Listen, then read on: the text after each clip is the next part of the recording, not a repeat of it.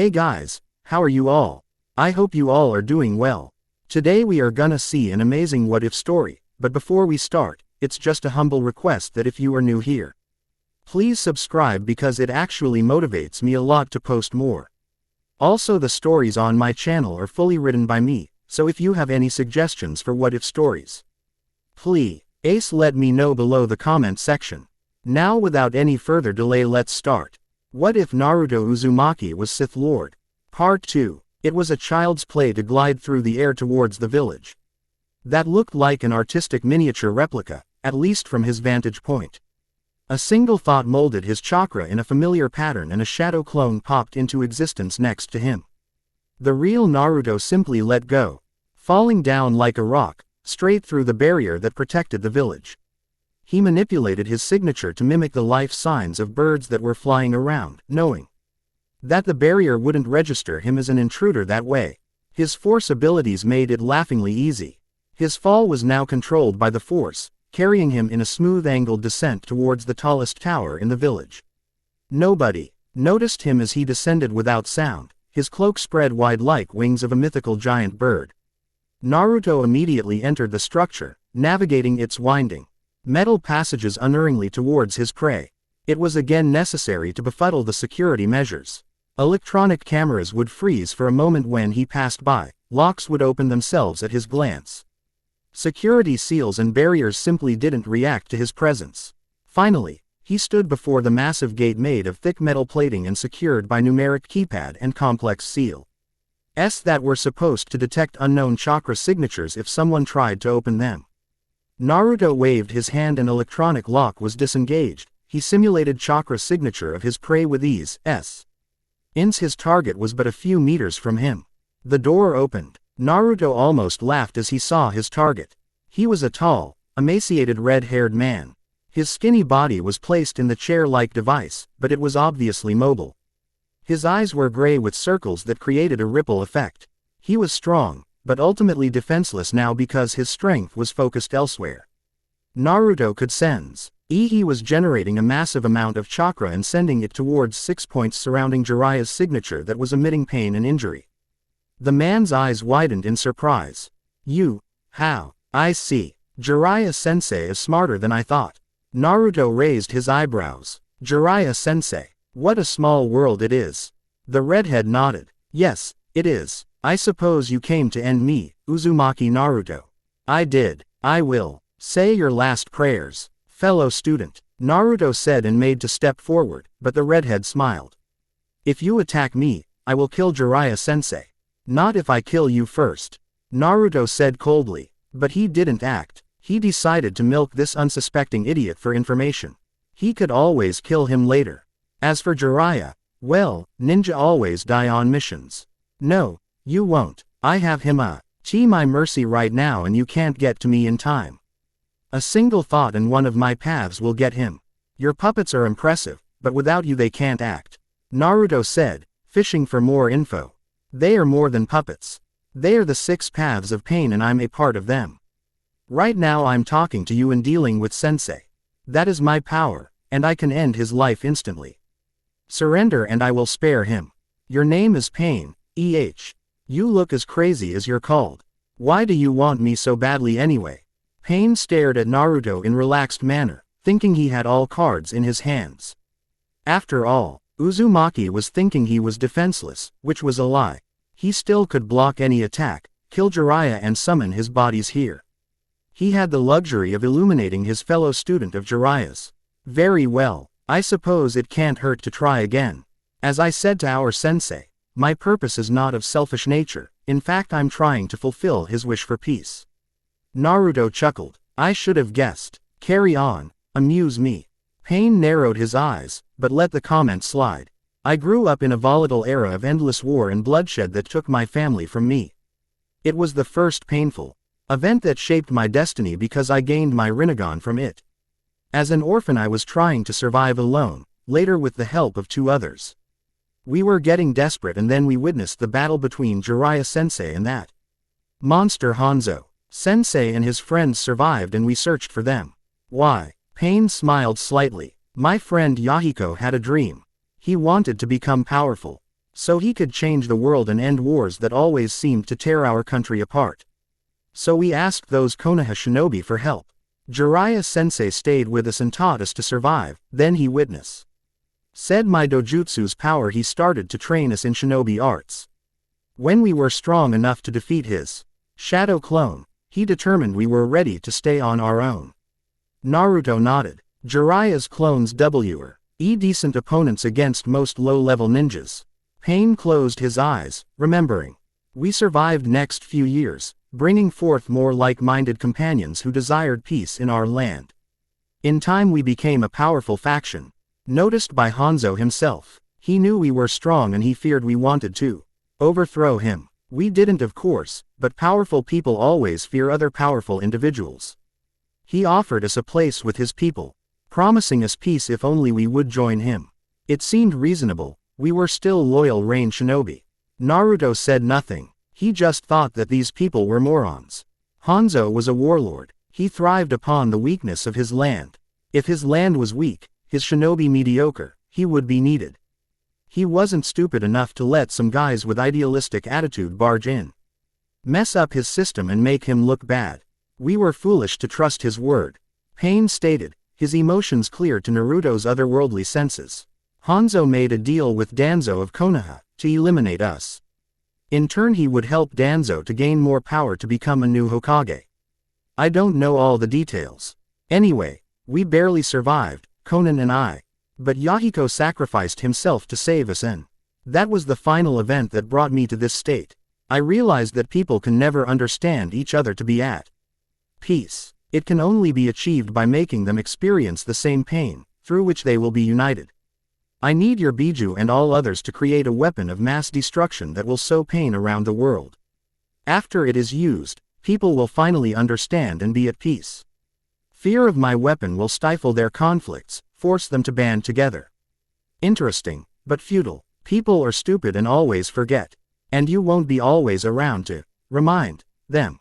Naruto noticed. Pain nodded. Of course, but there will always be others who would want such a weapon and they will use it again, thus starting another era of peace. And so it would be a cycle of pain and peace for all time. It's the best that can be done. Human nature can't be changed.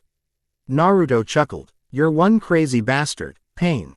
I really don't care what you're after. The only thing I object to is my death.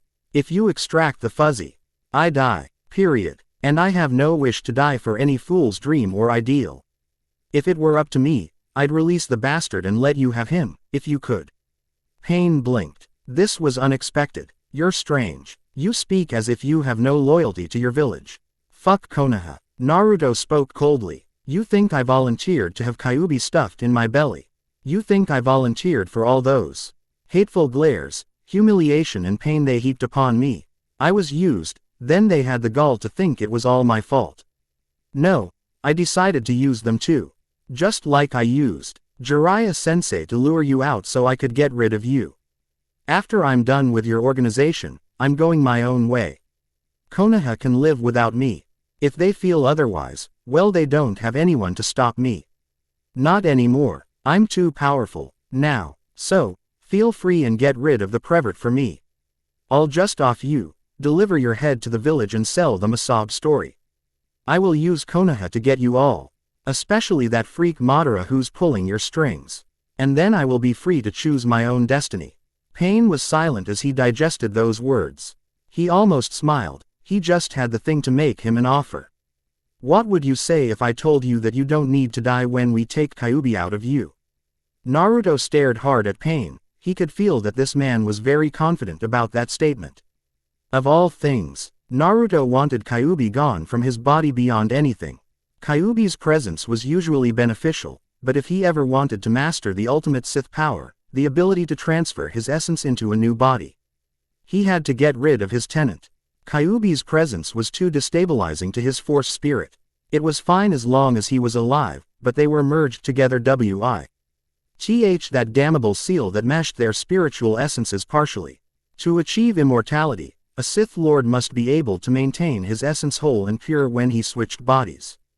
If he failed, Kyuubi could destroy him as his essence was reformed upon his death. You could keep me alive? Naruto asked. knowing that he could sense a lie. Pain nodded. It is one of my powers. I can revive a person if he or she wasn't dead too long. I am willing to do it in payment for your compliance. You said you don't care what happens to Konoha, so there is no reason to refuse. I have no interest in killing you, besides the obvious. Give me what I need and I will give you your freedom. To his surprise, Naruto felt that Pain was being honest. He really believed he could revive the dead. Prove it. Kill Jiraiya-sensei and revive him before my eyes. Pain waited a moment, his eyes focusing elsewhere. It's done. I will have my paths bring him before us so I could revive him. It's hard to do it, isn't it? Naruto asked. Yes, but one person is quite manageable. Please stand aside, I will summon my paths back. Pain replied and focused his chakra. While it was true that he divided his powers among his paths, it was also true he could still use those abilities himself, one at a time. That's why he made them, to wield all of his special abilities at once. A quick summoning jutsu later, another X individuals plus one corpse appeared in the chamber. They were all corpses, Naruto saw, but animated by Pain's chakra they were receiving somehow. He studied them and saw that they all had those black piercings. They were the common denominator. Naruto felt that they were probably conduits for Pain's chakra. They all shared same bright orange hair and Rinnegan eyes. Jiraiya's body was thrown on the floor unceremoniously. He was lacking his left arm, his body was riddled with short black rods, the same ones Pain's had in them. Naruto marked them as dangerous. Well, get on with it, Naruto snapped. Pain nodded and made a ram seal. The body seemed to be just lying there, but Naruto felt the force tremble. It shifted as if someone took a balloon and begun making various shapes while the rub R was being twisted and noise was quite similar too. Time and space folded in impossible patterns. To Naruto it was as if he was staring at the picture of madness personified. It was unnatural, even for him. He shifted his perception and hijacked the vision of one Pain, the guy with long hair on the left. He saw a weird-looking gigantic head whose mouth was filled with black flames. It swallowed Jiraiya's body and then it spat him out. Uninjured and whole, Jiraiya was alive. When Jiraiya opened his eyes, he blinked in surprise. He saw a familiar face in front of him, but that still didn't explain what happened. The last thing he remembered was one of Pain's bodies stabbing him in the throat. He hoped that Fukasaku managed to send his message to Konoha. I'll be damned, you really did it. He heard Naruto speak, which focused him enough to look around. He shuddered. The room was dark, but he could see clearly that every Pain was there, with the real Nagato whose red hair hung limply just like he remembered. Nagato, what have you done? Jiraiya asked. Isn't it obvious, sensei? I revived you. You are whole again, Nagato said, his voice dark and somehow empty. I even gave you your hand back. Why? Jiraiya wanted to know, his arm flexing reflexively. He felt relieved that he had it again. Because I asked him to. Naruto answered to Jiraiya. Jiraiya focused on Naruto and noticed that his current student was free. He frowned, getting to an obvious conclusion. Are you working with Nagato? Is that why you left? No, sensei, Naruto chuckled in amusement. I left because I knew that you would never try to find out where is the boss of the Akatsuki. Your spies told you he was here months ago, but you chose to ignore it. I couldn't go here with you, it was too risky. Jiraiya stated firmly. Maybe, but you're still underestimating my powers, old man. Even after all the training we did. I guess it couldn't be helped, I was hiding quite a lot about me. Still, I knew you'd come for me, so I led you here to draw Pain out. I planned to kill him before he could defend himself. Jiraiya grimaced. He was duped by Naruto, used as bait. He was still reeling from the fact he was revived by Nagato. His Rinnegan was truly a terrifying power. And Naruto obviously changed his mind about Nagato. What changed your mind then? I did, Nagato said. I gave him an offer he couldn't say no to. I showed him that I can extract his burden from him and keep him alive. He will be free of the demon, free to choose his own destiny as he sees fit. I have to thank you, sensei, you practically delivered this boy into my hands. Jiraiya paled and looked at Naruto. Naruto, is that true?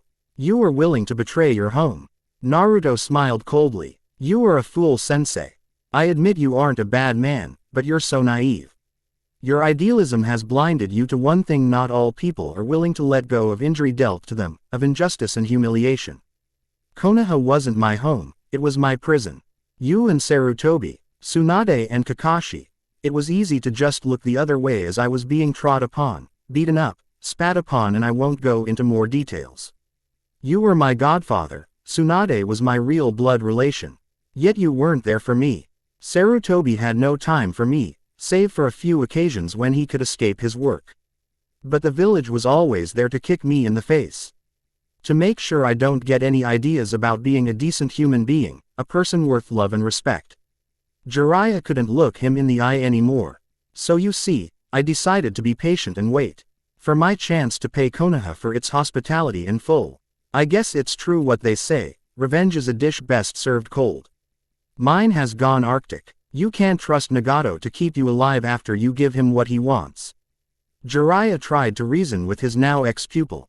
To see his two greatest hopes turn their backs on him, it broke his heart. He now understood Sarutobi-sensei's pain. Actually, I have thought about it already. I still can give Nagato extra things that will make his life a lot easier. It will be my insurance against treachery.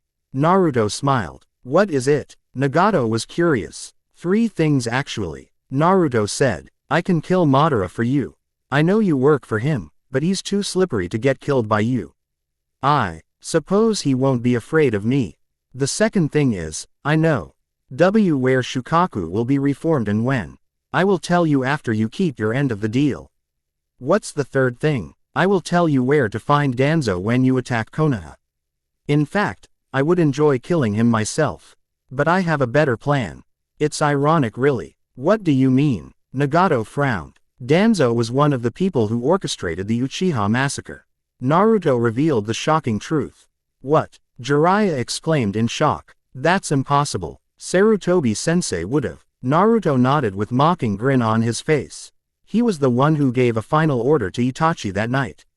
Itachi is in fact still loyal to Konoha, as long as Danzo, Kaharu and Homura are not touching Sasuke. Itachi's been spying on the Akatsuki ever since he joined. It was all planned in advance.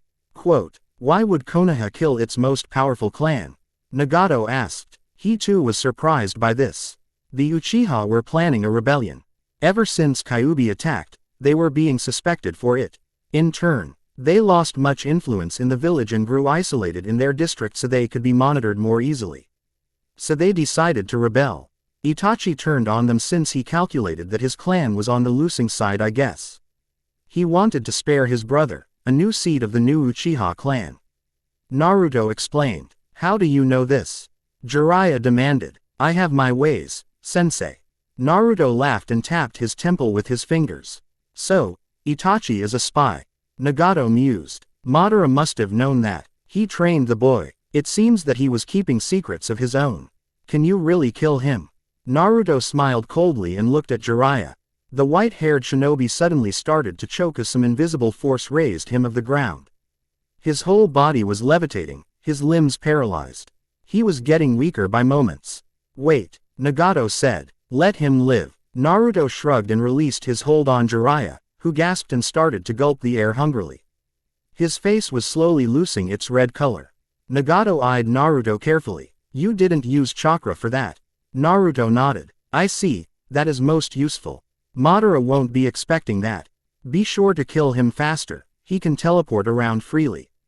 He has this special time-space jutsu that allows him to cross into another dimension, or to another location instantly.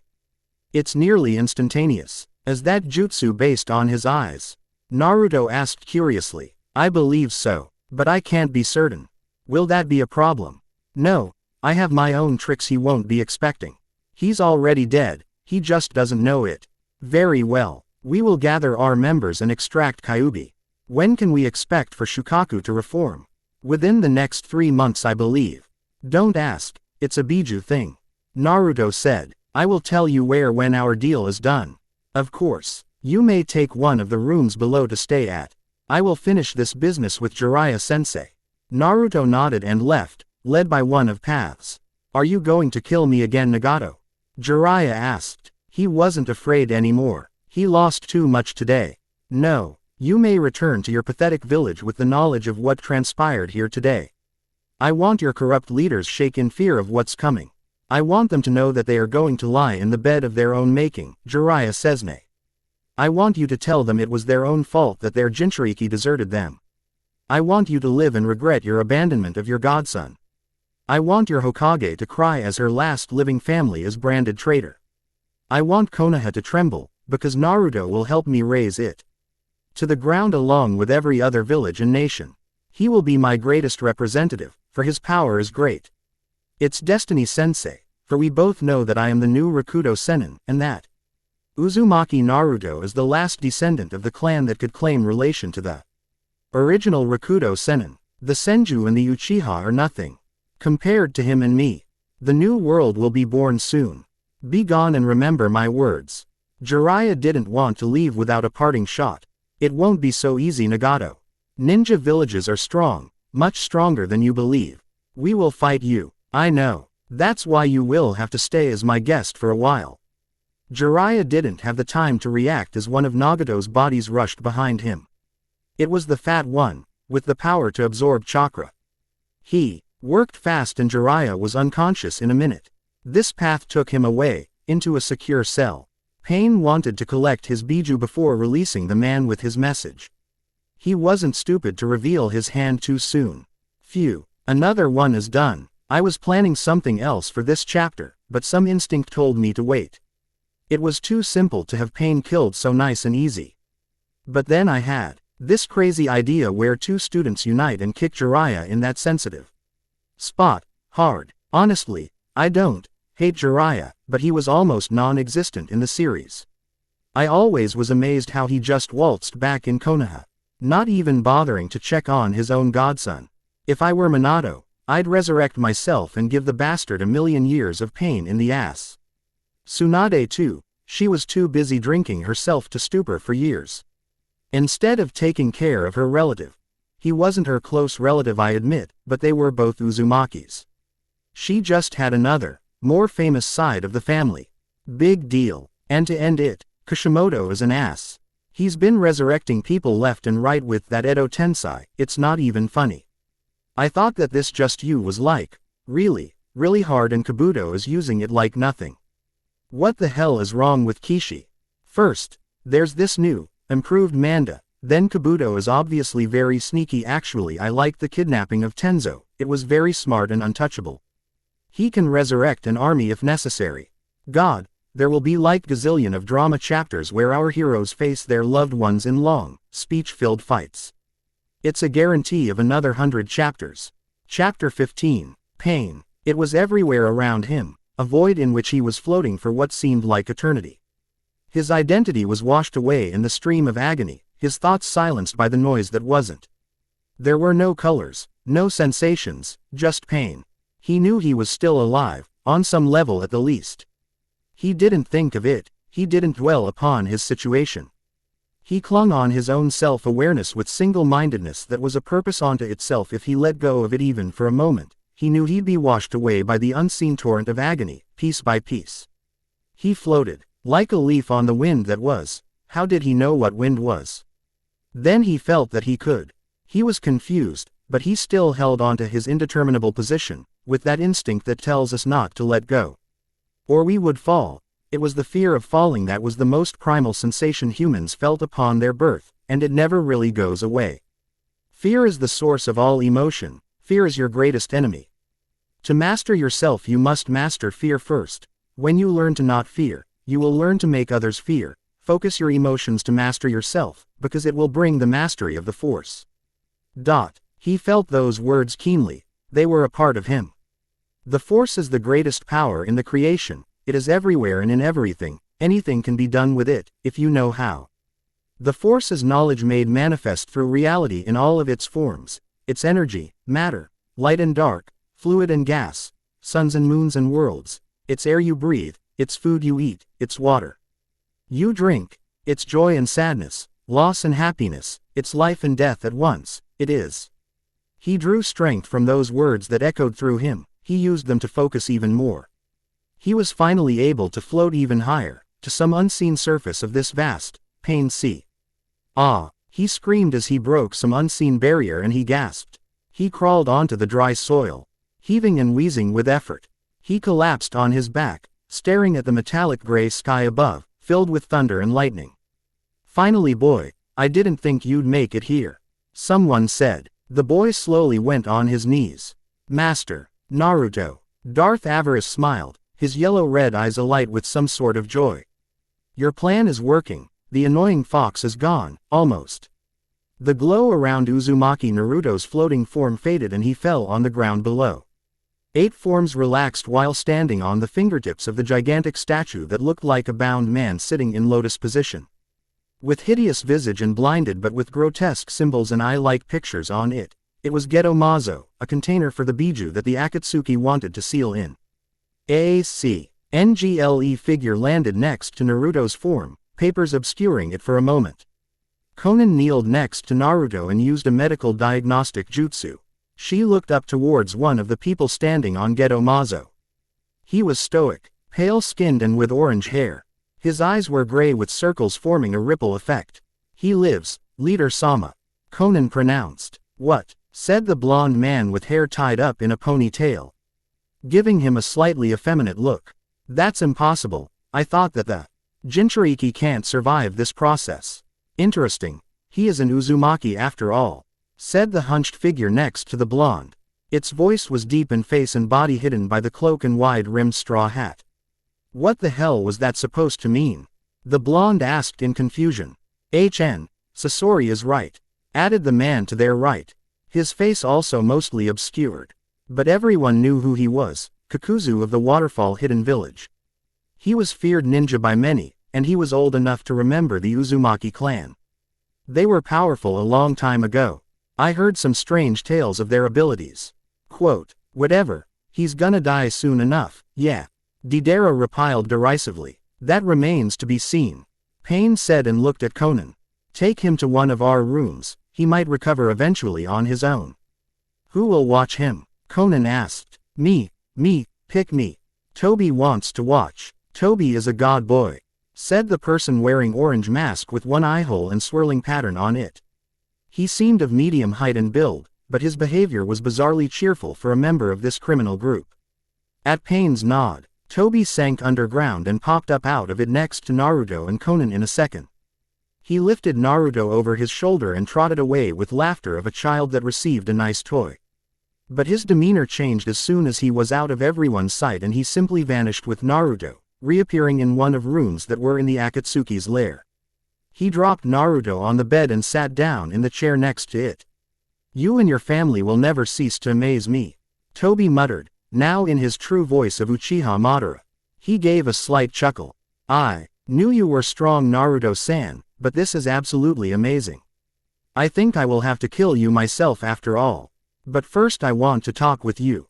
He is going to kill him, Konan said to Nagato via his path that was Yahiko's body. Nagato nodded. He will try. I have one of my summons ready to intervene if it comes to that. You will defy Madara over him? Konan asked. Nagato never defied Madara before. There was no need. It's time to show we're not his lackeys. He thinks that I'm not aware of his treacherous ways. And we now know his weaknesses. You and I together can beat him. Konan nodded in agreement, secretly smiling. Nagato was finally becoming active, perhaps it wasn't too late for them. Naruto slowly focused and rose to his feet, his fatigue and pain receding in the back of his consciousness. After all, this was a place of the mind, not of the body, but he was disturbed by his master's presence. It was ominous. I see you're getting better, my apprentice, Darth Avarice intoned with a smile that didn't reach his eyes. It never did. I am, master. Why are you here? Naruto asked and looked around, seeing the dreary landscape and thin, dead-looking tree in the distance. Where else should I be? I was always with you. I will always be here, Darth Avarice said and walked towards Naruto slowly, with no hesitation. I suppose my consent is irrelevant.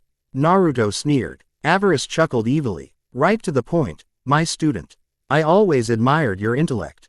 It's time to prove if you really are powerful to become the true Sith Lord. Ah, yes, the pupil must overcome his teacher to prove he is worthy of becoming the next Dark Lord of the Sith. Really, Must we be so traditional, master?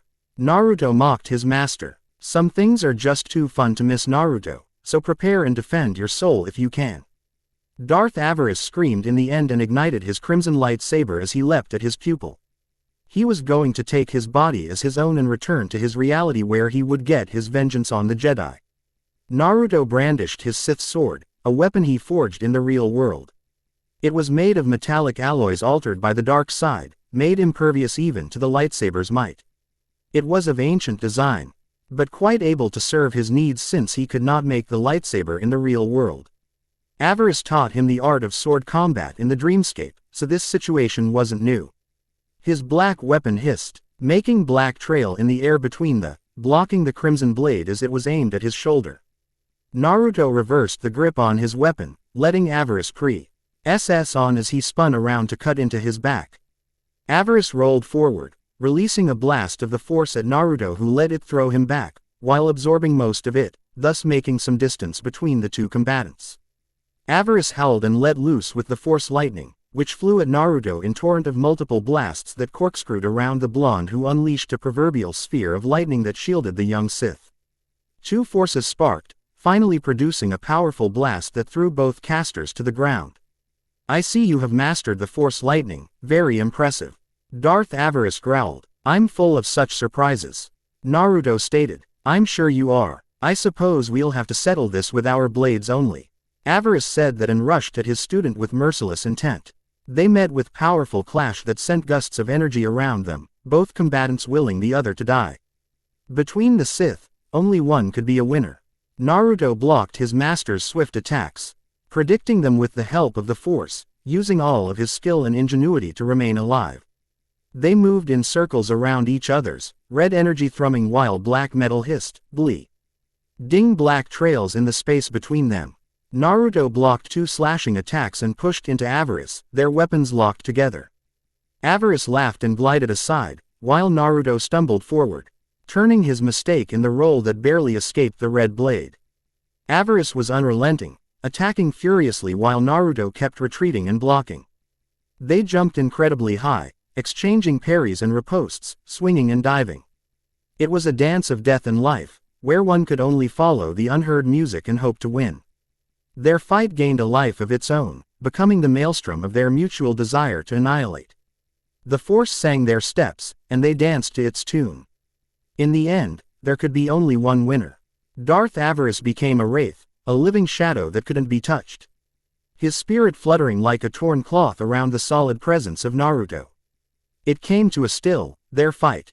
Naruto tried to flee, landing on the ground in hope of gaining respite.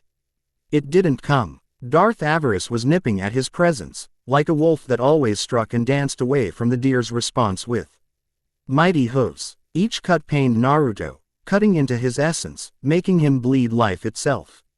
Naruto fell on his knees. Avarice laughed and raised his crimson blade to struck him down forever. But he faltered for the moment, seeing something. Naruto didn't hesitate, and he thrust his black sword in his former teacher's chest. Darth Avarice stumbled backwards, his essence fracturing. He exploded in a million shards of energy, crimson knives that seared Naruto's flesh. Naruto screamed in pain and fell on his back as crimson shards liquefied and started to burn his skin, like molten snakes that crawled over his body. His mind held firm though, and he focused on absorbing those fragments. To replenish his essence, knowledge of his teacher poured in his thoughts, his secrets became his own. Moments passed. Naruto rose to his shaking feet and laughed wildly.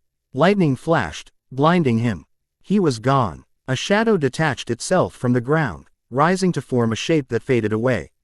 Naruto opened his eyes and blinked rapidly. The light in the room was bright and he was out of it for a while. So it took him a minute to regain his bearings. He ignored the man next to him, focusing on the Force and himself. "Where am I?" Naruto demanded of the masked man, already aware of his circumstances. "Oh, you're awake already?" Madara asked curiously. It was surprising. Only an hour has passed since he brought the last Uzumaki in the room. "I am. Now, who are you?" "My name is Madara, Uchiha Madara." Naruto nodded. "I see, you heard of me already. May I know how?" "Kyuubi told me your name, that it was all your fault." "I didn't believe him." Naruto said, lying with ease. Ah, Madara hissed in surprise. To think that he would admit to his weakness. Kyuubi must have really been angry. Wouldn't you be? Naruto asked. Madara shrugged. Maybe. We'll never know. So he was telling the truth. You were the reason why I was made into his jailer. So, I know you will kill me anyway. I'd like to know what really happened that night. Naruto said, appearing resigned to his fate. I believe I can show you the truth. I guess you deserve that much. Madara said with false sympathy. He was actually pretty sure that the truth would hurt the brat. To realize that his father was the one to do it, when it wasn't absolutely the only way to save Konoha. Damn the fourth. I will show you the truth, what I saw with my own eyes. Madara said in that silky, lying tone that drew its victim like a honey filled with poison. Naruto stared in Madara's eye, red Sharingan blazing, spinning. He suddenly found himself observing the night when he was born. He saw Madara kill the guards. Sarutobi's wife. He saw him take him hostage to distract his father. He saw Kyuubi get free and his mother alive still, his father using his terrible jutsu to ensure Madara wouldn't try it again. Anger flared within Naruto as he saw his father use him to seal the Biju in him, hoping he would one day serve as a weapon to finally rid the world of Madara, even if he meant the best. You see now, how he used you. Madara whispered poison in his ears. I see. I don't really care. Not anymore, old fool. Naruto spoke coldly, his eyes now gold with red rim. Madara stumbled away from Naruto, trying to end this genjutsu. Naruto laughed and laughed as Madara tried to end it. The scene changed and they stood atop the lake in the Valley of the End. Two gigantic statues were facing each other, in eternal opposition to each other. This is the place where you were defeated by Hashirama, isn't it? Naruto asked casually, his eyes blue again. I didn't lose, I gained the new beginning there. Madara hissed. I was just choosing which battle to win. Yes, very clever of you. While Hashirama and his clan slowly died out, you were building your pieces slowly, waiting for the right time to start. Just like I did. Madara glared at Naruto. Naruto smirked evilly. You can stop trying to end this. I am in control of this place. It's not a genjutsu you know, not in a way you know them. You have no power here. Chakra doesn't exist here. Impossible. Chakra is everywhere. Madara protested. Wrong, but I'm not here to educate your primitive mind, I'm here to kill you. Bye, old fool, Naruto said and raised his arms at Madara. Madara couldn't escape, he was lifted of the ground and red mist enveloped his body. A few gurgling screams were heard and the mist floated away, revealing Madara as an empty husk, his skin revealed to be dry, wrinkled grayish covering over a skeletal figure. He looked as if he was aged beyond 1,000 years. The mist floated slowly above water, reaching Naruto's feet and then it enveloped Naruto who inhaled deeply and smiled. He absorbed Madara's life force. It was the force drain technique that couldn't be taught, it could only be used on instinct. It was dangerous as well, for the user could get addicted to it. Knowledge, some of it, seeped in his thoughts and Naruto smiled wickedly. Madara was such a bastard. He did kill his brother, just as he planned to conquer the world with the power of Biju. Well, no more. Naruto spun suddenly around, frowning. He sensed something, but no one was here. The world around him started to darken, and Naruto faded away with chuckles floating behind him. A shadow rippled in the water. All went dark. Naruto was now sitting on the bed, with Madara's corpse slumped in the chair. He removed the Uchiha's mask and smirked as he saw aged, gray skin. To his fascination, Madara's Sharingan remained active, feeding on the last trickle of his life, whatever was left of it. There was a power in that eye, Naruto mused. He focused his perception on it, his mind spearing into its structure. He knew that the Sharingan was a type of organically written seal that created effects that made it so powerful. If one could use proper viewing equipment, he'd see that chakra coils in the eye were so complex, so uniquely arranged to produce this particular type of jutsu, the eye jutsu that can see chakra. Copy its structure and movement, inscribe it in the user's nervous system. It wasn't magic, just chakra in the most extreme type of molding. It was a seal array of amazing complexity and power. Although all Uchiha clansmen had it, none was identical. Yes, they all had the same basic abilities, but not exactly the same. Some Uchihas were better at casting and seeing genjutsus. Some were better with ninjutsus and so on. And then there was their Mangekyu form, each unique in shape and functions, although again similar to a point. It was just more complex seal. Very powerful, but just another seal in the end. Like his father's flying thunder god tech. Madara's memories revealed how his Mangekyu worked, and Naruto viewed its structure, using the force to absorb it, to memorize it. Every spin and twist was seen on microscopic level and copied, reflected in Naruto's eye that burned with chakra, and the force guided this process, healing newly created pathways, bent and cut coils and connecting others. In the end Naruto's eye held the reflection of Madara's, but it was blue as opposed to red. He could see chakra now, but that didn't interest him. He focused his Uts in the force and activated Madara's most useful ability, his space fold jutsu that allowed him to move instantly between 2 points in space. He felt the force ripple, and his whole chakra system simply shifted. Molded itself in a unique fashion. It lasted for a moment only, a flicker really, but Naruto felt a certain drain on his reserves, much more than he expected. It was understandable really. His copy of the Sharingan was only a copy, but it would serve his needs as he became fully adjusted to it. He observed the waves under Tezuna's bridge and smiled wide. They still called it after him. Even though he wasn't the hero they believed in. But people always saw what they wanted. He focused his newfound ability again and faded away, back to the room with the corpse of his adversary. He snorted in disgust at Madara's slumped, desiccated form and used the force to crush his head in a burst of kinetic energy. The head fell apart like a melon dropped from a great height. Naruto burned the remains, using water jutsus to douse the flames later. He was just finished when Konan appeared in the room, in a flurry of paper. She waited patiently until the blaze was extinguished. Then she eyed Naruto carefully. "I see that you took care of him. How did you manage it?" Naruto smiled a little. The woman was secretly beginning to fear him a great deal. His miraculous survival, his ease of defeating the legendary Madara, yes. She feared him. I drained his chakra from him. He was too confident of my disability, and it cost him dearly. I kept my end of the bargain. How about you? Konan didn't trust him, but she had no proof otherwise. We obviously don't have to do our part since you are alive at the moment. But Pain-sama would appreciate your assistance in our endeavor. Especially since you still have unrestricted access to Konoha.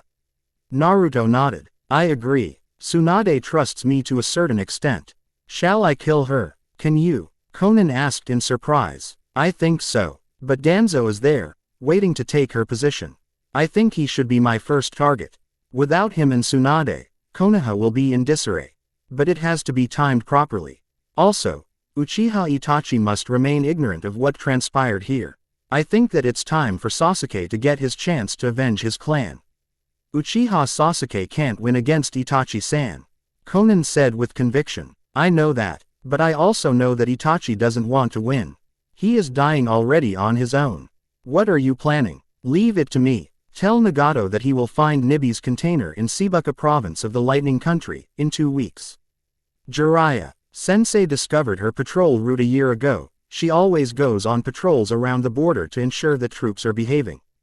That is useful. We feared we'd have to attack closer to the hidden cloud village. But this is much better. We won't be so easily detected afterwards. But aren't we supposed to get the Hachibi host first? Konan was curious. I know, but I have a little something that will keep a Jinchuriki docile until it's time to extract their wards. Naruto said, giving her a large paper tag with seals on it. Jiraiya did this to suppress Kyuubi in case it tried something while we played with my seal. It will need some added work, but I'm sure Nagato is up to it. He left the room. He knew he could move about unchallenged since all members of the organization were already gone. Nagato would study his little gift, while he studied Geto Mazo some more. He needed to know what he was up against. And there was the matter of setting up the sibling deathmatch.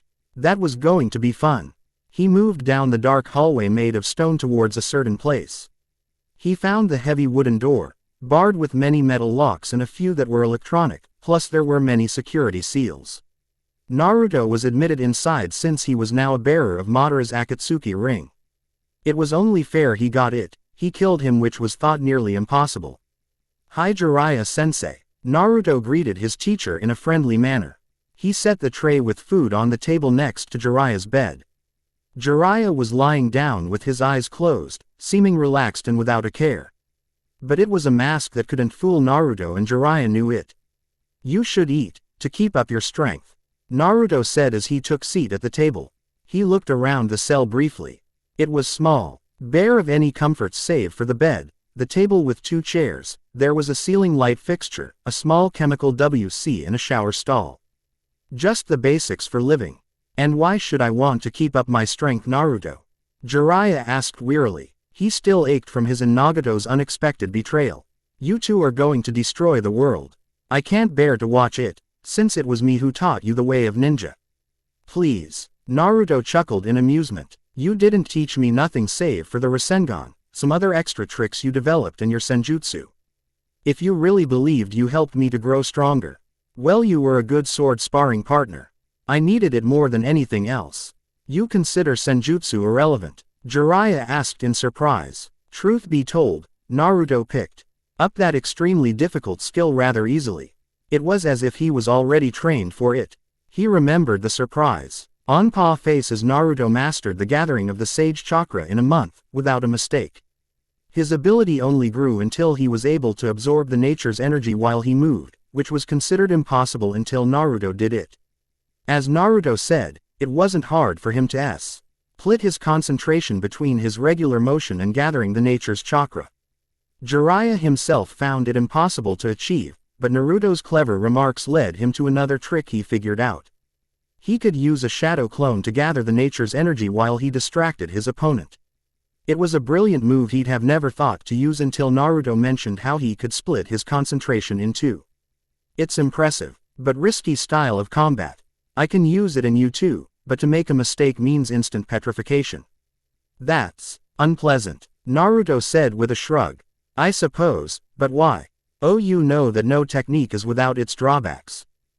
Yes. By the way, I killed Madara. What? Jiraiya's voice wavered in shock. Naruto nodded, looking at him seriously. I did. It was agreed between myself and Nagato that Madara had to be removed. The man was getting too presumptuous in his ambition to rule the world. So Madara was the true founder of the Akatsuki. No, he joined them when they were still in the Rain Country, trying to create peace. He gave them more jutsus to study, he taught them to fight better and acted as an advisor. After Yahiko's death he took more proactive role in the organization and soon he took over. Nagato was too distracted with his new ambition to care, until recently. But Madara was too powerful to be ignored or killed, even by Nagato. Until now, Jiraiya said with flat tone. Yes, he was careless with me, after they sucked Kyuubi out of me. So, he kept his word to revive you. Jiraiya was surprised. He didn't have to. I was alive after it was done. Obviously my Uzumaki physiology was able to survive the stress. I don't get it. What's you being an Uzumaki got to do with anything? Naruto stared at Jiraiya and suddenly laughed. My, it seems that my father has kept some secrets even from you. Naruto didn't know many of these things himself, until he met Madara and squeezed his brain dry, so to speak. I don't know what you mean. Jiraiya retorted angrily. Minato always trusted him more than anyone. Relax, I suppose he was under orders from Sarutobi. You see, I am the 3rd Jinchuriki of Kyuubi. Impossible. Jiraiya breathed his denial. Oh, you have no idea what is possible, sensei.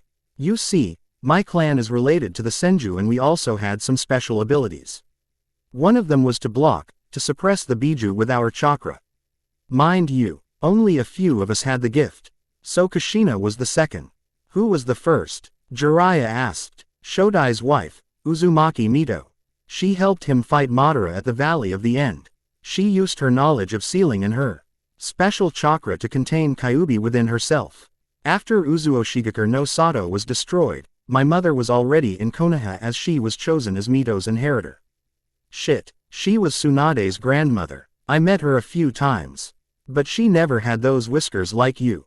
Not even Kushina did. Funny, isn't it? Everyone believed it was because of Kyuubi being sealed in me. But I had them already when I was born on that night. Madara was kind enough to show me what he did back then. So he was behind that. Oh, yes. He killed the guards, Bawako-san, and tried to kill my father. But he was outclassed by him and father removed his ability to summon the Kyuubi.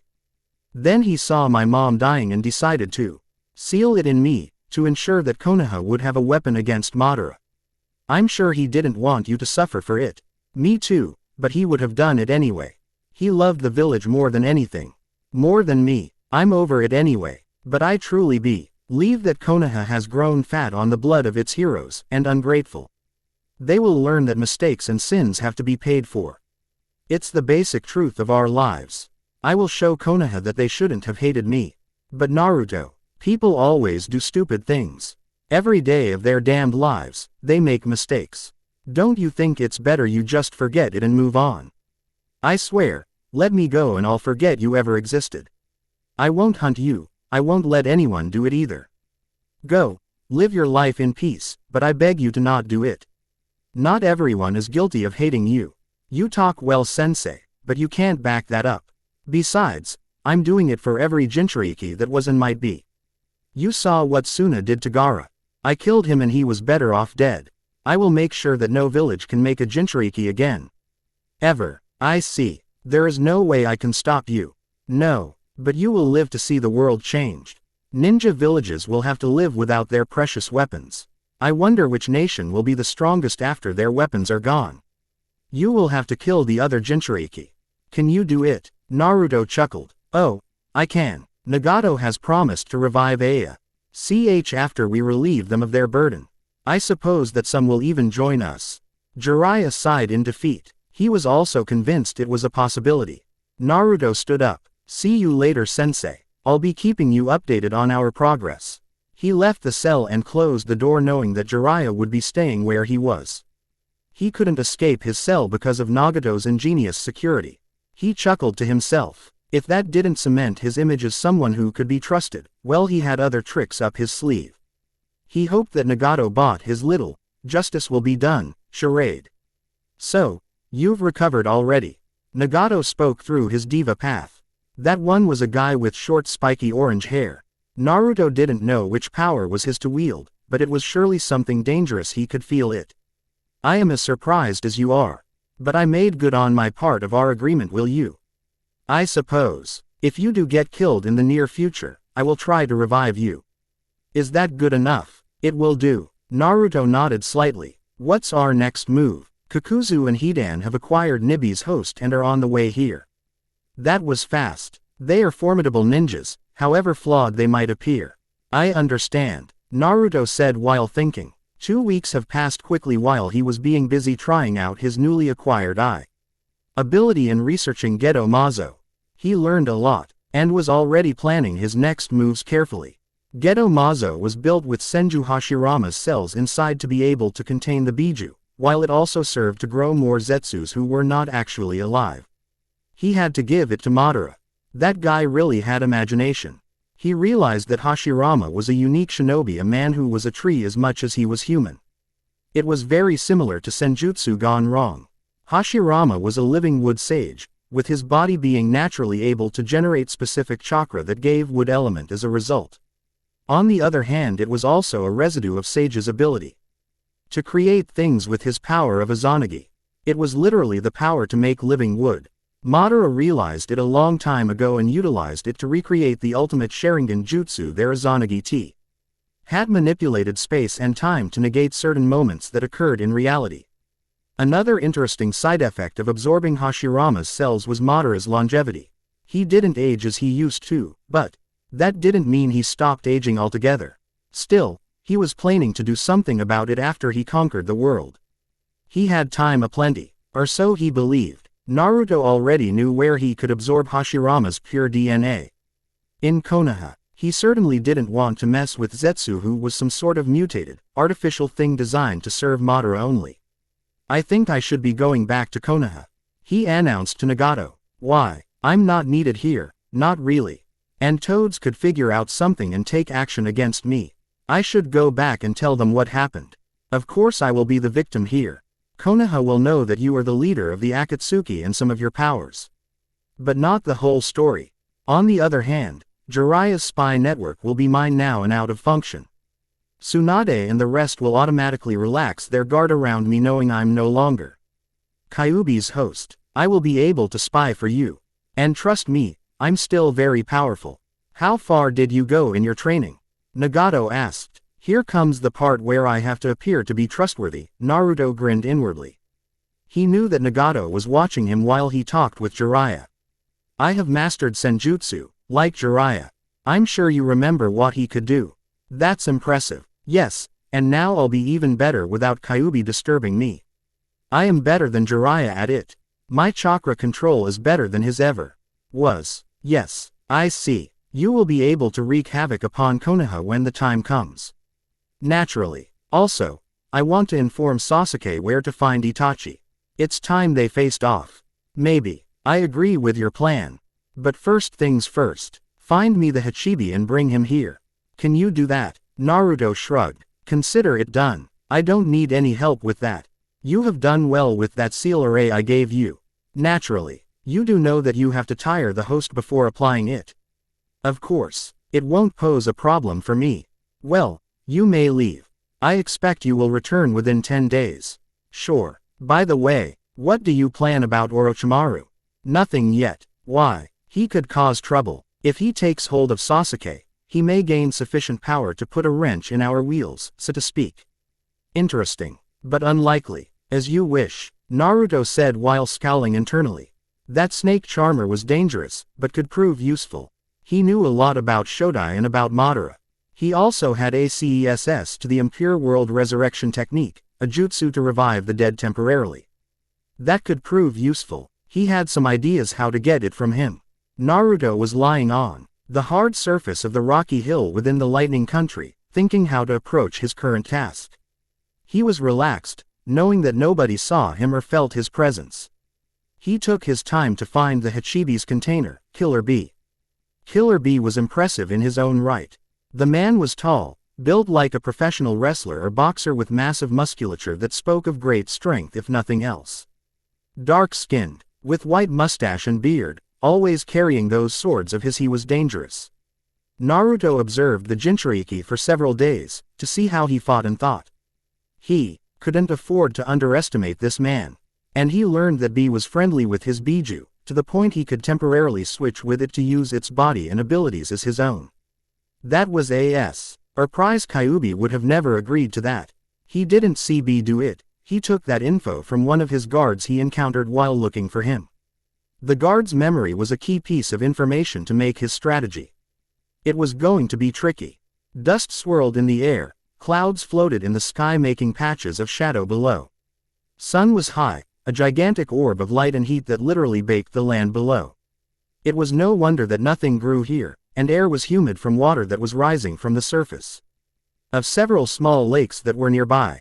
That kind of geography was common in this country, which explained why Kumo ninjas were so fond of lightning jutsu. They were easy to make and launch in humid atmosphere, since water carried electricity well. Naruto finally stood up and shined close to the Jinchuriki's lair. It was a simple tent at the bottom of the wide stairway that led up the rocky hill where some kind of shrine resided. It was of no interest to Naruto who was firmly focused on his soon-to-be opponent. Wind blew from Naruto's right, disturbing his black cloak covered with red clouds. Naruto refused to wear his old headband nor he painted his nails like other members of the organization. He found the idea stupid. Why should anyone announce where he hailed from, which would also announce what kind of skills he had? Hey, is anybody here? Naruto yelled and waited. He didn't have to wait for long. Bee's muscular form emerged slowly from the tent. He was looking bored and somewhat aggravated. Naruto knew it was a lie meant to lull him into a false sense of security. Bee was actually very alert and ready to fight. Yo, what's your game? 'Cause I find y'all lame. Bee sung at Naruto while waving his hands in a weird fashion. Naruto sighed. He should have known that Bee would be weird. Most powerful ninjas were, it was widely known. Kakashi and Guy were shining examples of that. I work for the Akatsuki. My boss sent me to take you with me so that we could extract your Biju. He promises that you will be unharmed and returned home after we get what we want. So, will you come peacefully or not? Bee was silent, his head cocked slightly to his left, as if he was listening to someone. Which was most likely his Biju. Naruto waited patiently. He was actually eager to fight. Nope, can't be done, this dude's trusting Yanun. B rapped back and assumed a fighting stance. Okay, I can live with that. Naruto shrugged and sent a few kunai at B, who nimbly dodged the attack and rushed Naruto with his massive hands ready to crush his skull. Naruto slid around his fists, countering with fast kicks that forced B to make distance between them. Naruto attacked then, moving fast and straight at the massive ninja, aiming low. B blocked several attempts at his abdomen and knees, while trying to grab Naruto in an obvious attempt to grapple. It was a sound strategy. B was stronger and bigger. Naruto finally seemed to slip up. He didn't move fast enough to evade B's hand. B latched on his left forearm and pulled him closer. Just as he was about to smash his head in, Naruto molded his chakra and wind blades burst from his skin in a wild hurricane of chakra. B had remarkable reflexes. He managed to escape with only a few cuts on his arms and torso. They were already healing, thanks to his Biju. Naruto smirked openly, taunting his opponent. B realized that close combat against an obvious wind user was unwise, not without proper tools. He unsheathed his many swords and soon he looked like a hedgehog with those metal blades sticking out of his body shape. Naruto unsealed 2 Tonto blades and waited for B to attack. He was almost amused. B rushed without a care for his defense, moving swiftly like lightning, swirling and slashing and stabbing. Naruto used the open space to dodge and dance away from B's attacks, predicting each with the aid of the force. He had to admit, B was no slouch in sword fighting. He used his peculiar stance and movement to shield himself and attack at once, forcing his opponents to defend. And very few could match his speed and agility, he knew it. B finally rolled away, stopping to catch breath. He frowned slightly. The blonde kid took his attack without a scratch. He wasn't even breathing hard. He decided to step up his game. He gathered his chakra and channeled it into his swords, which begun glowing with lightning-based chakra. B looked like a glowing conglomeration of steel when he came at Naruto. Naruto merely channeled wind chakra in his Tonto blades. They became immune to lightning chakra. B's attacks were deflected or dodged again. You'll have to try harder than that, killer B. Wind trumps lightning each time. Naruto taunted the man again, using the force to make him feel angrier than usual. He didn't wait for B to prepare again, but he focused his chakra and swung his blades as if he was using whips. Invisible bursts of wind chakra flew at B, who wildly dodged around them, using his rudimentary chakra detection to survive the onslaught. Every ninja worth his salt could do that to a varying degree. B finally decided to get serious. He abandoned his swords and red cloak of chakra enveloped his being. He was reeking of power and he launched himself at Naruto with unbelievable speed. Most ninjas wouldn't have had the time to dodge. Naruto wasn't one of them. B's attack was foolishly straightforward. The man was aiming to tear his head off with his arm. Naruto saw him come and he saw what would happen before it happened. He dodged B's armored forearm and sliced at his back. B roared in pain as wind blades slightly pierced Hachibi's cloak. He suddenly blurred away with Shunshin. Crap. B thought furiously at his Biju. That guy isn't normal either. Nobody could just dodge my attacks like that. He is incredibly good. Single quote. He felt familiar, though, Hachibi said to his host. There is a power in him, something I haven't sensed for a long time. What is it? B asked. I can't say. I can't remember. B didn't have time to talk further. He sensed attack coming and jumped away from his hiding spot.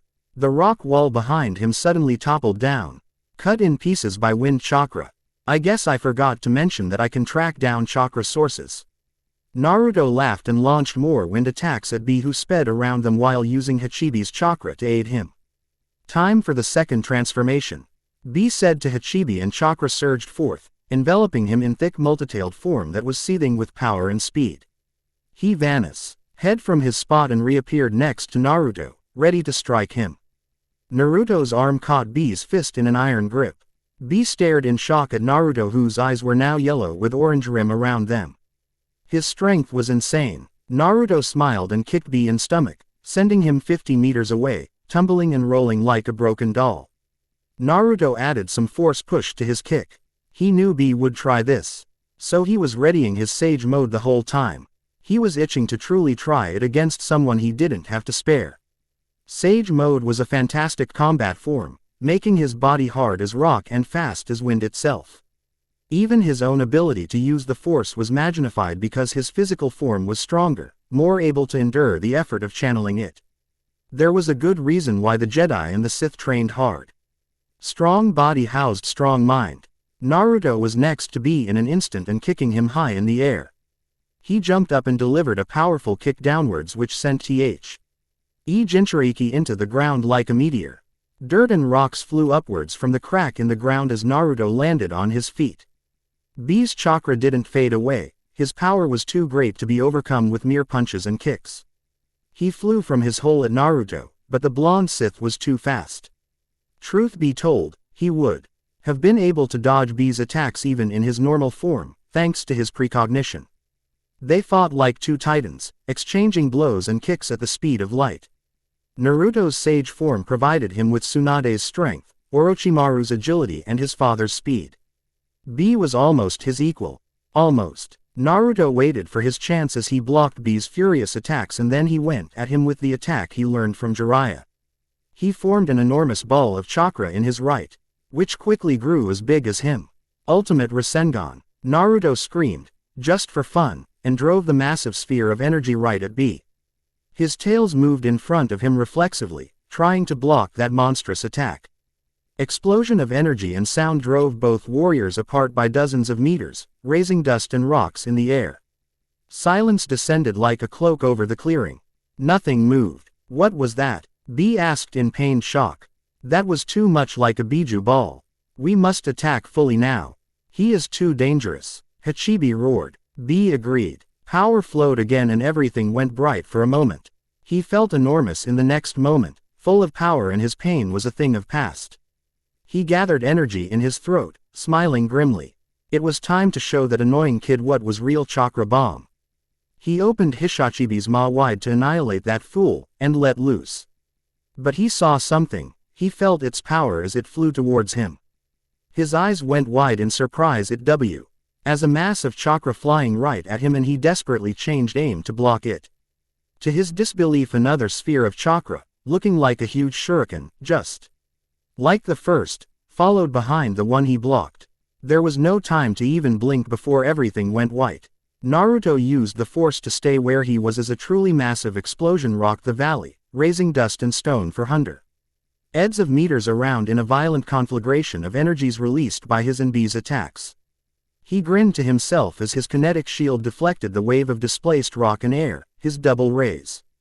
An shuriken attack was a thing of exquisite beauty. The first to counter B's chakra blast, the second to hit him right in the ugly mug. He used the Force to search for B and found him floating on the surface of newly formed lake that came from below as their mutual attack opened the way for the water to come up. He walked on the water calmly, releasing the sage mode and crouched to pick up the Jinchuriki who appeared unconscious and badly beaten. Nice, very nice. Naruto whispered to himself and made a gripping gesture with his right hand. Down below the surface, Killer B stiffened and grabbed at his neck as if trying to dislodge the invisible hand that was choking him. His Biju was alarmed as well, but unable to help. The attack they barely survived shocked B's body too much and he wasn't ready to transform again. Naruto concentrated harder, his eyes narrowing and his fingers twitching as if he was feeling something, looking for a better grip. There, he thought triumphantly, and clamped on B's aorta that was the main conduit for the blood to his brain. In seconds B's struggles ceased as his blood pressure went down and he fell unconscious.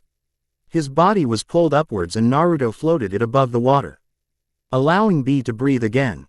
B's fake body dissolved into a tail of Hachibi's chakra, then it was fully gone. It was a nice decoy. He applied Nagato's rester, aiming seal on B and opened the portal to escape with his quarry unchallenged. He entered the pocket dimension that existed parallel next to his own. Just like Madara could, he could enter it as well. But his own was slightly different. Whereas Madara's dimension held a set of platforms atop square vertically elongated blocks, his dimension was a flat singular round surface whose walls were pitch black. It was as if he stood within a dome without entrance or exit. The walls were seemingly endless void, which was just an illusion since they absorbed light. He set B down on the yellow surface and sat down too. He wasn't going to return to the Akatsuki's lair while tired. He smiled with satisfaction. His combat skills were uncompromised by the loss of Kyuubi. It was well that he never learned to rely on the beast within. There were better ways to fight than using raw power. Even Jiraiya would have been able to attack B, although not so easily. The most important thing was, he didn't need to rely on the Force wholly. He was quite strong on his own, and that was good to know. The Force just gave him an invisible edge that no one truly suspected. Oh, Nagato knew he had some extra skills. But he didn't really know what he was capable of. He was still safe, underestimated. His little invisible chameleon watcher would show him no more than he expected to see. Naruto chuckled to himself. It was almost funny to consider. That Rinnegan was interesting. Maybe he should take one for himself. Or maybe talk Nagato into giving him one. He obviously could share it with his puppets he called his paths. Still, he had to plan carefully. The next was to stage Itachi Sasuke reunion. And it was time for Orochimaru to die.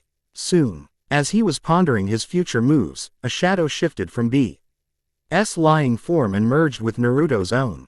The young Sith frowned as he felt something, but then relaxed. It was nothing, he thought no more about it. He had important things to ponder about. You've succeeded, Konan stated with cool face as Naruto passed her by at the entrance to the Akatsuki's hideout. He was carrying the massive unconscious form of Killer Bee in a fireman's carry, looking totally relaxed. Of course, Naruto grinned with false cheer, looking back at the woman. Did you really doubt I could do my job? Konan shrugged coolly. You're young still, but my spirit is old. Naruto joked and Konan was forced to lengthen her stride to catch up with the young blonde. Say, how goes our effort? Well, while you were gone, Pain has sent others to collect their own targets. He was confident of your success. We have gained the custody over 2 more hosts. They passed several tricky layers of security, then they were within the cave system proper. The walls were damp, jagged like teeth of a subterranean monster. The light was low. Small nocturnal creatures moved about, silent and quick. Lichen grew in patches here and there. Stalactites crawled from the above like unseen. Spears that could fall at any time on their heads. The air was slightly stale, carrying the smells of dampness and rot that was everywhere. Shichibi and Rokubi. That quick. Konan smiled in darkness. Pain has sent Kakuzu and Hidan to acquire the Shichibi, while he went himself after the Rokubi. Naruto whistled in surprise. Wow, he's certainly moved fast. That will catch the ninja villages by surprise. There's 5 more to be gathered. Indeed, we will get them later. Our priority was to gather as many of the Biju as possible in the shortest period. We mustn't let the ninja villages to mount an organized defense. Konoha and Mist will protect Sanbi, who is unsealed. In fact, if I were in their position I'd seal him in a child right away and then I'd hide them somewhere where nobody would have thought to look. It would buy them some time at the least, until they could deal with us. Konan paused in her walk, blinking fast. Why do that? Our spies have already helped us locate the other Jinchuriki. They would do so again. Naruto chuckled in amusement. You mean, Madara's spies? They are no longer reliable, not without Madara who was able to move around unnoticed. We can't do that, so we can't use his spies. Besides, I'm quite sure they are going to make sure that only 1 or 2 people are aware of the location of said possible Jinchuriki. Maybe just one very trusted ninja W. Ho'd also pose as the child's caretaker and trainer. That's a lot of speculation. Konan looked unsure. Suit yourself. But I'd still ask Pain if it was possible. Naruto said and they kept moving until they reached the grand cavern where Geto Mazo was. It was the same, momentous cavern and the demonically looking statue was vibrating with malevolent aura for Naruto's senses. He could feel Kyuubi writhing within its new prison. Just a massive concentration of hot rage and with no mind whatsoever. Naruto found it peculiar every time he approached the statue. Kyuubi was usually always that massive, malevolent mind lurking within his belly, always watching and yearning to burst out and devour him. But now, the mind was almost gone. It was just an animal, desiring freedom and destruction. Naruto deposited Killer Bee in the corner of a cell assigned to him. it was just like Jiraiya's. There was another person in it, Yugito ni of Kumogakure no Sato. Yugito was tall, blonde kunoichi with slit irises marking her as Nibi no Nekomata's host. She was well endowed, but slightly muscular, which revealed her intense kunoichi training. Now, she looked shocked. Killer Bee, how did you get him? Naruto removed B's restraining seal, thus allowing the man to wake up later on. Turned his head to regard Yugito coldly. I defeated him and brought him here. He was a tough nut to crack. Yugito hissed angrily, just like a cat would. You don't look old enough to shave, punk. True, I don't need to shave, but what does that have to do with my skills? What village do you hail from? Why do you want to know? So that I can take your head to your cage, asshole. Mark my words, when I escape I will kick your ass for attacking B-sama. Huh, big words from a Jinchuriki who couldn't defeat Hidan and Kakuzu. I could take them out by myself. Naruto sneered. Yugito hissed again, rising to her feet. But Naruto's cold gaze stopped her. There was something in it, something dangerous. So, you do have some smarts, Yugito ni, Naruto nodded. I won't kill you nor your B-sama. You are here merely to be freed from your burden. I will ask Leader Sama to free you after we extract Hachibi and Nibi. HMPH. You're lying. Everybody knows that Biju hosts can't survive the extraction. We are dependent upon our Biju's chakra. Yugito expressed her opinion coldly, crossing her arms under her chest area, giving her upper body even more appeal than usual. Naruto smiled inwardly. She was a consummate kunoichi who was still trying to find a way out of her predicament by trying to seduce her captor. Oh, is that so? Naruto replied while raising his shirt to show her his seal. I admit that the extraction ritual is quite painful, but as you can see I am quite alive. Yugito gaped in shock. That seal was so complex. She had never seen something like that. It was obviously meant to contain something very, very powerful. Who designed that? It's so. You recognize quality work when you see it. I guess that Yondaime Hokage would have been proud of being admired. His work is quite complex, don't you agree? You are from Konoha. But, Yugito stared at Naruto in sudden realization. You were Kyuubi's container. Quote, I was, but no more thanks to leader of the Akatsuki. His offer was not something to refuse. But why would you betray your village? Because I didn't volunteer to be stuffed with Kyuubi. And my co-villagers dared to blame me for Kyuubi's actions on that night. What a bunch of ungrateful hypocrites. They survived only because their beloved Hokage sacrificed me for their sake. And they in turn spat on his sacrifice by refusing to honor his last wish, that I be respected for protecting them from harm. I see. If you were born in Kumo, you'd have had the respect you deserved. Perhaps, but somehow I doubt that. We, the Jinchuriki, are just weapons to be used. Nothing more nor less. You may be respected, but that doesn't erase the truth of my words. I decided to help the Akatsuki to disarm the hidden villages so that no more people are turned into demon hosts. You will be allowed to live and return to your homes with this knowledge. You're crazy. Yugito shook her head sadly. There is no way that hidden villages will let you do as you like. Too bad. We already have you two, and Shichibi and Rokubi are on the way too. In a few weeks there will be only two Biju-free Sanbi and Ikibi. And I already know where Ikibi will reform itself. Sanbi is poorly protected. Our organization will get it easily enough. Yugito was shaken. Naruto sensed it clearly. He turned around to leave. How did you defeat B-sama? Naruto looked back at her and smiled. Ask him when he wakes. I'm sure he'll have a story to tell. Tell him I was impressed with his skills. Too bad I was trained by Jiraiya of the Sannin. Naruto was treasuring Yugito's wide-eyed expression as he exited the cell. They were all together. The greatest assembly of the most powerful missing ninjas in the elemental nations, some in flesh, some as holograms, all standing atop Geto Mazo's fingertips. Kakuzu, Hidan, Naruto, Pain and Konan were there in person, while the rest were solid-looking projections. Pain was looking at the rest with calm gaze, while his aura exuded warm glow of satisfaction to Naruto's force senses. We welcome Uzumaki Naruto to our ranks as a full member. He has proven his ability and loyalty by acquiring the host of Hachibi alone. What? Hidan asked in surprise. Are you saying that this brat took on Hachibi alone and won? I do, and he did so without getting injured. Which is more than can be said for yourself. Pain stated coldly. The statement drew stares towards Naruto. In some cases they were full of challenge for the young Sith Lord. We have gathered 4 Biju so far. And we will get others as well. The quicker, the better. Hidden villages haven't organized themselves yet, so we still have time to move relatively unhindered. Gobi will be hunted by Hidan and Kakuzu, assisted by Deidara. Kisame and Sasori will get Yonbi, while Sanbi will be Itachi's and Naruto's job. Why do you change our groupings? Sasori wondered in his deep voice. A mere precaution, Sasori-san, Pain replied. We are too close to our goal to allow any accidents. While our enemies are still disorganized, it doesn't mean they won't move after us. The extra men will serve as guards, as distractions. But I usually work with Itachi-san. Kisame complained. We know each other rather well. It's easier when you work with someone familiar. So do Naruto-san and Itachi-san. Pain countered calmly. They hail from the same village. They can work together easily enough. Besides, their target is the weakest of the lot. They will suffice. Pain's words were law in the organization since nobody suspected that Uchiha Madara was in charge once.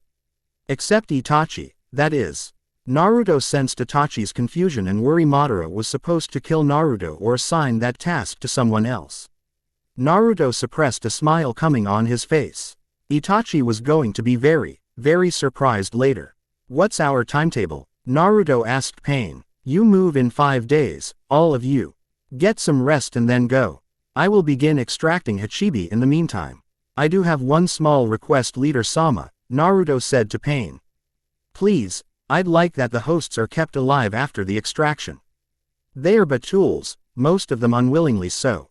Bah, who cares? Deidara exclaimed. We should just go and do our thing. And maybe blow up a village or two. Naruto's heavy killing intent flooded the cavern. And Deidara stiffened despite not being really there. He could sense it, that massive pressure of someone else's chakra laced with anger. Deidara felt his throat clench tight, as if someone tried to choke him slightly. Enough! Pain shouted while his own eyes seemed to loom in front of Naruto, filling his vision with dreadful silver orbs that seemed to swallow his own intent. Naruto inwardly sneered at the feeble attempt to intimidate him and cut of his own projection, focusing on Pain again. We will not quarrel amongst ourselves, Pain stated icily. It is I who will decide what we do and when we will do it. In this case I will follow Uzumaki-san's suggestion, and these Jinchuriki will be allowed to live and spread the word of our power. It will only aid us in our quest as a psychological factor. This meeting is finished. Naruto created 2 shadow clones in the hallway, before anyone could notice. They immediately faded away, using their ability to warp space and time to move instantly between 2 spots. The first reappeared near one of Orochimaru's hideouts. It was well hidden, but not for the Sith. Naruto sighed in disappointment. Orochimaru, you took his connection to snakes too seriously. Really, a hole that led to the underground, filled with halls and chambers and few guards and prisoners for experiments. Orochimaru was there as well. He was well hidden, but he had a foolish habit of dragging with him a few precious mementos. Like his old Akatsuki ring. He probably thought it was harmless, but the truth was far from it. Each ring was fashioned by the same person, Pain. Thus they all had similar energy signature, which was easily tracked by Naruto, who now possessed one of those. Naruto simply used his own ring to scent the others. And with careful questing through the force he could pinpoint their approximate locations. He looked down and projected his vision through the force and phased through the soil and entered the hideout. A few repeats of that and he was standing in the same room as Orochimaru. Naruto's clone didn't have any force powers, but even he could see that the Sannin was not all that healthy. He was in his bed, his sitting form sweating and panting. There were bottles on the table next to the bed, probably his drugs. You, Orochimaru hissed as soon as he saw the clone, who was wearing Madara's outfit now. How did you come here? The clone decided to play it safe and mimicked Madara's manner of speaking. That's my business, Orochimaru. I see you're getting close to your next body transfer. It must irk you that Sasuke-kun is so far away. Quote, Orochimaru scowled, but dare not reply. It only confirmed that Orochimaru knew more about Madara than he was supposed to. You seem to know a bit about myself, Orochimaru, more than I ever suspected. Naruto's clone prodded the snake Sannin. But that's not relevant. Orochimaru suppressed the shiver at those words. They clearly indicated that the feared Uchiha was more powerful than he imagined. The clone went on. I suppose you believe you know of my plans more than anyone, but I assure you it's not so.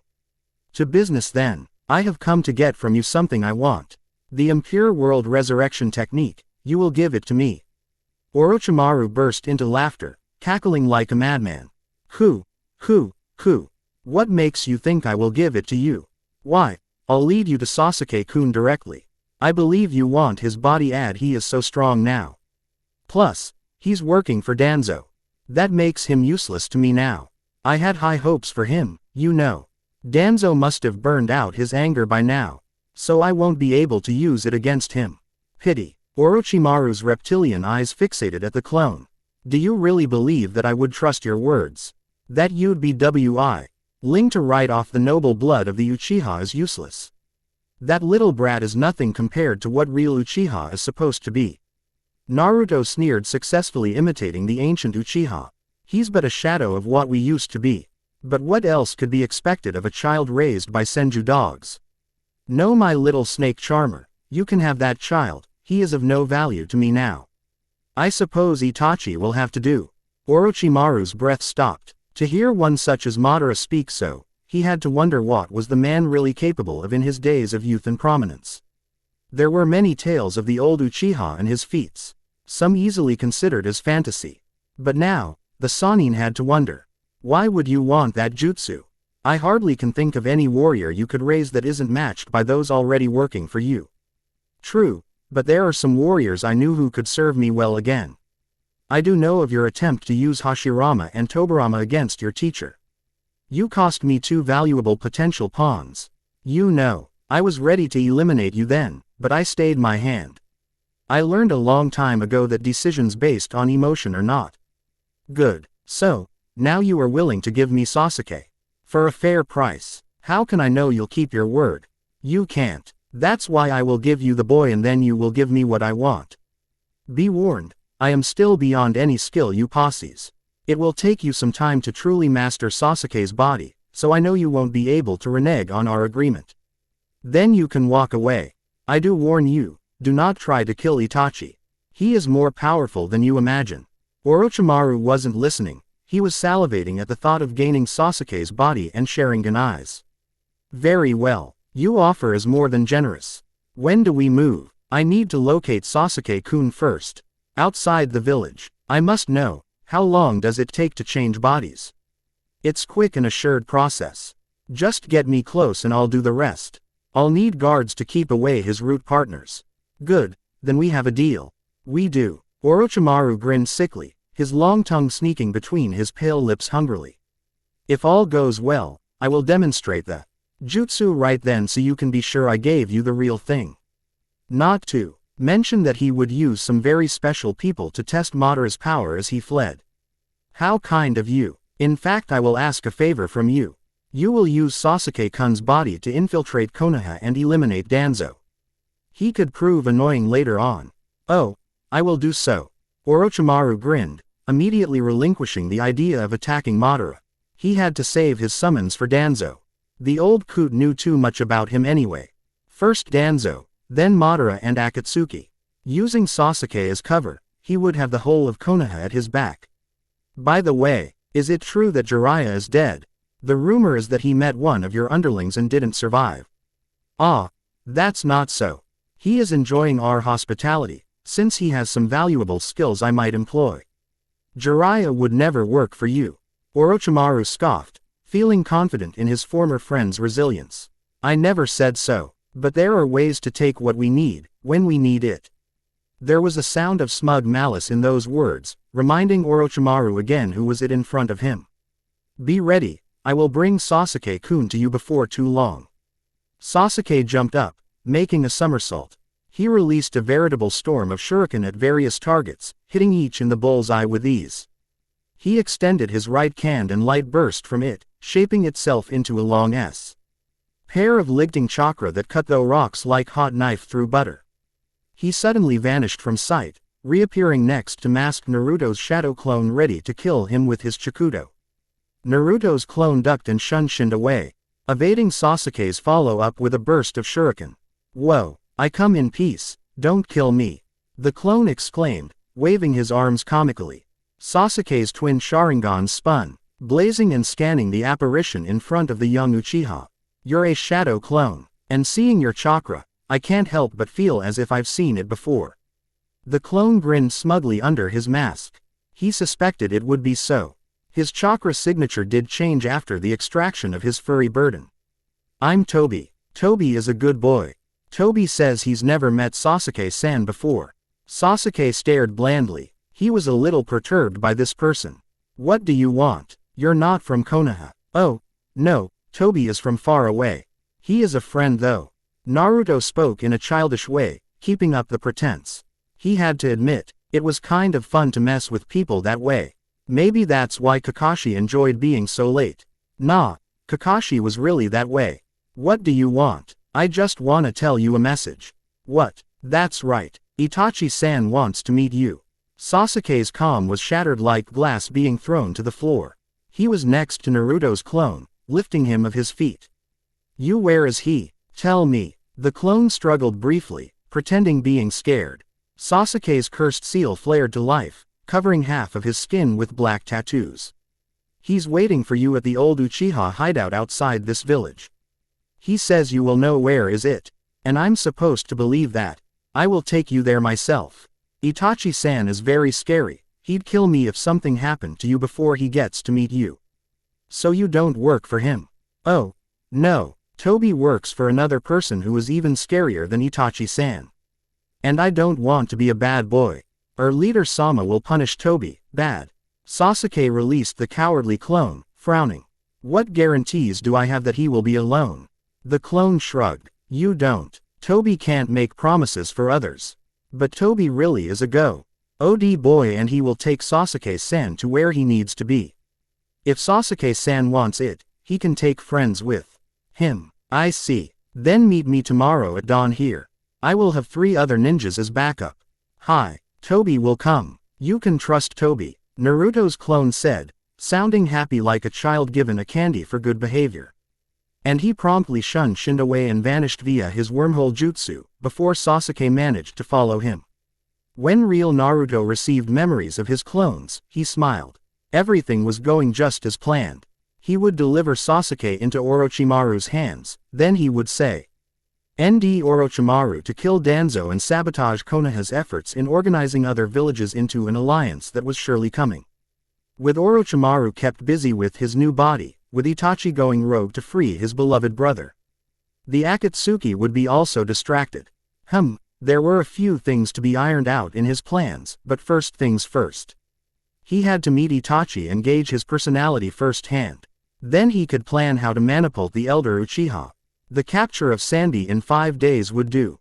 Besides, Orochimaru would need a few days to get used to Sasuke's body, so it was just as well that he had some time before going further with his plans. I'm sorry for the delay, my dear readers. Life is full of things we don't control. I admit I could have done this sooner, but somehow I just felt that my muse wasn't on my side until today. It's a bit short chapter, but rest assured I will update again soon. It's tad complicated to juggle the scenario I have in my head, and I'm still undecided on how to do certain stuff. Again, I apologize for waiting so long before updating. Darn, it's really difficult to write sometimes. Look at Kishimoto, he's filling the story with so many old characters. While it may seem just to fill the story, I gotta say he's good at inventing new jutsus and skills, like with those Kumo brothers. They are a bit outrageous, what with their ability to survive being eaten by Kyuubi. But that's just a comic.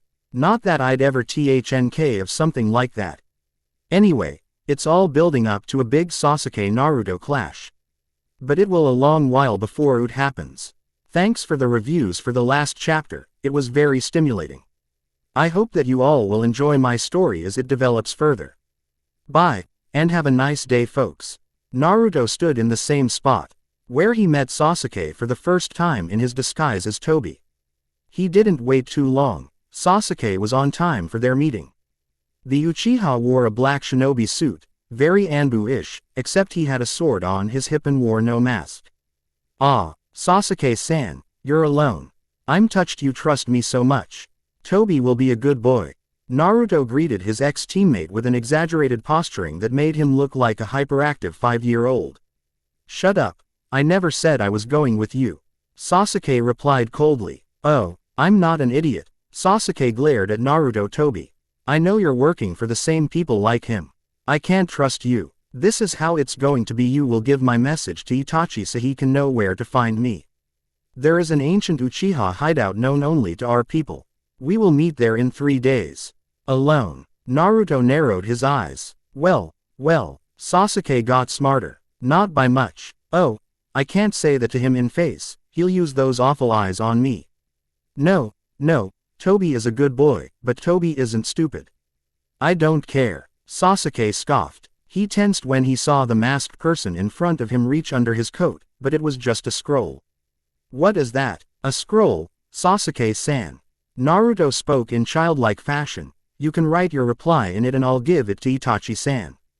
That way I'll be able to stay away until he is calm again."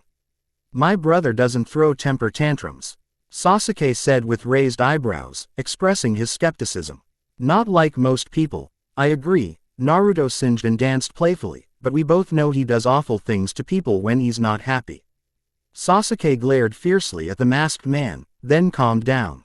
"Fine, I'll do it. Give me the scroll." Naruto grinned under the mask. "Oh, thank you. Here, take it." When Sasuke reached for it, stepping closer to Naruto, it was too late for him to react as he felt a pulling sensation. The world rippled, then solidified again, but he wasn't in the same place. He could only curse himself for his naivete. That Tobi guy was setting him up the whole time. His Chikuto was in his hand, his Sharingan blazing red. He was in some sort of underground passage, that much was obvious. Which begged the question was who made it? Somehow, he doubted he'd like the answer. One thing was certain though, Itachi wasn't around. He started to move cautiously, instinctively brushing the walls with his back. He knew he was being watched. Who? Orochimaru was grinning diabolically as he watched Sasuke move. Like a mouse in Snake's den. Madara truly outdid himself. Orochimaru didn't think it would happen. But the legendary shinobi did keep his word. Sasuke was perfect. Orochimaru noticed how the boy moved. Danzo sure did a great job in training his body and eyes, now fully evolved. Naruto sighed as he saw a long blade of lightning chakra stick out of his chest. My, someone is mad at poor me. Sasuke was standing behind him, glaring. He cancelled the jutsu. You tried to feed me to Orochimaru. Obviously, I failed. Naruto chuckled as he phased to stand a few steps in front of Sasuke. They were both standing at the edge of the local forest, somewhere in the rice town. Try where Orochimaru kept one of his many hidey holes. Naruto studied Sasuke through his otherworldly senses. He truly was in control, but Orochimaru wasn't gone. It was like he was sealed in Sasuke, just like Kyuubi once was within Naruto. So, that's how he did it. Naruto concluded. He simply created a reverse Jinchuriki of sorts. His cursed seal was designed to seal Orochimaru's essence in the host, so that he may jump in it and latch on the host's chakra and connect to his essence. Then he'd overpower his host's will and chakra with his own, which by then was totally immersed within the host's chakra system. Orochimaru was in fact sealing himself inside his hosts, only the seal was designed to let him overtake his hosts from within. It was similar to the seal Suna used on their Jinchuriki. That seal was barely holding back the demon, it heavily depended upon the host's will to function. There was one problem with cursed seal: if the host had strong will or spirit, then Orochimaru was in trouble. Which he solved by choosing young gullible hosts who could be either tricked or coerced into letting him win the contest of wills. Besides, he was a chakra monster in his own right, against whom few normal people or shinobi could prevail. Uchiha Sasuke obviously wasn't one of those. His potent dojutsu and inherited powerful spiritual energy were too much for the snake summoner. Ch was the potency of the Uchiha bloodline. Orochimaru was truly a fool to think he could overpower a bearer of the bloodline capable of controlling people and tailed beasts. But Sasuke didn't win fully. If his chakra were to be close to depletion, Orochimaru could emerge and attack Sasuke from within when he is weak. Unfortunately, Naruto had no time or desire to wait for such an event. He'd have to settle for some goals, while others had to be discarded. He smiled under the mask. There were more ways to achieve certain goals. I suppose you'll be going back to Konoha, Naruto said and made a non-committing gesture. I have no choice, Sasuke replied coldly. I can't kill you now, so I have to let you go. Thanks, that's good to hear. Naruto chuckled loudly, dismissing Sasuke's threat. But do you really believe that Danzo will let you come back? By now, he knows you've left Konoha without authorization and he will have you checked out. When he discovers that you have Orochimaru inside you, well, Sasuke looked nonplussed. He was aware how callous his boss was. As expected, you've failed to consider such a possibility, Sasuke-san. Tut-tut, you're not as smart as I was hoping. Naruto taunted. Why don't you get to the point, you bastard? Sasuke hissed coldly. I'm sure you've got an idea how to solve my problem. You set me up, again. Hi.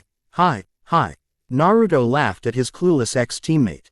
You're absolutely right, but have no worries, this will actually go in your favor. You see, I know some things about Danzo that no one else suspects. It is coincidentally tied to the murder of your clan. Sasuke went stone still. He was very curious. His rage was stilled, like a calm before the storm. You must have realized by now, after testing your powers extensively there wasn't a chance that Itachi-san could have killed every Uchiha by himself. Nor that he could have escaped without being noticed. It is awfully suspect how Anbu patrols never detected signs of battle within the Uchiha district. Nor how no alert was successfully raised or noticed. Naruto began explaining. I did notice some suspicious things, Sasuke was forced to agree. He did believe his brother had help, but not at that scale. Speak more. Yes, Itachi had help. Danzo. Why would Danzo want the death of my clan? He is always concerned with village's prosperity, by any means. My clan was one of the greatest military assets to the village. Sasuke questioned Naruto's suggestions. Normally, I would agree. But Danzo's greatest ambition isn't Konoha's prosperity. He wants to be the Hokage who would then turn Konoha into his ideal of what a hidden village is supposed to be, a village of ninja who were utterly loyal, unquestioning and willing to do anything they were ordered. His tools he could use as he saw fit without any concern for their lives or freedom. You've seen what Root is like. Can you really believe that your clan would allow their members be more loyal to him than to the clan? Sasuke looked troubled, so Naruto pressed on, striking the metal while it was hot. You see, don't you? Besides, your clansmen were his political adversaries. They never liked having Root around. They considered it an insult to their authority as the police force. When Itachi came along, Danzo decided to use the opportunity. He helped him achieve his first step to his ultimate goal, while he got rid of a major obstacle on his path to power. Also, he gained a lot of freshly killed Sharingan users to experiment with. What? Sasuke asked in shock. Oh, he did all sorts of nasty things to them. He was trying to create a way for himself to obtain the power to control Kyuubi, Uzumaki Naruto. Explain. Sasuke shook with anger. That man used him. Of course. You see, he was also working with Orochimaru. He needed the traitor's knowledge about bloodlines to successfully graft on himself Shodai's cells to gain his Mokudan bloodline, yet he also used Uchiha Shisui's eye to replace his own. By now you know he never removes his bandages and pretends that his right arm is useless. Shisui's eye was his goal from start. That Uchiha was feared for his ability to use his shish a Rinnegan to control other people without them ever knowing about it. Like super hypnotism, if you will. He wanted to combine two bloodlines able to control the Biju, Sasuke concluded. I know that Naruto is Kyuubi's host, which explained his uncanny power. I was led to believe that it would be my job to ensure he never got out of hand. Too late for that, Sasuke-kun, Naruto chuckled. Our organization has already extracted Naruto's demon. Kyuubi is ours, for good. Then Naruto is dead, Sasuke said. He was disappointed. He wanted to fight Naruto to finally determine who was stronger. With his eyes, Kyuubi would have been no help to the blonde. Hardly so. He somehow survived the procedure and is now our esteemed guest. Just as are the other Jinchuriki. Oh, and we have Jiraiya of the Sannin in our custody as well. Sasuke looked like he wanted to run. What do you people want? What is your goal? Leader Sama wants to bring peace to the world, but for that he needs power to make the world listen. I see, Sasuke said with narrowed eyes. You've brought me here to send a message to Konoha. In a way, Naruto agreed. Well, on to the rest. Danzo helped Itachi to get what he wanted. Do you want to know what was so important to Itachi that he was willing to let Danzo gain such powers? You know I do, Sasuke replied angrily. I suppose you already know what is Mangekyo Sharingan and how to obtain it. But there is a price for that power, just as it always is when an Uchiha gains that he is also cursed. Cursed? How? The power of the Mangekyo is great, but it exacts a heavy toll on the user's eyes. Each use brings the user closer to blindness and it can't be stopped. Your brother wasn't the only Mangekyo user in your clan, many of the Uchiha were tempted to obtain its power, so they killed their loved ones for it. But they inevitably lost their sight in the end and were destroyed. Your clan forbade such a practice many years ago as it was pointless. Naruto said, so why would my brother desire such a thing? To end up blind, there is no worse fate for the Uchiha. True, but there was one solution. Itachi learned of one Uchiha who has managed to avoid getting blind. His name was Uchiha Madara. Sasuke frowned. Wasn't he one of the founders of Konoha? Naruto nodded. He was. Madara was one of the most powerful shinobi in history, second only to the Shadaime Hokage. Like his brother Izuna, Madara discovered how to obtain the Mangekyo. They both had it and used its power to become leaders of the Uchiha, and they led the clan to greatness and fame. But these new eyes caused them to weaken and lose sight. Izuna less so. He wasn't as quick to use the Mangekyo as his older brother. Madara was afraid, and so he desperately sought a way to prevent his fate. How exactly he discovered it, I can't say, but he took Izuna's eyes instead of his own and gained the eternal Mangekyo Sharingan, the eyes that held the power of both brothers and never lost its light. Sasuke's face was a picture of revulsion. He intends to steal my eyes. But I still don't have the Mangekyo. Itachi believes that it's not important, as long as he takes your eyes. He will still have his own Mangekyo techniques, but without the terrible cost. I suppose he planned to go far away and re-establish the clan in his own image. Neat. If I beat him, I could do the same, couldn't I? Sasuke asked. Possibly. But to do it, you must get rid of Danzo first. Danzo also knows this and will do everything to prevent Itachi from becoming too powerful. It is quite logical to assume that Itachi will kill Danzo anyway, to remove the threat of being outmaneuvered. Danzo will try to kill me then, Sasuke realized. If he destroys my eyes, Itachi will go blind and vulnerable. Naruto nodded. Sasuke never realized it, but his long-winded story had another purpose, to lower down Sasuke's mental defenses so that Naruto's subtle emotional manipulation through the Force could work. It wasn't anything big, but sometimes even the lightest touch in the right spot could topple the mountain. Sasuke has effectively become Danzo's sworn enemy, so you must remove him first. And the easiest way to do it is to expose him to your current Hokage, Tsunade, and the rest of the ninja higher-ups. I can't, Sasuke growled. Danzo has placed a seal on me to prevent me from talking about him. Every root agent has it. But does it prevent you from approaching Hyuga Hiyashi and asking him to check out what lies under Danzo's bandages? It does actually. Danzo is very paranoid, Sasuke answered with annoyed expression. Okay then, I'll write the message and you show it to Hiyashi-san. That should pique his interest. It should prove entertaining. Naruto was quick to write to Hiyashi and he gave the note to Sasuke. That should be it. Are you ready to go back? Sasuke gave him a stare that said more than 1,000 words. It promised retribution. He never liked being used against his will. Hyuga Hiyashi raised his eyebrow in that arrogant way that was so natural for him when someone dropped a scroll in front of him. His Byakugan went active in the same second. But whoever delivered the thing was gone far away. Probably through the use of Shunshin. His eyes scanned the scroll and couldn't find anything suspicious. Still, to be sure, he created one shadow clone. momentarily smirking to himself just because his clan generally avoided using jutsus, that didn't mean they didn't know any. He was a Junin after all. When he received his clone's memory, he was momentarily stunned. This information was unbelievable, he thought furiously. The council was supposed to convene in 30 minutes. Godime Hokage has summoned them to hear the latest news about the Akatsuki. She needed their input. Hiyashi found this scroll delivery awfully convenient. For him and some other counselors, that is. Maybe it would pay to have a short chat with that Nara Shikaku. No matter how difficult he may be at times. The council was in full assembly. Tsunade noticed as she sat at the head of the long, rectangular table made by her venerable grandfather. The wood was harder than steel, and looked like polished brown marble. Designs on its surface represented Konoha's and Fire Country's sigils, intertwined and equal as it should be always. Both were a symbiotic union of power and prestige that lasted for nearly a century. The clan heads were assembled, calm and curious. She rarely invited them to such a gathering, but this was obviously urgent.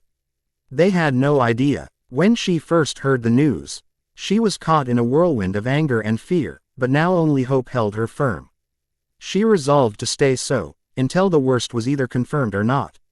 She was the 5th Hokage. Tsunade, we're all here, would you please start the meeting? Kaharu asked politely, her old wrinkled face like stone. She was outwardly cold and harsh, but Tsunade knew that the woman was worried. Thank you, Kaharu, I will. This is the latest news we have on the Akatsuki. They have captured Jiraiya and Naruto, plus an undisclosed number of other Jinchuriki. There was a shocked silence. Nobody could comprehend how could someone capture both Naruto and Jiraiya. They are alive, for now. Tsunade answered Inuzuka Sun's question. That I know for sure, since they both still have their names on the lists of the Toad clan. Those can't be faked. Then Kyuubi is lost to them. Danzo said roughly, angrily. We should have never let him go. I would disagree, Shibi of the Aburame clan said coolly.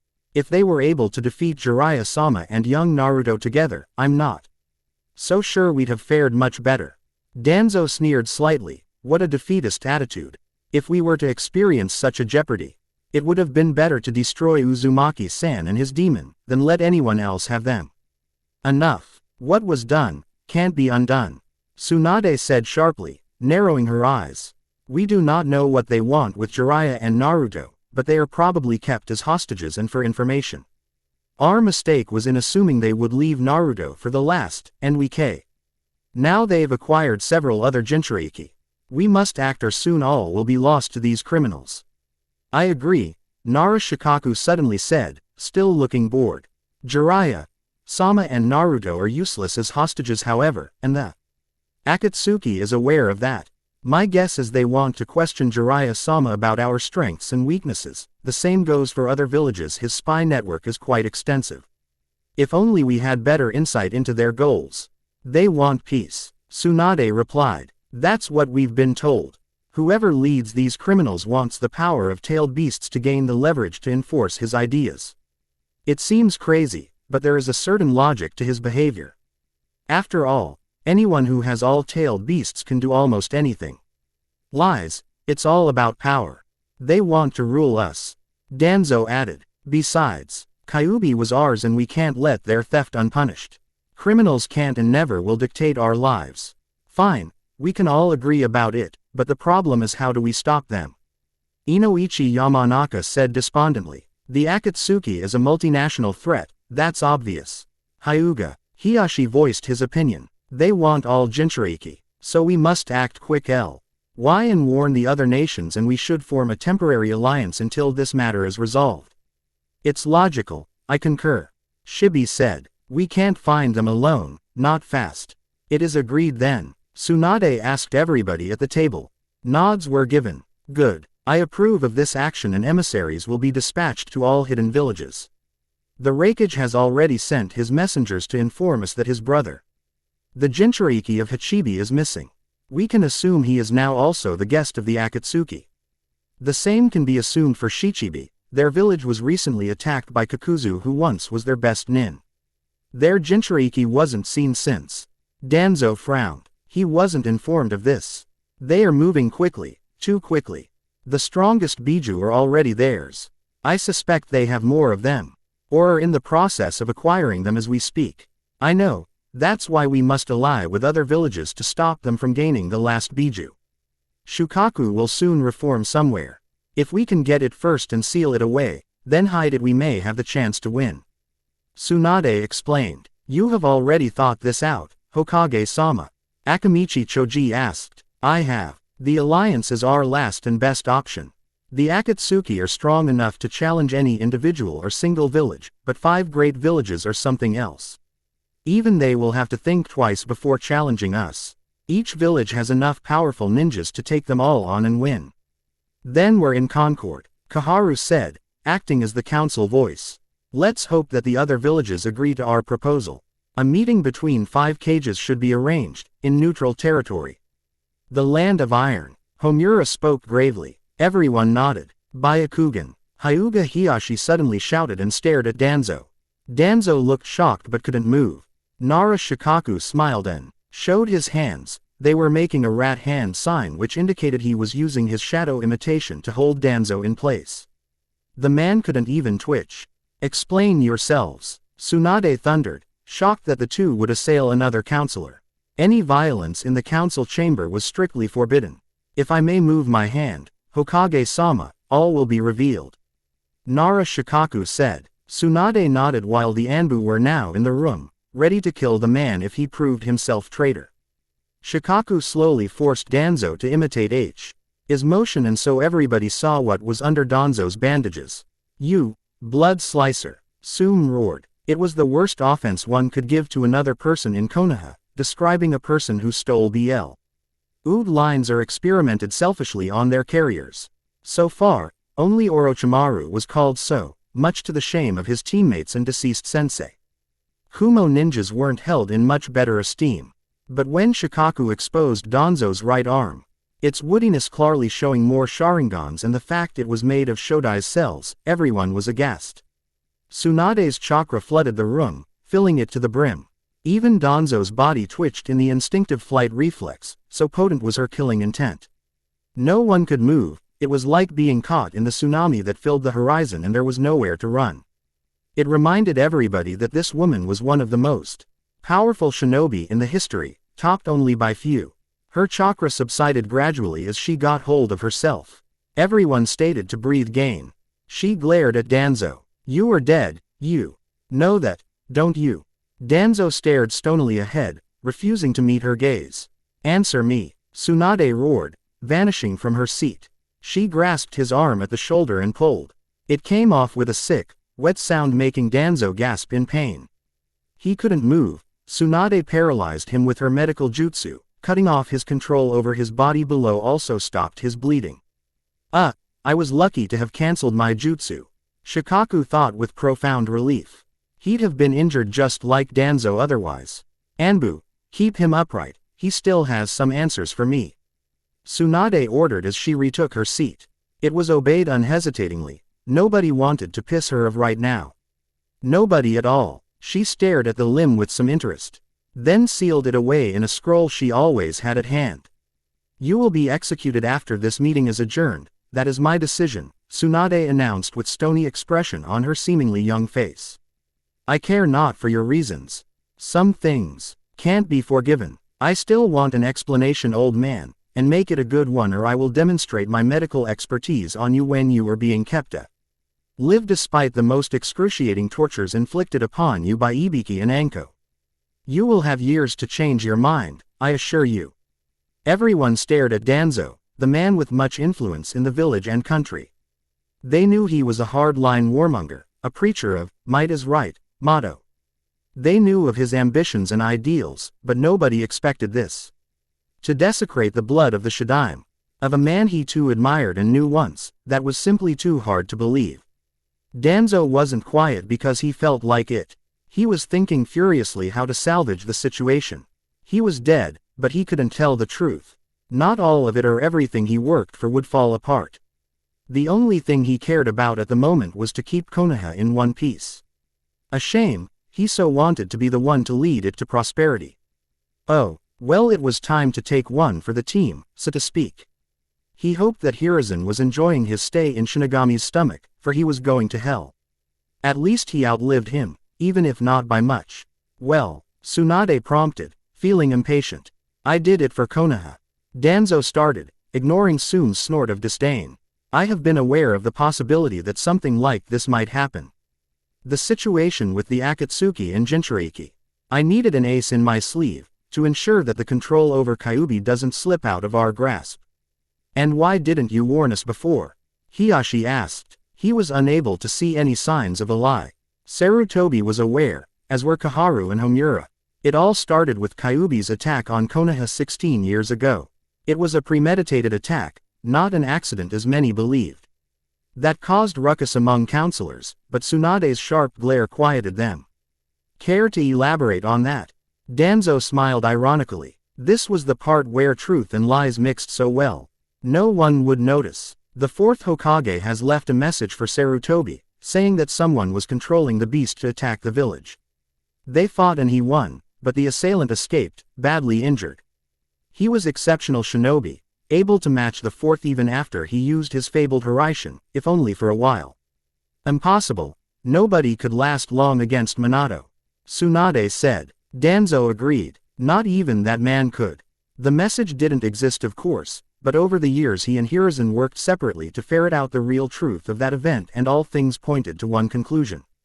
I agree, Danzo said, but who could say what powers Uchiha Madara has? Now, you're grasping for the last straw. Shikaku snorted. Madara is dead. Even if he were alive, he'd be so old that even my son would be able to defeat him. Uchiha Madara was the only shinobi who could control Kyuubi as if it were his pet. Kaharu stated. You youngsters never knew him, not like we did. He was a monster in his own right, with those terrible eyes of his. How can he be still alive? He would be almost 100. Tsume protested. Uchiha or no, he is still a man.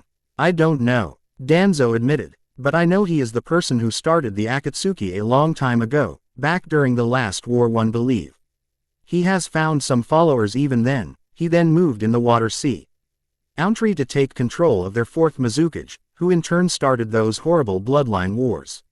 Why? What he could hope to achieve with them?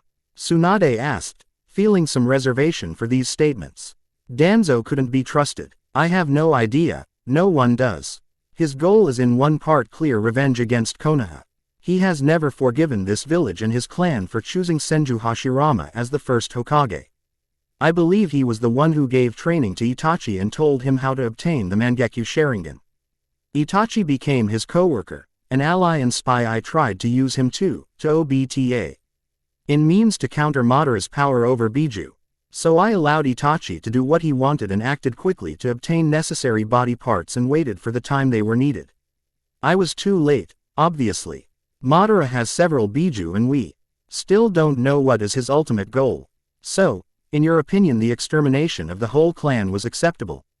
Shikaku asked incredulously. I believed there were more of them who worked for that man, because he was able to enter their district and no one was aware.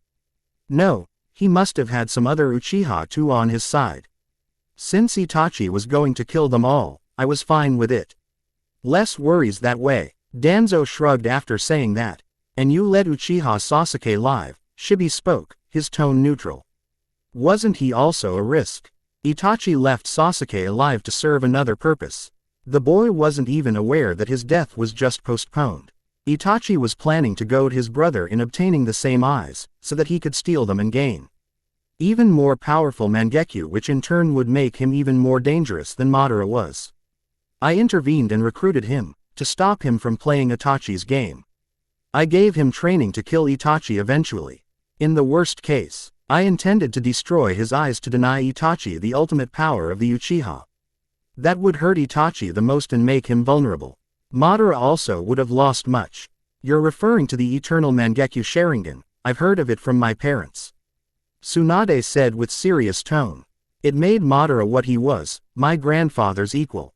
Indeed, I believe Madara lost some of his power. That's why he recruited Itachi. Itachi agreed, probably planning to gain the ultimate dojutsu and depose Madara. He was always ambitious. Cold as ice, that one was. Danzo answered. playing his role for what was worth. Itachi was going to end up as the most demonized person in the world of ninja. This was actually fun. How did you graft my grandfather's cells to your body? It was Orochimaru, wasn't it? The blonde woman asked. Danzo made a disgusted expression. Yes, I was forced to work with that vile man. How Hiruzen could have trained something so twisted, I'll never understand. But he was useful. Of course, I was planning to get rid of him later on. Orochimaru was too dangerous to be left alone. In fact, I knew of his lust for Sharingan and I gave him access to young Sasuke. I was counting on Itachi to destroy Orochimaru before he managed to lay hands on his brother. Everybody glared at Danzo, who smiled coldly. Do you have any more data on the Akatsuki, or Itachi or Madara? Tsunade asked her last question. There isn't anything else, but this whoever leads the Akatsuki for Madara is a very formidable ninja. He has killed Salamander Hanzo, by himself. I believe he is stronger than any Akatsuki member, except Madara. That shook everyone. Hanzo was one of the strongest ninja ever. Without special bloodline, but genius in fight and with massive chakra pool, he was match for anyone. He adhered to his own code of honor, often sparing lives of strong opponents he defeated. He was that strong, he could afford being merciful. He once defeated Tsunade, Jiraiya and Orochimaru and spared their lives. In exchange they had to bear the title he gave them, Densetsu no Sannin, 3 legendary ninja. He did that out of admiration for their perfect teamwork, the best he ever saw. Tsunade's hand moved slightly and the Anbu obeyed. Danzo died, courtesy of the kunai in the back of his skull. This meeting is finished. Uchiha Sasuke stood in front of Tsunade, rigid, and felt almost happy. He knew instantly when Danzo died, feeling the seal on his tongue die in a small flare of chakra. His freedom was welcomed, and the revenge he attained celebrated, silently. With a lone tear for what was lost, he saw the stunned reaction of Kakashi, and felt relieved a bit.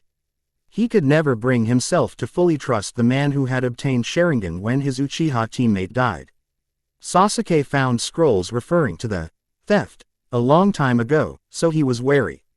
He now saw that Kakashi was truly saddened with his clan's demise.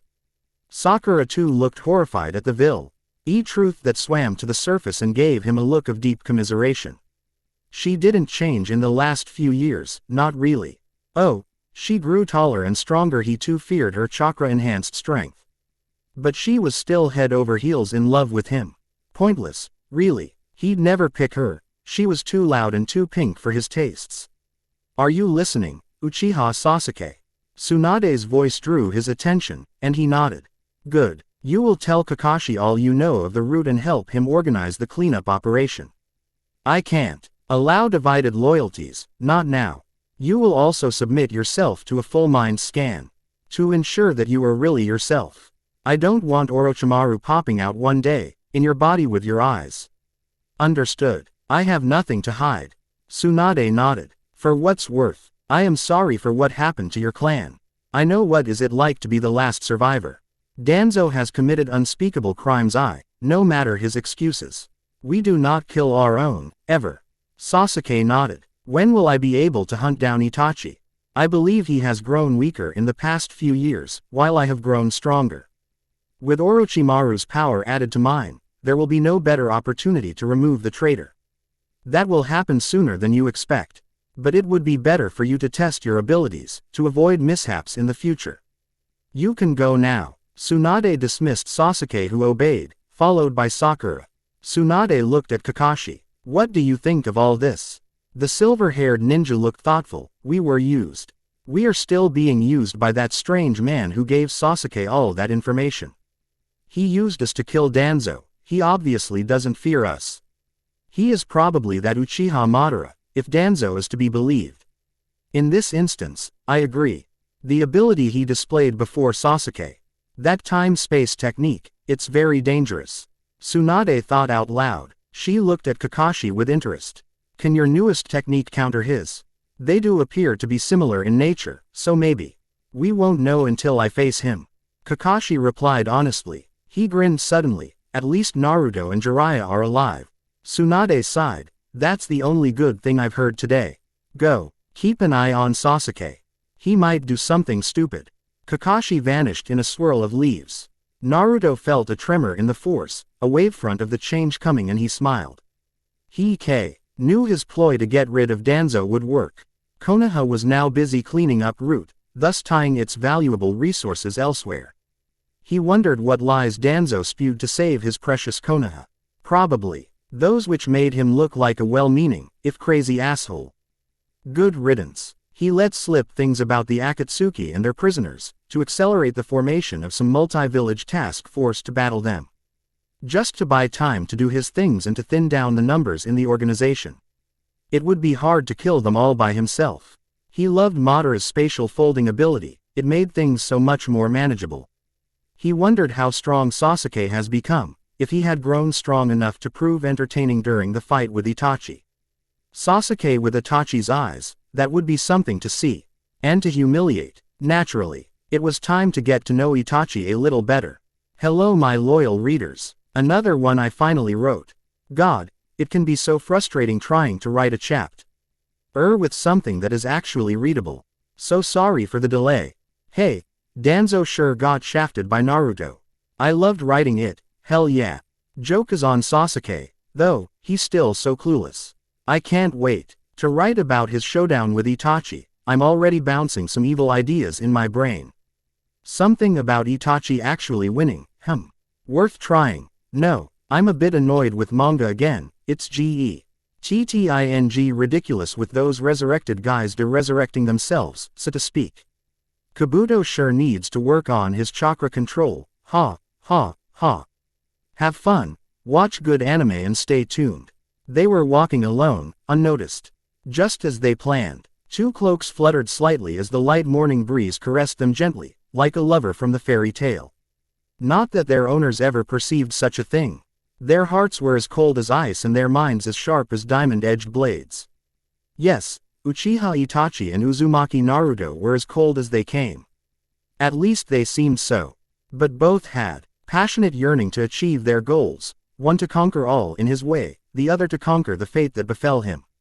It had been a few days since the two were paired up to hunt down the three lead beast somewhere between the land of fire and the land of water. It was clear that both countries would be on alert against the Akatsuki, due to the great success that this group had with the obtaining of the Jinchuriki. Naruto suddenly paused, spreading his consciousness in currents of the force. He smiled suddenly. They are here, just as I said. We will have to act against them, won't we, Itachi-senpai? Itachi refused to react to Naruto's use of the honorific, knowing it was just a meaningless attempt to annoy him. The blonde had proved to be brash, arrogant and absolutely fearless not. Even Hoshigaki Kisame dared to tease him. How many? The Uchiha asked coldly, already making his own assessments. A lot, Naruto snorted. I can sense one Cage-level signature, though it is especially potent. A woman if I'm not mistaken. Quote, Itachi silently filed away this little tidbit about Naruto. He could differentiate ninja by their chakra very precisely. Quite impressive. Then Mizukage herself is here, Terumi Mei-san. She is rumored to have 2 blood limits. Naruto whistled in surprise. That's rare. Indeed, Itachi agreed. No wonder Madara instigated bloodline exterminations in the water country. Some of those were quite powerful even against your clan's abilities. Naruto said, ignoring Itachi's surprised widening of eyes. It wasn't really relevant in this matter. Well then, we will have to hit fast and hard. You will take care of Sanbi, with your dojutsu. You can still exert yourself to that level, can't you? Of course, Itachi said, hiding his sudden anxiety. That loss. Question clearly indicated that Uzumaki Naruto was aware of his illness. How much more the boy knew. Good, Kage Bunshin. Naruto said and created a single clone who took a small scroll from Naruto and went his own way. Towards the tall hill in the distance. What is that clone supposed to do? Itachi asked curiously. You will see soon enough, so don't concern yourself with that. Your task is to guide Sanbi away and to crush any who oppose us. I will stall the mist contingent. Are you really going to confront the Mizukage and her ninja alone? Yes, is there a problem? Naruto bit out, feeling offended. He did take out Hachibi's host single-handed. As you wish, Itachi answered. It was Uzumaki's funeral anyway. When the mist rolled in suddenly, the ninja contingent from Kurigakure knew that they were under attack. Ow! What do you see? Terumi Mei demanded from her chief censor and scout, the only mist nin with the Byakugan implanted. The red-haired woman was ready to battle, foe.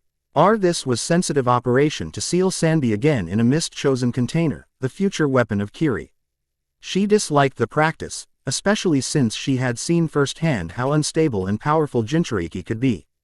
But there was no other choice, those criminals were collecting the Biju-like toys. This way, time could be bought to organize proper defense. I can't see much Mizukage-sama, ow. Groused after employing his implanted eye. The mist isn't ordinary, someone knew we could pierce the regular one. This version is saturated with chakra, to obstruct our sensors and seers, namely me. But I can tell that there are two of them, very strong. Damn, Mei cursed, then turned to the old shinobi behind her, with child in his arms. Shiro-san, be prepared to seal Sanbi and the child at any moment. We are about to meet some unpleasant visitors. Then she gave a coded chakra message, telling her men to scatter around and make as many mist clones as possible to confound the enemy. They all waited, but nothing was going on. The child's cry startled Mei and Kiri Ninja, it was in the wrong spot. Mei turned around and swiftly found Shiro-san. The man was dead, his left eye pierced with Senbon. It went straight to his brain. Shiro is gone, she warned her men. Ow, find the child, now. Huh, I don't think he'll do as you say. Salmon spoke from the distance, his or hers voice floating around, echoing. The speaker was adept at hiding himself. Why not? Mei challenged the unknown person, hoping that the child would cry again. Then she'd get the bastard. I killed him first, see. I couldn't let him spy on me and my buddy. The voice informed everyone with that calm, logical tone of a man explaining to his neighbor why he killed a rat under his house. Pity, he looked kind of cool with the eye patch. Like that copy ninja of Konoha, I guess. Mei was startled by the admission. Ao was top-notch censor, his skill unmatched in Kiri Hunter Corps. Yet this guy sneaked up on him and killed him without sound. Why are you attacking us? We are mist, shinobi on official mission. Don't you realize that you've just signed your death sentence? The chuckle she got in response both infuriated her and gave her chills down her back. I think I'm quite safe. Pretty lady with nice hair, you see, you haven't seen me so you don't know who am I. So, you can't catch me. Mei kept silent, trying to find a way to solve this situation. But no matter what, she didn't see how could she do it. None of her men could track like Ao, especially not her. But she wasn't Mizukage for nothing. All that chakra in the air, all that vaporous water around smiled and formed a mass of hand seals. Great exploding water wave. The resulting explosion of water consumed the whole mist and covered a wide area with a huge water-filled dome. The mist contingent was floating within, using their breathing equipment to survive. Mei found their target quickly, growling internally. That bastard was standing on the dome's surface, laughing probably at the waste of chakra. She saw him vanish in a blur, probably using the Shunshin technique to move somewhere else. She scowled and released the technique. It was useless against someone like that. Find him, she ordered and her men obeyed. She too moved to do the same, followed by 4 guards. Naruto's shadow clone was in position, lying on top of Th. E hill that was 2 or 3 kilometers away from the place where his original was battling the Mizukage and her forces. He held a strange object in his arms. It looked like a strange version of a bow. Except it had no string or that front curved part which held the string. There was a wooden base carved for easy handling, with long metal tube protruding from it.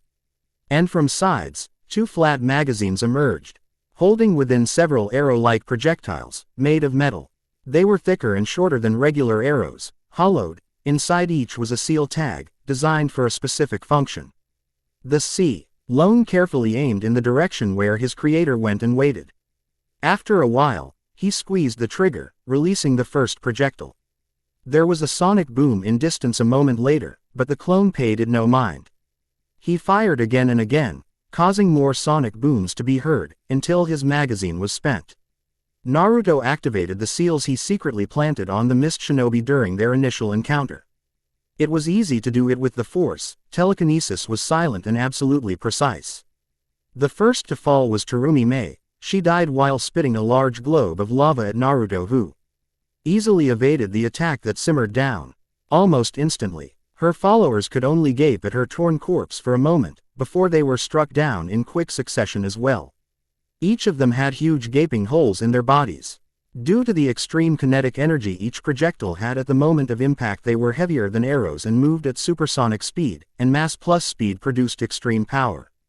Naruto grinned under his black mask, enjoying the success of his latest weapon. His very own chakra-powered rail gun.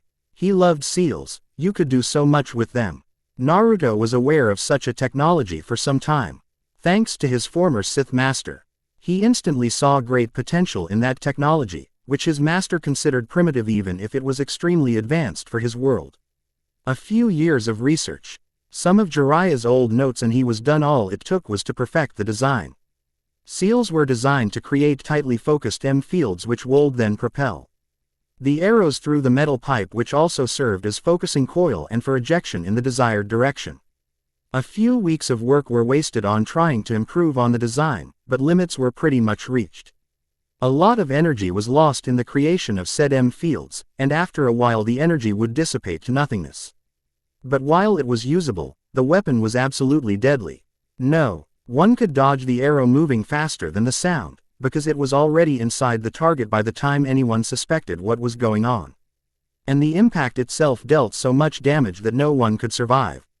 Another part of the weapon were homing seals. The ones placed on targets served as homing beacons for the arrows, which were equipped with their own seals designed to detect each tag in sequence. That setup was necessary, since no one could aim properly at that distance at ninja who were moving constantly around at high speed. "You bastard!" One of the survivors screamed, and Lao Nched a series of water missiles at Naruto, who zigzagged between each one and impaled the idiot on his obsidian sword. The blade trailed darkness as it was swung, creating an intimidating sight. Naruto shinned in between a trio of mist Anbu, flinging his hands wide, blasting them with potent force blast that liquefied their soft innards into mush. The remaining 10 ninja realized they were facing an opponent of frightening skill. They immediately formed 5 two-man teams, aiming to overwhelm Naruto with series of coordinated ninjutsu and genjutsu assaults. The first duo worked in tandem quite well. One of them began launching series of water-based attacks, while the other added his lightning element to strengthen them. The second team was watching Naruto as he was moving around and dodging, trying to hit him with genjutsu. They were having odd difficulties, the target simply wasn't responding. The third pair of ninja was watching his moves, analyzing his style carefully. The 4th and 5th team was waiting on the third's final analysis. One of the members of the 4th squad lost his patience and spoke to the 2 on the 3rd team. "Well, what's your angle on this eel?" "I'm not sure," one of the 2 said. "He is somehow resisting genjutsu attacks by those 2, and he's very fast, almost like he can see where the next attack will come from." "Is he an Uchiha too, then?" "How am I supposed to know?" The other snapped at the shinobi who was asking those questions. "We should all attack from up close, while those 4 keep him distracted," the other member of the analysis team suggested. "He can't possibly defend from us all. Even if he somehow produces another of his wind blasts, we now know of them. We can deal with this guy, but only together." Naruto sensed clearly in the force as the other 6 ninja decided to attack. That was fine with him, he was getting bored already. He avoided another water jutsu, a razor-sharp stream of water and a wave designed to slow his moves. 2 lightning streams danced on the water. He just used the force to push away the water from himself as he danced around, baiting the others to join in. It was basic strategy. 2 NY attacks will inevitably work against each other, thus limiting their effectiveness. Then it came, an attack from 4 sources, creating a miniature tsunami threatening to drown him and break his body. Naruto saw 3 blurs jump impossibly high, sending a veritable rain of steel his way. And 3 more signatures were spreading around to catch him if he managed to escape. Naruto laughed as the force responded to his need. His battle lust arose sharp and hungry like a demon who once was in his belly. He channeled it and gathered the power tightly in his frame, keeping it from spinning out of his grasp. His eyes burned momentarily with sulphurous yellow glow, before subsiding into cold blueness again. The world slowed down for the young Sith Lord. The three blurs above him became slow-moving mist ninja, still glacially floating in the air. He grabbed them with the force and jumped over the incoming attack while pulling down those three to take a hit instead of him. He grinned viciously. Why, as those three were buried under tons of raging water. As if he could be defeated so easily. A mass shadow clone jutsu created over 50 copes of him and the remaining attackers, 7 of them, to divide their attention severely as they were attacked by solid clones. Naruto joined a group attacking his clones furthest away from the others, and waited for his chance. He saw it soon. One of he missed ninja dispelled 2 of his clones with well-placed sword swipes, while his comrade protected his back briefly. Naruto focused on the swinging ninja and cast a force confusion on him, making believe he was attacking a clone instead of his comrade who was defending him. To his horror, the supposed clone became his comrade. He was killed by other clones with wind chakra blades instantly. 5 more remained. Naruto mused and turned around. He saw another 2 shinobi fighting as a pair, watching each other's back. They killed his clones. He led his own group to intercept them. 3 of his copies engaged them briefly, giving him time to prepare his attack. As the mist nin swung to finish off his clone, the last of his group, Naruto seized his sword telekinetically and pushed it straight in the belly of his partner. He wasted no moment and swung his sword vertically, using now wind chakra to cleave the shocked swordsman in 2 halves. Naruto didn't wait to enjoy his victory. He received memories of his other clones who were already done for, but not before killing one of the remaining mist ninja. 2 more left. Toshiro, you go back to our village and tell them what happened. I'll hold this one for a while, so you can escape. One of the remaining pair ordered Tohi's friend. No, we can. Toshiro tried to object, but was cut off by his comrade. Don't be a fool, he is too strong for us. Just do your duty. That's all I ask. Naruto watched the one called Toshiro run. Then he switched his gaze at his comrade with Anbu shark mask. I could kill him, you know. The Anbu growled. You criminals. You have no honor as ninja. I'm not a criminal, you know. Just a guy doing his job for his village. Alas, I'm deeply undercover and must look like a real missing ninja. It's too bad. I really liked your Mizukage. She was hot. Naruto's admission sent the Anbu in temporary mute shock. Not for long, though. What? Is this some kind of sick joke? Nope, sorry, but the fate of all ninja nations is at stake here. I must do certain things, no matter how much I wish otherwise. I see. So, you will kill me and let my comrade go just because? No, your comrade must live to tell about this event. It will only strengthen the need for villages to unite against the Akatsuki, to oppose them more effectively while drawing the leader's attention to them. And I will be unsupervised then, free to act from within. I don't believe you, and I must avenge my comrades and my cage. The mist shinobi readied his katana to act, but it was too late already. The real Naruto was not in front of him, but below the ground. A simple Earth-style tunneling tech and a grab for ankles left. The mist nin buried in the ground and dead by kunai planted in his skull. Sorry my friend, but I don't need you to believe me. I know I'm right, Naruto said before leaving. He wondered if Itachi's shadow clone saw the whole thing. It was staged for his benefit after all. That was why he held back on the use of some obvious force skill. Pain was waiting for them near the base in the Rain Country. Well done, both of you. I'll take it over from here, Itachi-san. Naruto and Itachi nodded slightly, jumping from Sanbi's armored form. Sanbi was a gigantic 3-tailed turtle, although it had some crab-like features. The most peculiar thing about it was its right eye. It was gouged away, indicating some old and terrible injury. Itachi subdued it with his powerful dojutsu and then both of them used it as riding steed. It was the most convenient way of transportation. They watched as Pai-En produced one of his black rods and stabbed it close to Sanbi's head, in the neck. The creature roared, its chakra spiking as it was suddenly freed from Itachi's control, but then its eyes suddenly became same as Pain's. Gray with circles in them. It was docile immediately, obviously under Pain's control. Naruto found it very interesting. The change occurred immediately after Pain introduced his chakra in Sanbi's system. Obviously, Rinnegan was chakra-based power, a change initiated by powerful chakra. Much like he experienced changes when he used either Kyuubi's chakra or senjutsu. Even the dark side could do that to him. Being the bearer of Rinnegan, it was like being the sage.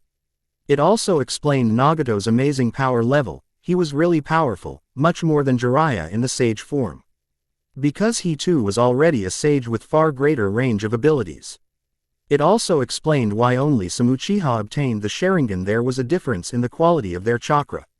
It spoke a great deal about the whole clan. There were quite a few Sharingan users among them. You may enter the base. I will keep the creature docile until it's time to seal it in the Gedo Mazo. Pain told them and started to lead the beast. Lie, it was some kind of pet. Impressive, isn't it? Naruto said to Itachi, who observed Pain as he was leaving them alone. Yes, it is, Itachi said, looking now at Naruto intently. What is it? I saw you talking to that mist ninja. Itachi remarked coolly, maintaining his facade of indifference. Did you now? So, what will you do? Snitch me out to Pain? You haven't got a proof. Naruto challenged, secretly pleased with this development. I might, Itachi replied. He was observing Naruto carefully, looking for any weakness. What do you want? Naruto asked, feigning anger. It wasn't really that hard, not these days. Your assistance. With what? To eliminate Uchiha Madara, or Tobi, as likes to go as now. That might be a problem, you see he's already dead. Naruto said. That's what he wants everybody to believe. He hadn't died when he fought Shadaime all those years ago. Itachi insisted, misunderstanding Naruto's last sentence. You misunderstood my words, I killed Madara. Naruto explained to Itachi, whose eyes momentarily widened in profound shock. Haven't you found it weird that he didn't speak to you in a while? Itachi recovered quickly. It wasn't uncommon for him to vanish for some periods. How did you do that? I drained his chakra with a secret move, that's all. Now, what will you do? Itachi wasn't answering, he was thinking furiously. With Madara gone, Sasuke was safe. All he had to do was to die, to bear the guilt for the Uchiha massacre alone. And Madara too, only now, Madara won't be able to corrupt his little brother. I know what you did. Naruto struck suddenly. I know why did the Uchiha have to die. I also know about your plan for Sasuke. How? Madara bragged to me about the things he did. He told me how he made Kyuubi attack Konoha, forcing my parents to sacrifice themselves to save the village. He was going to kill me, so he wanted to make me suffer before I died. He hated my clan as much as the Senju. I see. What do you plan to do with that information? Nothing. But I want to destroy everything that man worked for. Namely the Akatsuki. He robbed me of my childhood, he exposed me. To hate I will annihilate his work in turn. Nobody will remember who the man was, or that he lived. He will only be a bad, faded memory. And you'll help. Why would I? Because I can help you keep Sasuke alive through all this. Naruto stated, acting confident. Let's face it, your brother is still a hothead. Even if he gets his revenge on you, he will not sit idle.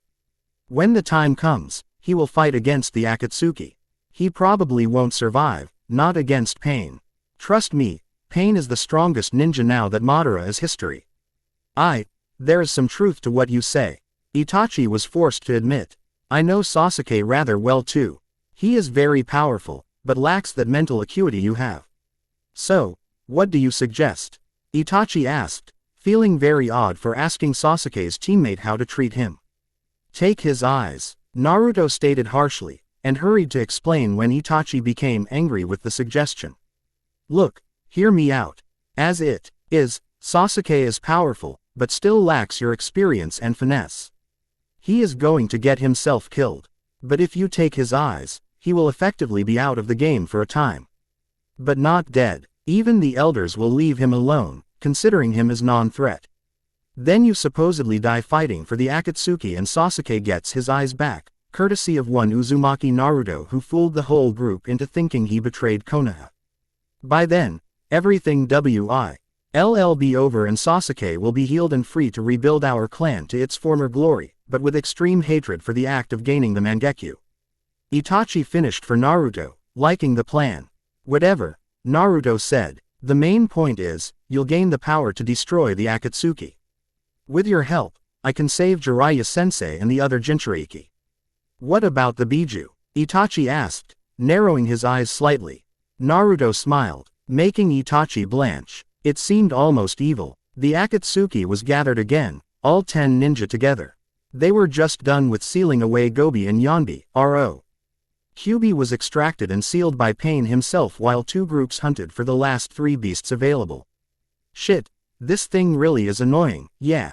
Deidara grumbled, after sealing was done. You always hate standing around, doing nothing, even if it's for your own benefit. Sasori commented, admonishment clear in his deep tone. So, I like my art better, is that a crime? Deidara retorted angrily. It is actually, Itachi said when he entered the cavern with Naruto in tow. Bombing civilians is a serious crime. Hey, Itachi, Kisame greeted the taciturn Uchiha. He looked oddly relieved. How did you guys do on your hunt? We did well, Kisame. Naruto-san has been very helpful. I merely had to scatter some Konoha Anbu and take control of Sanbi. Naruto-san meanwhile took care of the Mizukage and her shinobi. You killed the Mizukage? Kakuzu asked Naruto, feeling impressed slightly. The kid was 15 and already racking S-ranked kills like they were nothing.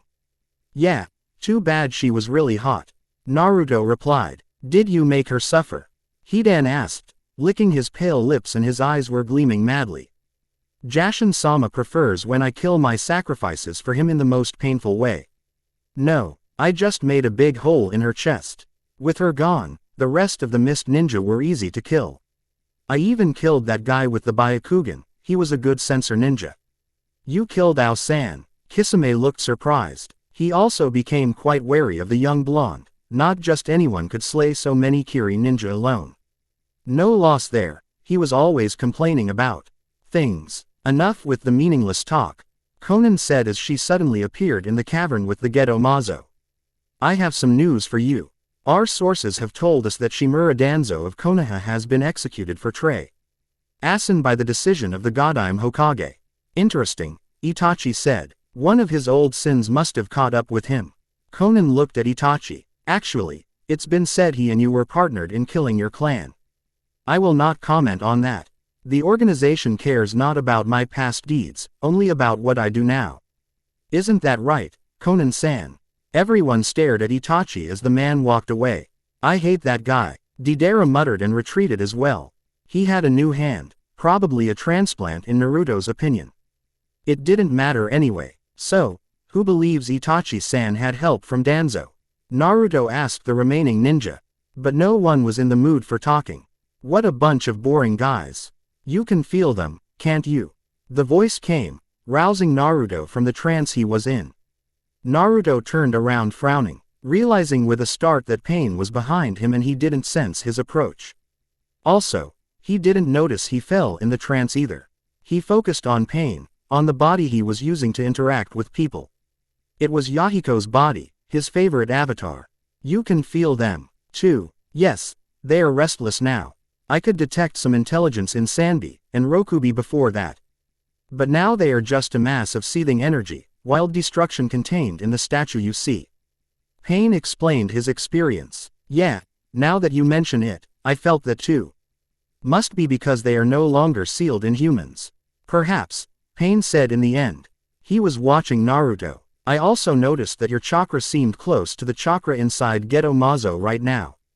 Really, I haven't noticed a thing. Naruto said, being honest with Pain for a change. It seems so, maybe you should keep away from it for a while. You were a Jinchuriki too. Perhaps it allows you some connection to Kyuubi, even without your knowledge. I suppose, Naruto nodded. I'll do as you say. He was also doing it because this latest lack of attention disturbed him greatly. He never lost himself before. How do you feel about Danzo's death? Naruto suddenly changed the subject. I know you hated him. Pain looked at Naruto silent, then he looked away and started to leave the cavern. I only wish I was the one to do it. Wishes are one thing, reality is another. Naruto muttered and followed Pain. He didn't look back, determining to stay away from the statue for a while. He could feel something elusive, like an old scent he could barely catch. It was always there lately, like someone invisible following his every move. But he couldn't sense anyone, not even Master Avarice, who was destroyed by him. Chapter 20. Naruto walked in Pain's quarters, where Konan and Pain were resting after the latest Biju was sealed away in the Ghetto Mazo. It took 2 days to extract the Nibi no Nekomata from Yugito ni. The Kunoichi from Kumo died in the process, but Pain kept his promise and revived her as soon as they were done. What is it now, Naruto? Konan asked, while Pain wasn't even there. Yahiko's body was immobile, resting on the raised metal bed. Naruto could sense it was covered with seals, probably meant to maintain the corpse so it wouldn't rot away while Nagato was busy elsewhere. Soon it will be the time to heal Uchiha Itachi, to restore him to full health. He has agreed to fight his brother and take his eyes. Why, he's a spy, is he not? Konan asked, feeling a little wary of the young man in front of her. He reminded her too much of Madara sometimes. Yes, he is, but I managed to convince him that his brother would surely fight against us and get himself killed in the process. If he took his eyes, Sasuke would remain effectively useless and would have to stay away from battles to come. Interesting, but Itachi-san is stronger than his brother even now. Konan stated with conviction. Oh, I have to express my doubts as to that. Itachi is better than Sasuke, but he is very sick. He's taking strong drugs to hide his condition, but it's true. I can sense it in his chakra. I see. That doesn't change the fact he can win and die, doing us a favor anyway. Naruto shrugged. I'd agree normally, but there is one little problem we can't leave unattended. What problem? Konan asked, narrowing her eyes. Orochimaru. He is still inside Sasuke, waiting for his chance to emerge and take over. I suspect none of us would particularly like that man to gain the Sharingan. You are well informed, Konan said, obviously suspicious. Let's just say that I still have some sources from Jiraiya-sensei's network. They are of course unaware he's been compromised. Naruto smiled smugly. Konan could question that as much as she could, but there was no effective way to check his statement. Jiraiya certainly could only confirm the possibility of that being true. Very well, I will ask Pain to do as you suggested. But what will we do when Itachi gains even stronger eyes? He might become more powerful than Madara even. No worries, I will make sure he dies as soon as he tries something. I am the seal master too. Itachi will need someone to help him with the transplantation, most likely you. You will plant a few seals on him in secret, while he's under narcosis. They will be absolutely inactive, until the time is right. Naruto spoke immediately, showing he had thought things through. That is acceptable, now leave. I wish to rest a little, it's been tiring during these last days. Of course, Naruto nodded and walked out. He was quite satisfied with how things went so far. Only a little while, and his dream would be realized. Still, as he walked he got curious about the fellow ex-Jinchuriki who were imprisoned in a single chakra-suppressing cell. Also, each ex-Jinchuriki was tagged with killing seals designed to go off as soon as they tried to leave the cell. Welcome to the Iron Country, Hokage Dono, said the man with a long face, short beard and serious eyes, whose head was covered with bandages. He had 2 samurai guards. That was to be expected, because he was Mifune, the leader of the samurai and the leader of the Iron Country. The Iron Country was a remote place covered in snows most of the time, and boasted the status of neutrality for many years now. Which is why it was chosen as the meeting ground for the 5-Cage Summit. I thank you for your hospitality, Mifune Dono. Tsunade gave a respectful nod, as was proper. She gestured at her companions. These are my trusted ninja, Hitaki Kakashi and Maida Guy. Ah, the legendary copy ninja and Konoha's green beast. You have worthy companions, Mifune said with respectful nods towards 2 men flanking the busty Hokage. Please, come inside, the other cage are already here. They followed the aged leader inside and all 3 felt relief to be again in a warm place. They may be trained to suffer cold stoically, but it was unpleasant. The group slowly meandered through cavernous insides of the fortress, always aware of samurai guards and the fact they were just 3 against many. The meeting room was very simple, just a circular chamber with banners for each country and village hanging on the walls, while the cage and their guards each cage was allowed only 2 of them were seated at the long U-shaped table with Mifune's place in between the tips as a mediator. Finally, the meeting can begin. Raikage grumbled thunderously, his bad mood palpable by the fact he was constantly leaking a small Dose of killing intent. His name was A, and he was viewed as the fastest ninja alive. And he was pissed, because his brother Killer B was the host to the Hachibi and kidnapped by the Akatsuki. Indeed. This meeting shall start as of now. I am Mifune and I will be the mediator for this council.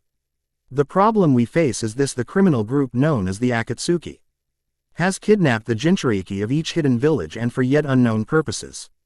You are here to decide how to deal with that threat. What is the latest information about that group of bastards? I demanded. Not subtly. He was looking at Tsunade with suspicious eyes. Tsunade steeled herself, for what she was about to say would dash everyone's hopes for victory. The last contact we had with them was when one of their number tried to murder Uchiha Sasuke. He failed, but let something slip: the Akatsuki has captured Uzumaki Naruto and Jiraiya. What? I bellowed, slamming his fists on the wooden surface of the conference table. How come we hear this just now? I was busy cleaning up some traitors in my forces, so forgive me for being incommunicado. Tsunade replied with slight sneer, casually folding her palms under her chin. Internal security was paramount at the time, but I'm sure each village has found a way to discover this anyway. I simply refused to come to this meeting with compromised defenses. I know that you would do the same, all of you. Hey, what a mess. Sandaime Tsuchikage piped up with dry laugh. He was a dwarf of a man, small and rotund and very old. The O.L. Destin may be the craftiest ninja in the room. He wasn't called Onoki the fence-sitter for being honest or loyal. All of us have been stricken by this renegade organization, our Jinchuriki stolen and killed for their beasts. Our villages filled with spies and whatnot. Tsuchikage paused as he looked at each cage in turn. I also see that some villages have been stricken even harder than others. I was led to believe that the fifth Mizukage was a beautiful redhead, not a man. The Mizukage shifted uncomfortably under the stares of his equals, showing how new to his rank he was. That was true until a few days ago. Our Godime has fallen in battle against the Akatsuki. We lost several elite teams of Hunter Ninja as well. They took Sanbi that day. I believe that Hokage Dono has that information as well, since her Anbu were silently watching our ninja attempt to seal Sanbi in a new host. That's true. The idea was a good strategy to buy time against the Akatsuki. Unfortunately they knew it too. Uchiha Itachi was too powerful for my men, and we believe he used his dojutsu to control the Biju. His partner kept the Kiri group off his back. Tsunade said calmly. The Mizukage eyed Tsunade with open surprise. And everyone noticed it. Tsunade frowned. You seem surprised about my words, Mizukage Dono. You are not mistaken, Hokage Dono. I was surprised that you would be unaware of the identity of the other Akatsuki member who murdered my predecessor and her escort. Tsunade scowled. Why would I know that person? Because our only survivor identified him as no one else but Uzumaki Naruto. Impossible, Tsunade yelled, releasing her killing intent, making Mizukage's guard move to protect their leader. Kakashi had moved as well, unveiling his Sharingan, while Guy uncrossed his muscled arms and stood ready to fight. Stop this nonsense, Mifune said in sharp voice, slamming his palm on the table, which produced a powerful noise. Tsunade stopped producing menacing aura and reclined in her seat. Mizukage's guards retreated behind their leader. Kakashi and Guy did the same, but Kakashi didn't cover his dojutsu again. Kakashi, stand down, Tsunade ordered to the gray-haired ninja. Kakashi complied, albeit with a great reluctance. She eyed the other men and women in the room. Forgive us, we have been greatly surprised by this revelation. So you admit that there might be some truth in Mizukage's statement? Mifune asked. Tsunade closed her eyes in shame. Mifune sighed. This is worse than we thought, my esteemed guests. This organization seems to have sank its ed into every place and rank of your villages. You mean Konoha, don't you, Mifune Dono? Tsuchikage sneered from his seat. Konoha has lost some of its best ninja to that group. More than most villages. I snorted derisively. Only Kumo is clean in this. All of you have used that group and ended up used by them in turn. I trust no one at this point. It couldn't be helped, Raikage Dono. The fifth Kazekage was Baki, the former Junin of Suna, now their Kazekage. He was a tall, muscular man with half of his face hidden by a sheet hanging of his turban-like headgear. Our villages were facing Severe restrictions in budget and military support of our daimyo, so we had to turn to other options. That is irrelevant to our discussion, gentlemen. We must determine a common goal and how to achieve it together. We are all in this together, I hope you understand this. Mifune spoke as a voice of reason, which was his job. It was hard. Shinobi were by nature and history very distrustful types. Let us take a short break before continuing our discussion. The tensions are high from what I see. Maybe we can cool down and talk this out with reason. I agree, we have heard some things that are very unsettling. Tsunade voiced her opinion and the other ninja leaders quickly agreed. Gods damn that brat. Tsunade seethed as she was alone with Kakashi and Guy, her fury visible to them so much that they literally sweated with fear. Her monstrous strength was the stuff of legends, even more so when she used chakra to augment it. Her chakra was restrained, but barely. She wasn't going to lose face in front of her peers. Hokage-sama, perhaps the Mizukage was lying or was deceived by the Akatsuki. Guy tried to be helpful. No, he wasn't lying. I have had suspicions about Naruto, as did Jiraiya.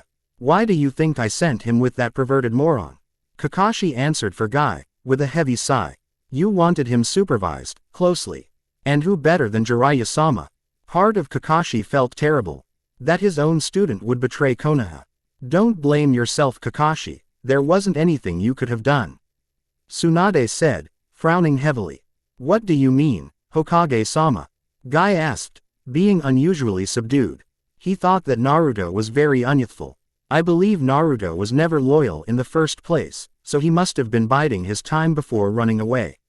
Tsunade reasoned aloud. He'd have run even earlier, I believe, except for one thing. The chance to study under Jiraiya-sama was a great opportunity. Kakashi realized suddenly, but I still don't get why would he join the very group that was trying to kill him. Because they offered to spare his worthless ass, that's why. Tsunade snarled. Those thrice damned bastards must have found a way to extract tailed beasts without killing their hosts. And once freed of his or hers burden, they are still shinobi with formidable power levels and skills. And Naruto was Jiraiya's student for 3 years. I'm sure they were happy to have him. That is bad, he is very dangerous now, even without Kyuubi. I actually can't remember if he had ever resorted to that thing's power. Kakashi spoke with worried tone. Indeed, Guy agreed. Hokage-sama, what will you do? The other villages aren't so trusting of us anymore. We must do something to appease them for the time being. I know. That's why I will publicly proclaim Naruto a S-rank criminal who is to be hunted down wherever he may be. Kami, forgive me, but his parents must be rolling in their graves. Tsunade said with weary expression. Guy was startled. I believed he was an orphan, named Uzumaki to honor his sacrifice. It was a common misbelief among Konoha's populace, fueled by the third Hokage and other elders. Everyone knew that the Uzumaki were all gone. Yet their memory lived on in Konoha, whose ninja wore their spiral emblem. What a stupid thing to believe in. Really, Guy, are you so naive? Tsunade laughed without humor. No wonder he was so mistreated as a boy by the villagers. Now, they are going to reap what they've sown so eagerly. And the maelstrom will carry everything to its damnation. How ironic, that his name also means maelstrom. Who were his parents then? Guy asked, feeling cold dread out of a sudden. Namikaze Minato and Uzumaki Kushina were wed on the day Sensei was inaugurated as our 4th Hokage. Kakashi replied, feeling shame and bitterness. Because he had always known and didn't lift a finger to help the boy, all out of the fear that someone would take an interest in the fact that Hitaki Kakashi seemed unusually fond of the demon child. He should have known better and protected his sensei's son from the hatred that eventually consumed him. What other fate could have awaited the child exposed to hate every God's damned day for the most of its life? No. Guy was horrified. He too realized what Kakashi meant. And you knew. How could you abandon your own sensei's son to that loneliness? Kami, you of all people knew what it was like to grow up without parents. Kakashi looked down in shame. I thought it was best to leave him alone. I was afraid someone might wonder why I would want to spend time with him. Enough of that, both of you. Tsunade spoke sharply. What's done is done. We have to face what's coming and hope we survive. I'm not sure we deserve to survive, Guy muttered darkly and kept quiet afterwards. Mizukage-sama, why did you say that the Uzumaki was a traitor? One of Mizukage's guards asked, his pointed teeth visible as he spoke. Because I'm not sure whom to trust, Hideki. Mizukage replied coldly. We are severely weakened at the moment and therefore very vulnerable. Our witness is a bitter and ashamed man, shaken by what he went through. Maybe Uzumaki is really loyal to his village. And maybe he was just messing with his head. I am inclined to believe in the second, because we all saw the reaction of the Hokage and her companions. But if it was just a ruse, we owe to the brat to stay and compromise to complete the mission. No wonder you've been chosen to lead us, you were always able to choose the best option available, no matter how complicated situation was. Hideki grinned toothily. Kankuro, calm down. Baki admonished his student who was pacing nervously as they waited for the meeting to reconvene. Sorry, Baki-sensei. Kankuro replied and stopped his pacing. I'm just freaked out by the info we heard. Who'd have thought that the guy who killed Gaara would go rogue? We all were, Tamari added as she frowned. I wonder what will Konoha do? Their options are limited, so I can safely guess they will proclaim him a missing nin and let him be hunted by anyone who wants. Or who is stupid enough anyway. Baki said with a shrug. We certainly have no means to do so. So we will do nothing. Am I understood? He killed Gaara. Tamari protested. I believe it's little too late to make your feelings for Gaara rule your behavior, Tamari. Baki countered, and Tamari reddened in shame. It was true, she never really showed any kindness towards her lost brother when he was alive. Kankuro didn't get involved, he wanted no part of that argument. He too had realized he missed Gaara, but it was far too late and so he accepted what was and moved on. Only sometimes he felt regret for not being proper older brother. Only sometimes. Grandfather, what happens now? Kuretsuchi asked Tsuchikage as they waited for the end of the break.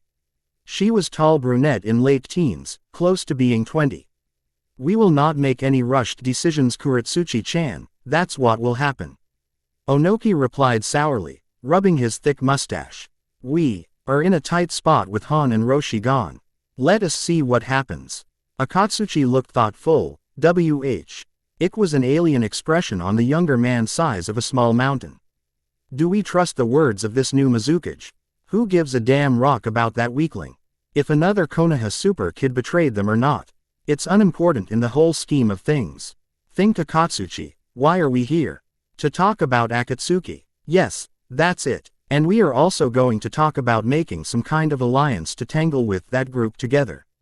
Mark my words, it will be interesting to see who will be chosen to lead it.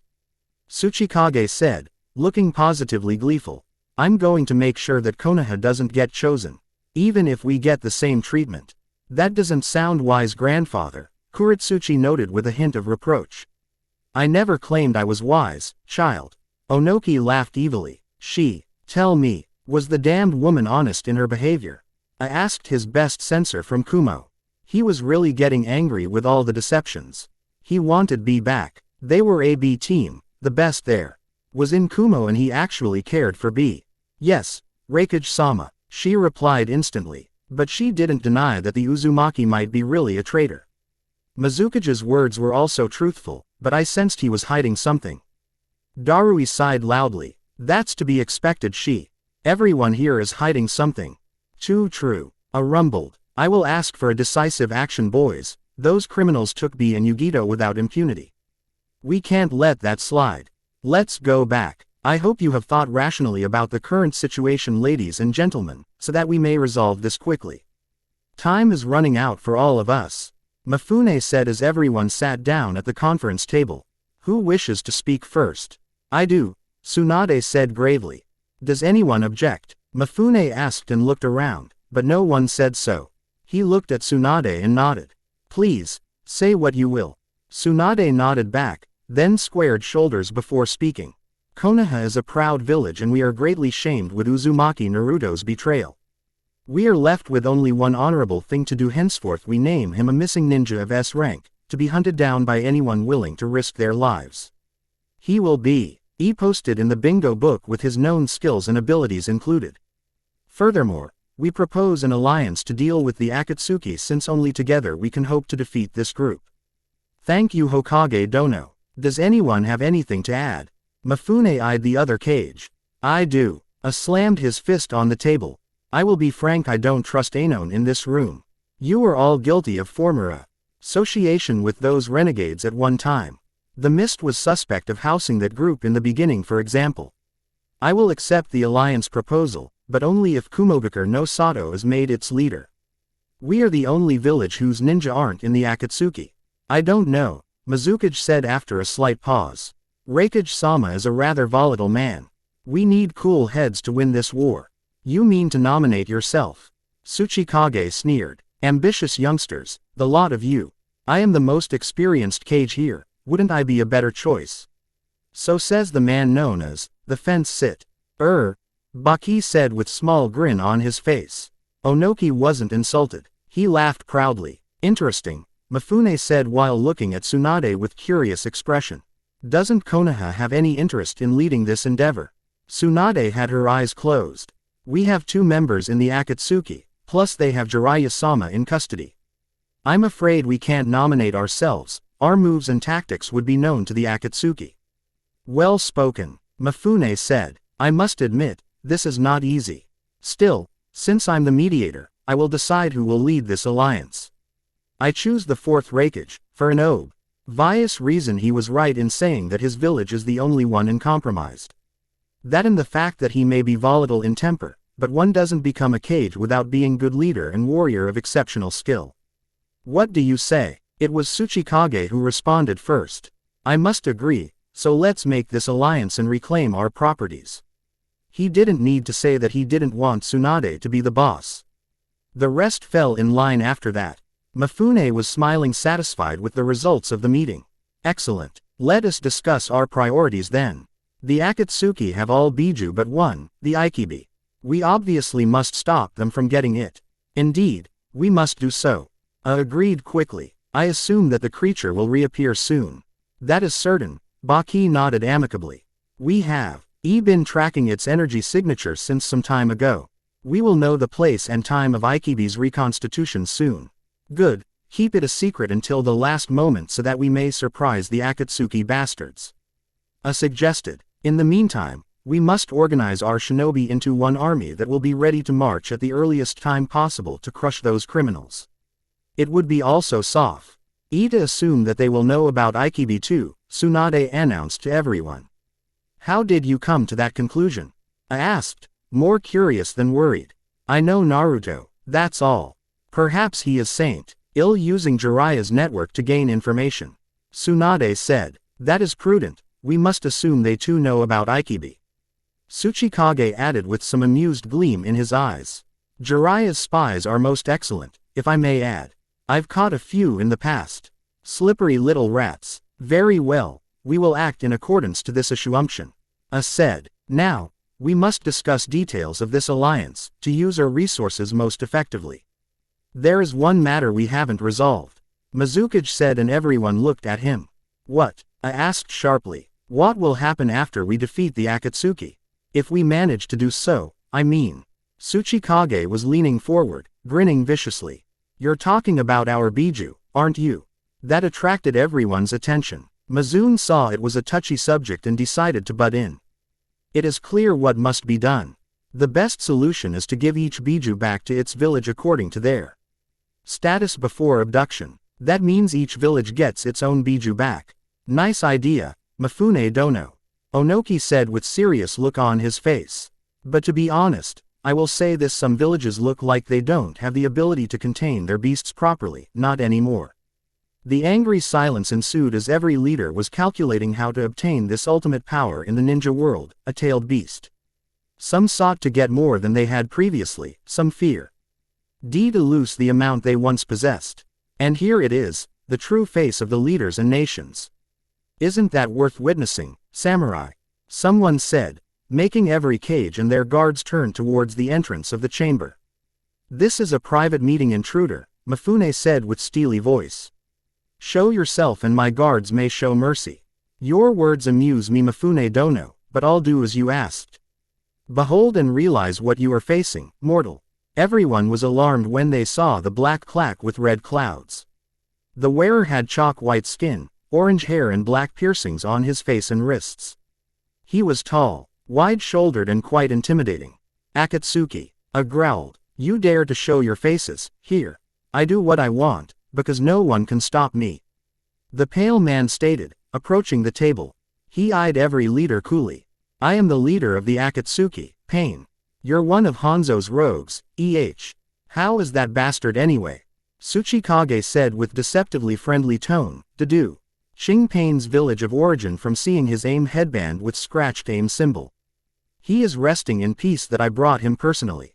Pain replied calmly, making everybody stare in shock. Sal. Amander Hanzo was one of the strongest ninja of the age, said to be nigh unbeatable. That's some claim, young man. Onoki finally commented, drawing on his age and experience to stay calm. It's the truth, but you wouldn't know that so easily, being so deceitful yourself for so long, little man. Pain replied with amused smile that sent Onoki floating in the air with a scowl. You are rude, boy. Est you mind that tone of yours or I might be compelled to dust you. Feel free to do so, this isn't my real body anyway. I have taken one of the samurai as my puppet for this projection. I mean, only a fool would come here in person. I am not a fool. Pain said and chuckled at everyone's stares. Mifune looked startled. You murdered one of my men. I never said so, I'm merely using him as a conduit. Pain answered and looked at Raikage's guard with blonde hair. You may cease trying to scout my real position, I have hidden my chakra even from the likes of you. Why did you come here, Pain? Tsunade asked, with calm voice. Inside, she was bursting with the desire to throttle the prick who held her teammate. She didn't care for Naruto anymore, not after what he did. Tsunade Haim, I see. You're as lovely as when we met for the first time. Pain replied with mocking smile. You were mistaken, I have never seen you before. Tsunade spat angrily. Where is Jiraiya? Naruto will be crushed. You haven't asked about him. Pain smiled still. You shouldn't worry about Jiraiya-sensei, he's just fine. Jiraiya-sensei? Kakashi asked, expressing everyone's surprise at that information. No, you can't be. Tsunade suddenly realized where and when did she see that particular hair color. Ah, you do remember. Good, good. Pain nodded with evident satisfaction. And would someone care to enlighten the rest of us? Onoki grumbled, still angry at the weird-eyed intruder. Tsunade closed her eyes in memory. He is one of the orphans from the time of the Second Shinobi War one and my teammates encountered in AIM. Jiraiya felt sorry for them and stayed behind to help them fend for themselves, to teach them to survive. And see what it brought him. It's true when they say that no good deed goes unpunished. Indeed, after all I spared Sensei's life when I beat him. I wish him to witness my dream come true. A dream he gave me, as a matter of fact. Pain spoke with some amusement audible. Tsunade chuckled at that. Somehow I don't think he would ever dream of world conquest. More like, he'd want the world where women were forbidden to have clothes, unless they're too young or too old or ugly. That's some dream, Baki whispered, then blushed when everybody stared at him. Never mind. What is your dream? Mifune asked coldly, staring at the man who walked in his fortress like he owned it. It bespoke of arrogance, no doubt. Or confidence in one's own power. To bring peace to this world full of suffering. Pain stated, eyeing everyone. Our world is constantly at war. Strong nations exploit the weak ones, using them as pawns for their own gain without regard as to who suffers. It has always been so, because people can never really understand each other unless they experience the same pain. And even then it's hard. We are far too separate from each other in our minds. So what do you think to do to change that? Raikage growled. Why do you need our Jinchuriki? I have no need of them. Only of their Biju. Fear not, your Jinchuriki are still alive and will be returned to you in a few days. Impossible. Everyone knows that the Jinchuriki can't survive the extraction of their Biju. Tsuchikage stated with angry tone. I am not everyone's Tsuchikage, so calm down. Han and Roshi will return to your village should they desire so.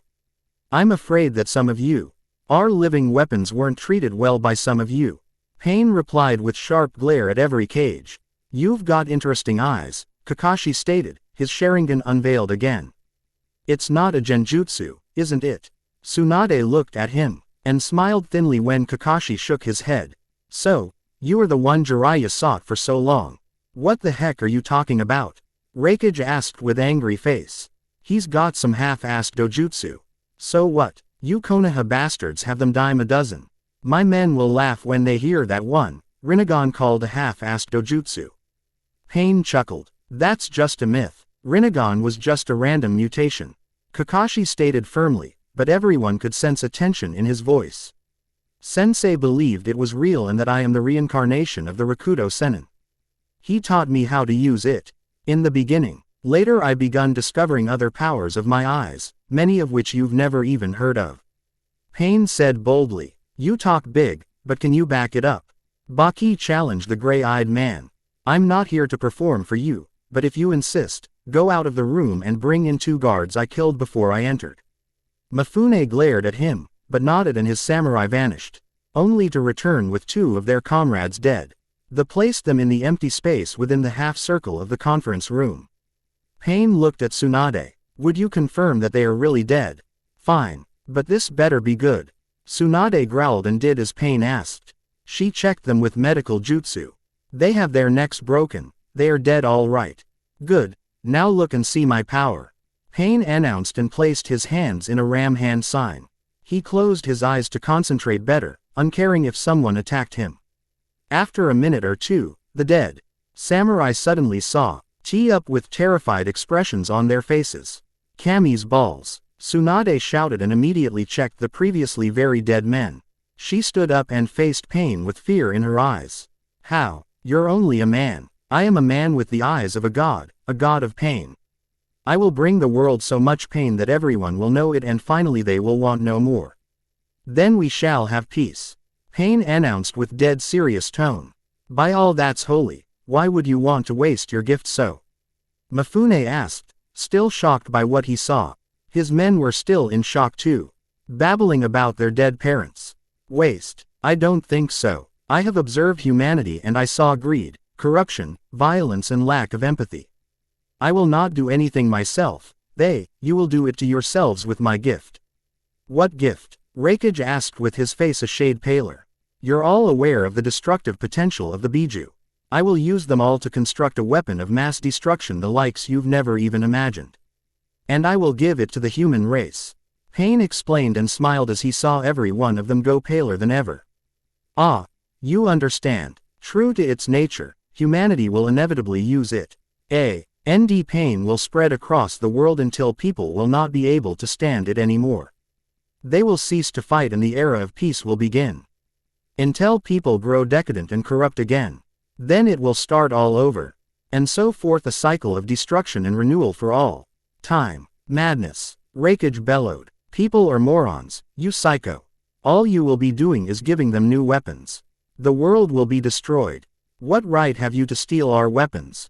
If you want it so badly, go and make your own. Pain scowled. Then his face smoothed in that superior facade. Right, I have it and I will tell you why.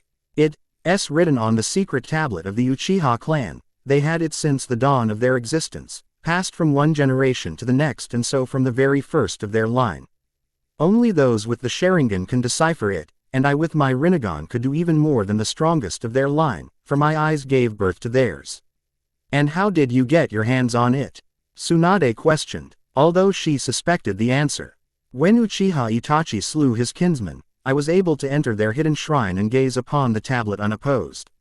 And I have seen all of its secrets. Meant for those with the same eyes as the revered Six-Paths sage. Pain stated and saw hints of belief in every listener. It was like this. Once long ago there was a traveling priest who lived in a time of strife and war.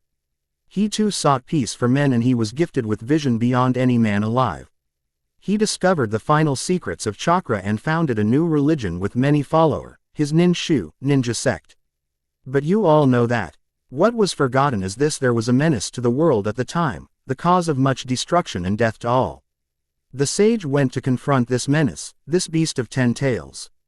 Jubi. Pain paused for the effect, pleased to see they were intent on his words. He couldn't defeat Jubi with raw power, even if he was much more powerful than me. So he created a new skill and sealed the beast into himself, thus becoming the world's first Jinchuriki.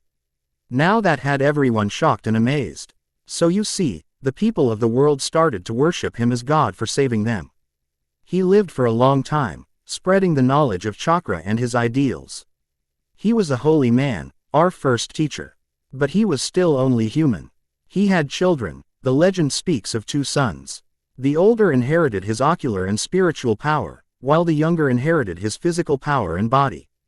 But he knew he wouldn't live forever, especially since Jubi's power was constantly making war with his own, and it strained him a great deal. As he felt his end coming, he decided to see who of his sons would be his inheritor. He called them to ask one question: what was the best way to gain peace? The older son said that strength was needed, the younger said it was love. The sage chose the younger son. When his time was upon him, he went into isolation and worked his last jutsu. He knew that Jubi would be reformed after his passing, and sought a way to stop it. So he used his ultimate power, the power of creation itself based on his mastery of yin-yang chakra, and split Jubi into 9 lesser beasts that we know today.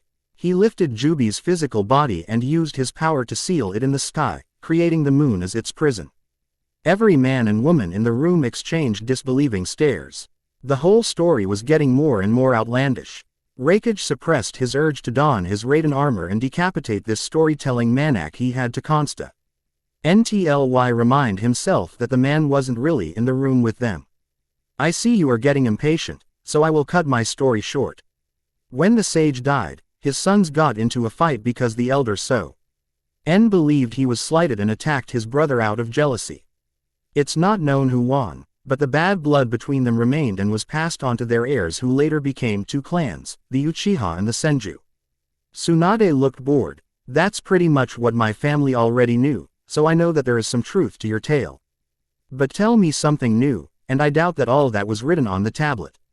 Pain gave her a nod of agreement. You are right. On the tablet there was little of the feud between the 2 clans, but a lot about the origin and purpose of the Sharingan. Since it's descended of the sage's eyes, it has their power over tailed beasts, since the sage made them out of Jubi and his own essence, which resonates with the Sharingan and the Uchiha spiritual energy. Even then, only a few of them could truly sync with the Biju, especially Kyuubi. You speak of Uchiha Madara. Tsuchikage concluded, then amended his words. And Hashirama Senju. Everyone agreed. He 2 legendary shinobi were famous for their ability to control tailed beasts, especially Hashirama, who was said to have kept them like pets. Indeed, Madara himself told me so and revealed he was the one who used Kyuubi to attack Konoha 16 years ago. Pain dropped a veritable exploding tag in the room. Everybody started to talk, claiming this and that, mainly telling him he was a liar and that Madara was dead. Silence. Pain exclaimed, releasing a wave of killing intent, strong enough for everybody to obey instantly. No, he saw they weren't cowed into submission, but he had their attention. I do not lie, because I don't have to. Madara was indeed alive, and he has been my advisor for many years, helping me to create the Akatsuki and realize the power of my eyes. Tsunade leaned in her chair, eyeing the gray-eyed man with speculation. I take it you and Madara had a falling out of sort, since you refer to him in the past tense.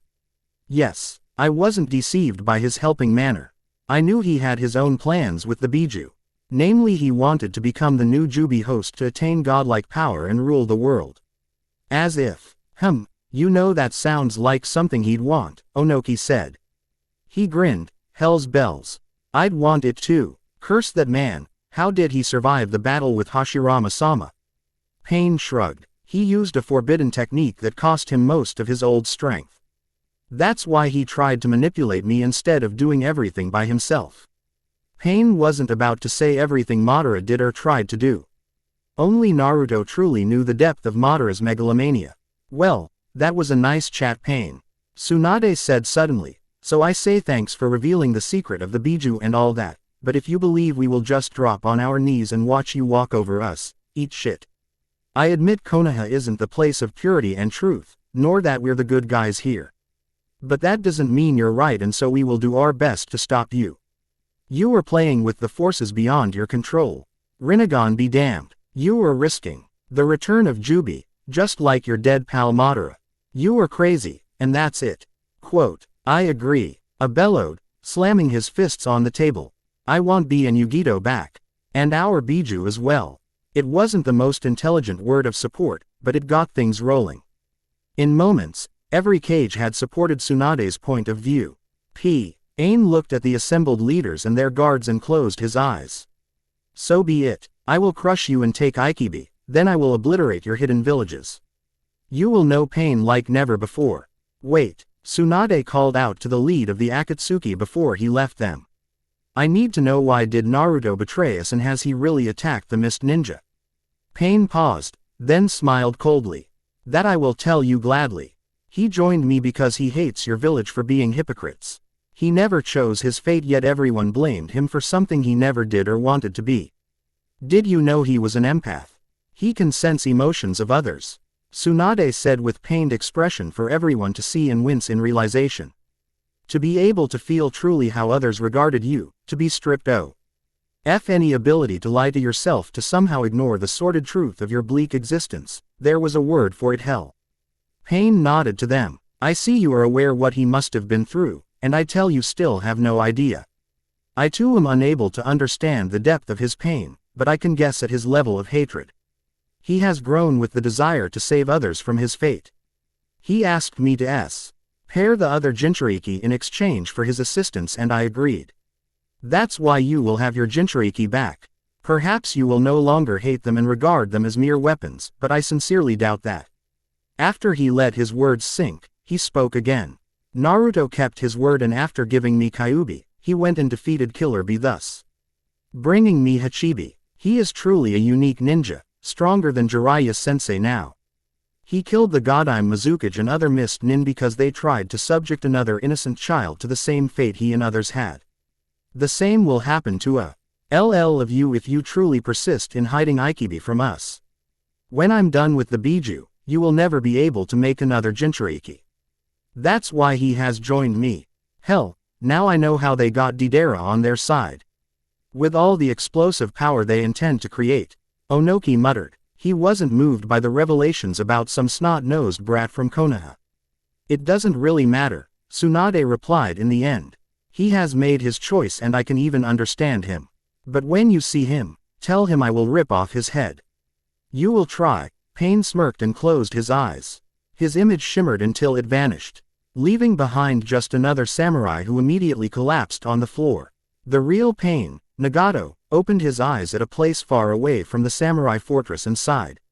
His attempt to impress the ninja leaders wasn't successful, but he saw enough to learn about their tempers and their views of the world, so he could make educated guesses of their next moves.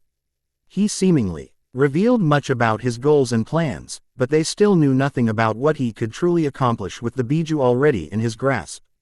They were in for a rude surprise. Back in the fortress, the shinobi stared at each other. Finally, Raikage stood up. I take it our plans for alliance are still valid. Yes, they are, Tsunade said. It's obvious we're dealing with a madman, but who is very powerful.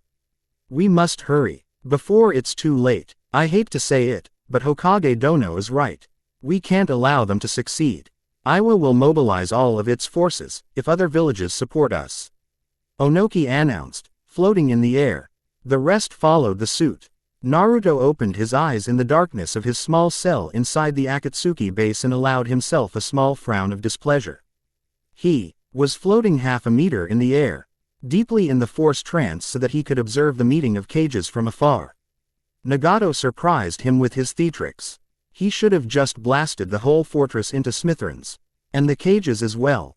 The ensuing confusion might have started the new war between hidden villages, or at least slowed down their mobilization and cooperation attempts. But no, he had to go there and blab about Jubi and other things. At least it was amusing to see their faces as they listened to the outlandish tale about Jubi and the sage. Soon, his time was at hand. Howdy fellas, so sorry to be so late with this update, but I simply couldn't find the time and inspiration to write this chapter until today. Yes, still no real action from me. But fear not, the fight between Uke and Mr. Tough Love will be next. Manga comment. Kishi does some clever plot turns here and there, but really slowly. Flashbacks tend to annoy me, even if they have the slices.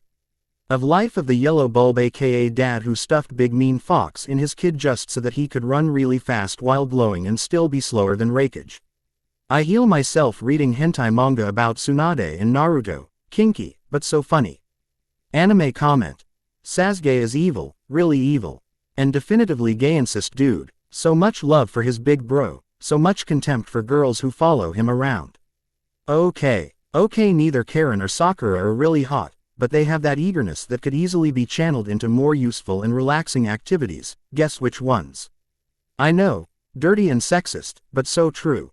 Naruto paused at the door, allowing the prisoners to take a good look at him. He didn't have to read their minds to find out they wanted to rip his head off. The Jinchuriki were never really mild-tempered people. They were quite a colorful bunch. Hachibi's ex-host was a mountain of muscle, dark-skinned and with white hair and beard. He was quietly studying Naruto, looking for a sign of weakness. He wasn't rapping anymore. Apparently he was really fond of Hachibi. Odd, but not really impossible. Nibi's host was another story. Yugito was a tall blonde woman with athletic body, her eyes were dark. She also had a nice rack. She had a short-sleeved black and purple shirt, black ninja pants and red belt around her waist. There was a chain of white beads on her left forearm. And she was trying to kill him with her gaze. The other girl was angry too, but also oddly relieved deep within.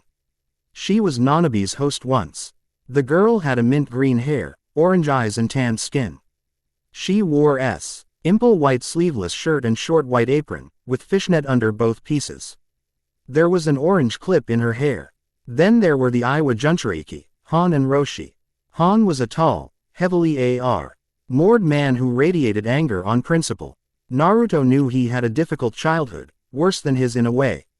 Roshi was shorter, red-haired man who dressed himself in a long-sleeved purple shirt and pants, and brown armor. He was the oldest Jinchuriki, yet his hair was still without white color. Roshi was wearing a large headpiece consisting of a three-pointed crown-like ridge, bearing both his Iwagakure forehead protector and ring. And a prominent black piece of armor running across his cheeks and the bridge of his nose. The last was a man from Mist, Utakata, the host of Rokubi. Utakata was a tall, thin, young man with pale golden eyes and black hair that reached to his shoulders. His side partition let a large portion of his bangs cover the left side of his face. He was wearing a long, light blue kimono adorned with a small emblem of 3 bubbles on the back below the collar, and an orange sash. "Hello guys, I bring good news," Naruto told them with wide grin, much like a cat that caught its prey. "What news?" Yugito demanded hotly, feeling angry at the bastard who betrayed them all.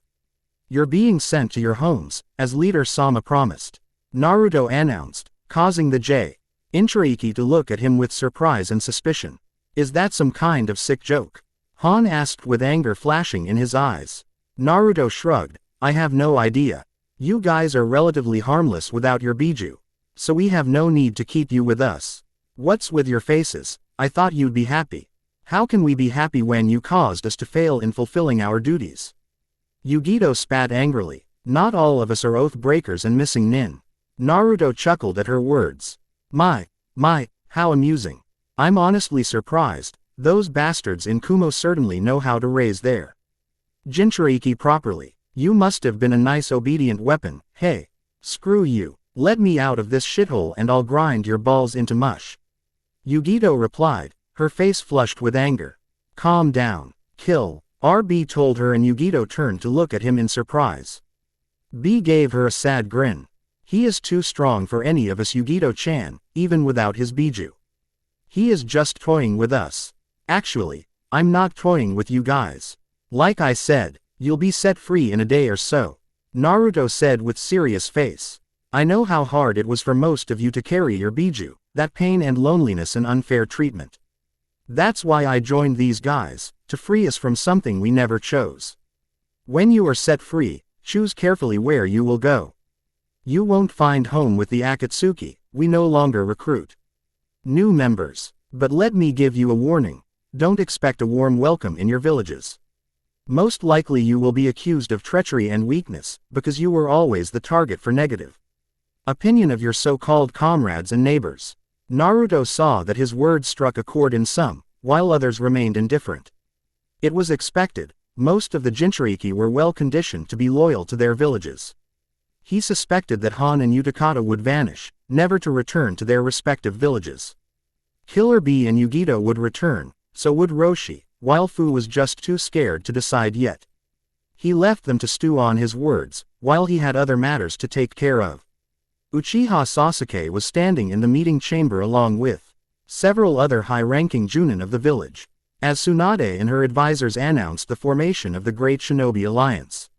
Sakura was with him, and so were the rest of Konoha's rookies, since they were among the strongest in their respective fields, and they were also the heirs to the best ninja clans of Konoha. There was the Anbu commander, flanked by Morino Ibiki and Yamanaka Inoichi. Mitarashi Anko was sitting next to an unknown Junin, looking bored out of her mind. Guy and Kakashi were absent, which was odd, but no one questioned their non-appearance. Now, we must hurry with our preparations for the war with the Akatsuki. The Anbu are already at the highest alert. You will help with the preparations for the war also. I want all our ninja recalled from their missions immediately and start making lists of our supplies and personnel. I have named Nara Shikaku my war advisor, so I will be able to deal with the alliance personally. Tsunade announced. Are these criminals really that dangerous? One man in the back asked. There's only 10 of them. They possess all but one of the Biju, so their power cannot be dismissed easily. And their leader wields the Rinnegan, a dojutsu more powerful than any we know about. Homura said with sharp tone that left no doubts about the severity of their situation. There is another important information that must be shared, Tsunade spoke. Her eyes were closed. Everyone's how her advisors seemed immensely nervous. At the summit, we have been told by the Godime Mizukage that Uzumaki Naruto has joined the Akatsuki. What? Sakura was visibly shocked, and so were the rest of the rookies. That's hard to believe. Is there any proof? Aburame Shino asked with calm tone, while Kiba was trying to support Hinata, who looked horrified and tearful. He has unmasked himself to one of the mist ninja, after killing the Yondaime Mizukage and her escort single-handedly. It has been confirmed by our men that he was accompanied by none else than Uchiha Itachi, who took counter OL of Sanbi, and they fled together to parts unknown. Tsunade said with firm voice that sent everyone reeling. But more hits were coming. His defection has been confirmed by the leader of the Akatsuki. Sasuke's Sharingan flared to life, blazing with rage, but his voice was emotionless. Why? What would make him give up his power? The greatest of all Biju. Tsunade gave him a flat stare. A pair. Ntly he didn't appreciate that fact as much as we expected him to. His early life has left a mark on him, which he hid rather well. The Akatsuki offered him a way out. He is no longer a despised Jinchuriki, and yet he lives. My belief is that he was never loyal to Konoha. We should have killed the brat years ago. Someone cursed loudly, which brought on a whole cascade of long-hidden resentment and cursing. The rookies exchanged glances, finally seeing clearly what people really thought of Naruto. Ha, ha, ha. Anko laughed merrily, slapping her thighs. Everyone stared at her. Look at you morons, no wonder he defected. You bitch, watch your mouth, or what, Ichiro-kun. Anko purred, holding the terrified Jonin from behind, her kunai resting under his jaw. The man trembled under her killing intent. Anko released him a moment later with disgusted sigh. Pathetic. You better watch who you insult next time, weakling. Anko, cease posturing. Ibiki spoke with cold tone, reminding his subordinate of proper behavior. Anko grinned and returned to her old spot. Tsunade cleared her throat to attract everyone's attention back to her. With the information we have, I have no choice but to pronounce Namikaze Naruto an S-ranked missing ninja who is to be hunted by everyone, with no mercy. Namikaze. 100 voices shouted in terrible shock. That's a lie. Someone shouted angrily. There is no chance he's related to the Yondaime. Sorry to disappoint you, but it's true. Tsunade said with certain smug satisfaction. Namikaze Minato married Uzumaki Kushina on the same day he was made the 4th Hokage. When Kyuubi came, he decided to seal it in his only child, hoping that his Uzumaki blood will help him contain the creature more effectively. Besides, what kind of AM? And would demand someone else's child when he had his own? And we all know what kind of a man he was. You are Dismissed. But, someone tried to ask something, but Tsunade hopped to her feet and eased her killing intent, which sent most people to their knees. Her face was a snarling visage of rage. But what, you pieces of shit? What do you want now that you know the truth? She was Brea, thing heavily, and one lone tear slid down her cheek. It was you ungrateful sons of whores who belittled him since the day he was born. It was you who taught him to lie, to betray and hate. Why do you make such surprised expressions? After all, he is just a demon brat. What matters who his parents were? What matters that he was my only living relative? Has this village forgotten its history so easily? I am an Uzumaki by my mother and grandmother, in case you have forgotten. You bore the symbol of his and my clan all this time, yet you spat on him, cursed him, hated him, beat him up, stole from him. What more do you want? Forgiveness. By the gods, my grandfather and granduncle, Minato, whom you all loved so, they are probably screaming at the injustice you gave them and their blood. You disgust me. Get out of my sight, you sniveling worms. Leave, all of you. There was a shocked silence for a few seconds, but everyone obeyed and there was a sudden rush to leave the chamber. The rookies had stunned expressions on their faces. They were moving on autopilot. When they were all gathered outside in a park not too far from the Hokage Tower, Kiba summed it up in one crass sentence. We're fucked. Akamaru barked his consent. By the gods, we didn't know. Ino protested angrily. We have been lied to all these years, Sasuke hissed angrily. He also felt Orochimaru's distant laughter. The snake was enjoying all that profoundly. I can't believe it, Sakura said, feeling numb all over. My parents, they hated him always. I remember how my mom used to tell me he was bad, that I should avoid him at any cost. The teachers hated him too, Shikamaru said, his hands in his pockets and his eyes looking at his feet. I remember how Funio sensei always tried to make him look stupid or to place blame on him for stuff that went wrong.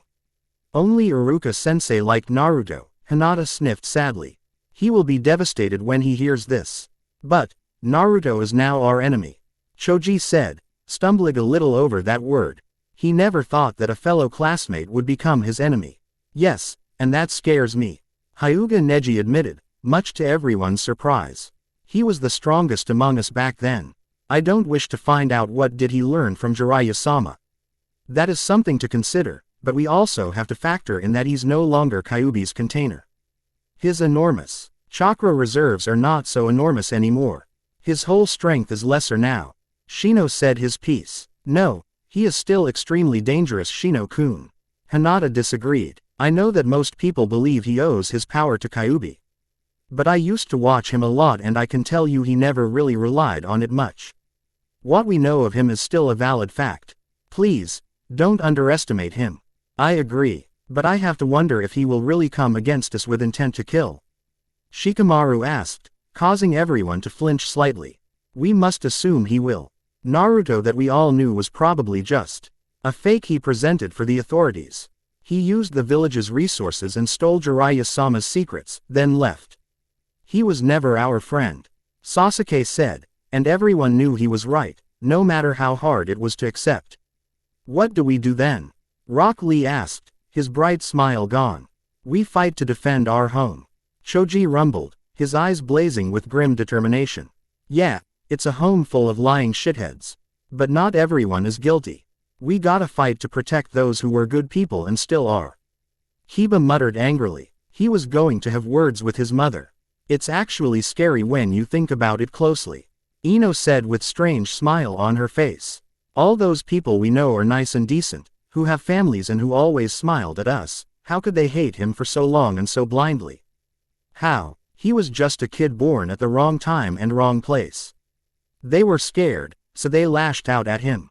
Shino said, reminding everyone that he and his family weren't that popular either because of their bug hives they hosted within their bodies.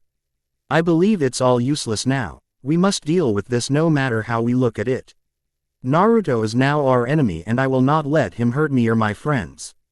No matter how sorry I feel for him. Nobody deserved that kind of treatment, but I didn't hate him or hurt him. Neither my family has. I refuse to let him hurt us or you guys. Tenten said with firm voice. Everyone nodded at that. it was just the way it was. Life really sucked sometimes. Tsunade was sitting in her office, looking out of the window at the village. And took a long drink from the sake bottle. She was still angry at those stupid prejudiced idiots who spent so much time pissing on her family, unknowingly yet very persistently. It was always easier to hate and blame others. She shivered in sudden premonition of doom. Somehow she knew that Naruto was that one enemy Konoha just would not beat. They have underestimated him too much, and now he would be coming to show Konoha what it meant to piss of an Uzumaki. Gods help us, but we're all dead. Tsunade muttered and took another swig. Uchiha Sasuke walked in his house slowly, his whole body trembling with anger. There was also some hurt in it all. Despite what he claimed, Sasuke came to respect Naruto's strength and skill. Now, he came out to be as deceitful and cruel as that man. They even worked together now. It was surreal to even consider. Naruto was the son of Konoha's greatest hero since the first Hokage's time, and now he was a missing ninja. It was crazy and humiliating. The OT. Her ninja villages would consider them idiots and incompetents. Sasuke shivered suddenly. There was a scary thought that assailed his mind. Did he master that jutsu? If he did, they were all dead. A Ryu for your thoughts, Sasuke. Came a familiar voice from the backyard, and Sasuke shinned on the roof to observe from safer position. His eyes widened. It was that masked bastard. You, what are you doing here? Sasuke growled, but didn't bother to attack or call for help. He knew that this guy was impervious to all attacks. It's time for you to meet your destiny. What? Sasuke asked with narrowed eyes. His Sharingan activated. He stiffened when the masked man moved his left arm slowly and removed his mask. Sasuke's eyes widened in shock. Naruto, your face looks so funny. Naruto grinned, chuckling merrily. Sasuke didn't feel amused. Why? Why did you betray Konoha? Hokage-sama was crying when she announced your betrayal. Kakashi-sensei must be hurt too. No skin of my back. Naruto shrugged and looked quite calm about it. I did what I needed to do, and now I'm doing what I wanted to do for a long time. I assume people now know who I really am. Sasuke nodded tersely, still too shocked to make a move. Naruto smirked. Hey, I wish I could have seen that. I bet most of them refused to believe that I'm their beloved Yondaime's son, at least at first. Don't you feel obligated to follow his example and come back? Sasuke tried to reason with Naruto. I know it was hard, but you... Stop. Naruto cut Sasuke off. You have no idea what are my reasons for doing what I do, and you would never understand. I will tell you this. This place is of no concern to me. Whether Konoha survives what is coming or not, it's all same to me. What could be so important? Sasuke asked stubbornly. Indeed, but that will have to remain my secret. Now, are you ready to face Itachi? Sasuke scowled. Where is he? I will take you to see him now. Naruto said. Like you did the last time. Sasuke challenged him. Getting ready to fight, he channeled chakra subtly to his limbs, preparing to attack at the first chance. That was different. Orochimaru is gone now. I will take you to Itachi. No, I don't. Sasuke began replying when something pushed him off the roof and he found himself hanging in the air in front of smiling Naruto. I never said you could refuse, Naruto commented and moved closer to Sasuke. In the next moment their surroundings changed. They were in the forest, somewhere. Sasuke fell on one thick tree and balanced himself easily. Naruto was standing a ways off, pointing in one direction. We are in the woods surrounding the ancient Uchiha temple. It's that way. Itachi is in there. Alone? Sasuke asked, feeling suspicious. Yes. Naruto replied and vanished. Sasuke grimaced. Apparently his worst fear was true. Naruto had mastered the Hiraishin. He had to win his fight to inform Konoha of that. There was a weight upon Itachi's soul as he waited for his brother to come. This was the moment he had been waiting for many years. Also he was reluctant to accept that it came. He never wanted to fight Sasuke. But his path was sealed for him when he met that monster Madara. A short moment of hope came when Naruto informed him of Madara's death, but that was it. Naruto concocted his cruel plan and made him agree to it. Pain even sealed the deal when he healed him a few days ago with his mystical power. The Rinnegan was truly the eye of Rakuto Sennin. He will be here shortly, Itachi. Naruto said, after suddenly appearing next to the sea. Hair of stone where the prodigious Uchiha sat. I find your teleportation ability most disconcerting, considering that Madara had it too. Itachi commented, never showing any sign of such sentiment. I find it most amusing. He was very vain of his Mangekyo-based powers. And my father merely had to draw a seal formula to replicate it. I perfected it, according to his designs. And here we are. Naruto smirked, enjoying the fact he was lying through his teeth and no one could tell. Wasn't there supposed to be a seal to mark your arrival point? Itachi asked, this time not feigning his curiosity. That is still necessary, but my range around it has been vastly increased. My father had seen the limitation of the original seal and worked hard to remove it. He made some progress, but he died too soon to finish it. I did that, but I'm still tied to the seal. Only my range has been improved. Impressive. I will ask you to not interfere in this battle. I intend to test my brother immensely. Naruto shrugged. Do as you wish. Just remember our deal. Sasuke lives, but you steal his eyes. I'll seal the wounds so that no one can shove more Sharingans in. When all is done, he'll get your eyes, his eyes, back. For a spy, you're awfully good at acting, Naruto. It's quite possible you will never be able to prove your innocence. Itachi noted, feeling suspicious in the depths of his mind. I have taken that into consideration. It's a small price to pay for what must be done. I think I don't need lectures from a man who killed his whole family on orders and now will mutilate his beloved brother. How do you intend to stop Pain? In a few weeks, he will have all of the Biju. I thought you'd have realized my plan by now. Naruto smirked. Itachi paused momentarily, thinking hard. You can't beat Pain fast enough to. Itachi went still for a few moments as his mind worked furiously. He smiled in the end.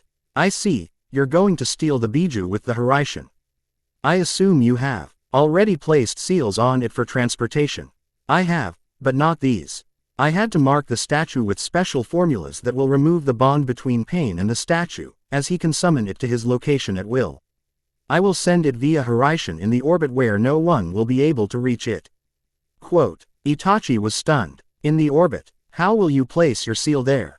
Naruto chuckled in response, I've already done that.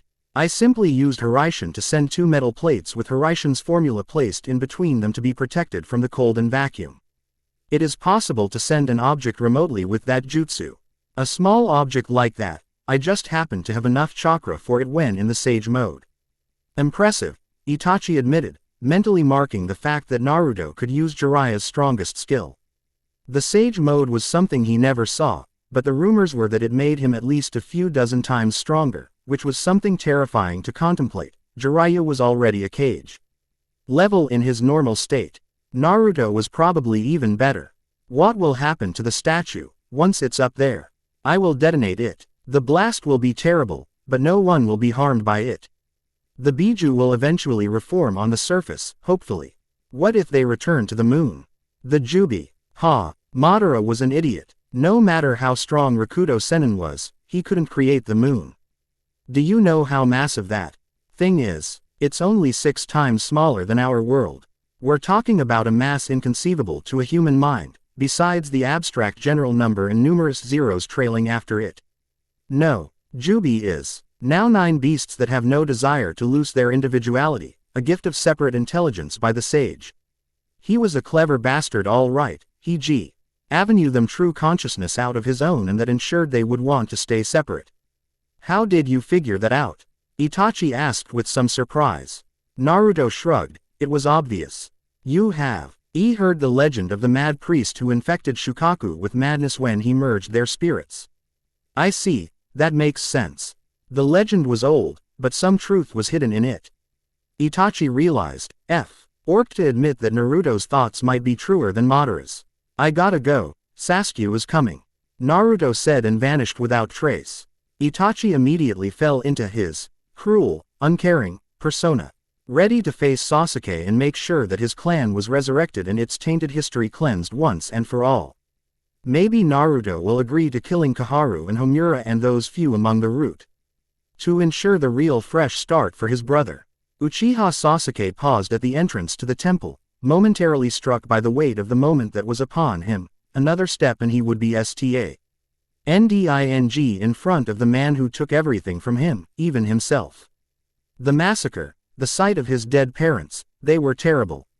But the worst was the fact that Itachi was the culprit, that he never loved him back.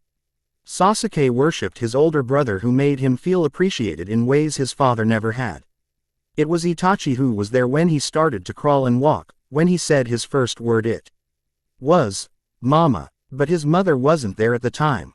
Itachi taught him his first hand sign, his first kata, and then he made it all a lie.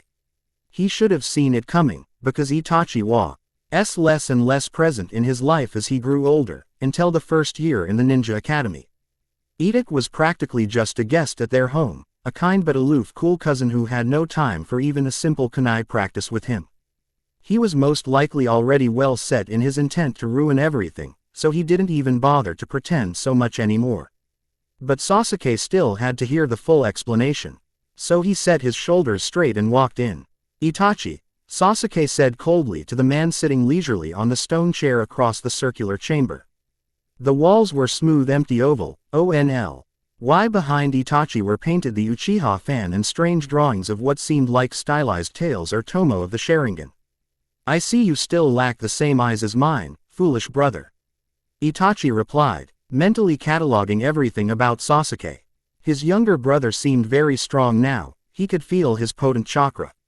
His Sharingan was fully matured as well. In looks, Sasuke favored their mother. "I would never stoop that low," Sasuke answered. "I am strong enough to win my battles as I am. Before we begin, I want a real reason for what you did. I'm sure Danzo didn't know all your thoughts, no matter what he believed." Itachi gave a cold smile. "I see. Well, I suppose it won't matter anyway. As you guessed, I had an ulterior motive. You were aware that Madara was alive until recently." Sasuke nodded. Itachi closed his eyes for a moment and smiled. "It was his plan and I went along with it. I wasn't as keen on it, but then I came to realize that our clan deserved to be destroyed. Even if not for Madara's wounded pride." Sasuke stared in dumbfounded shock. Itachi noticed it. "It's hard to believe that, yes. Let me explain then, little brother, so that you may fully grasp how low our blood has fallen. I know you are aware of the Mangekyo and how to obtain it. I sent you to that secret shrine so that you may understand the curse of the Uchiha legacy." "Curse? I don't understand," Sasuke growled. "I will explain. You see, I lied when I told you that you would be only the third to obtain the Mangekyo, if you succeeded in getting to that level. There were others, Metakul, Osuly, hidden from open scrutiny by our elders. The first two were Uchiha Izuna and his brother Madara. I know you know of the ill effects of the Mangekyo.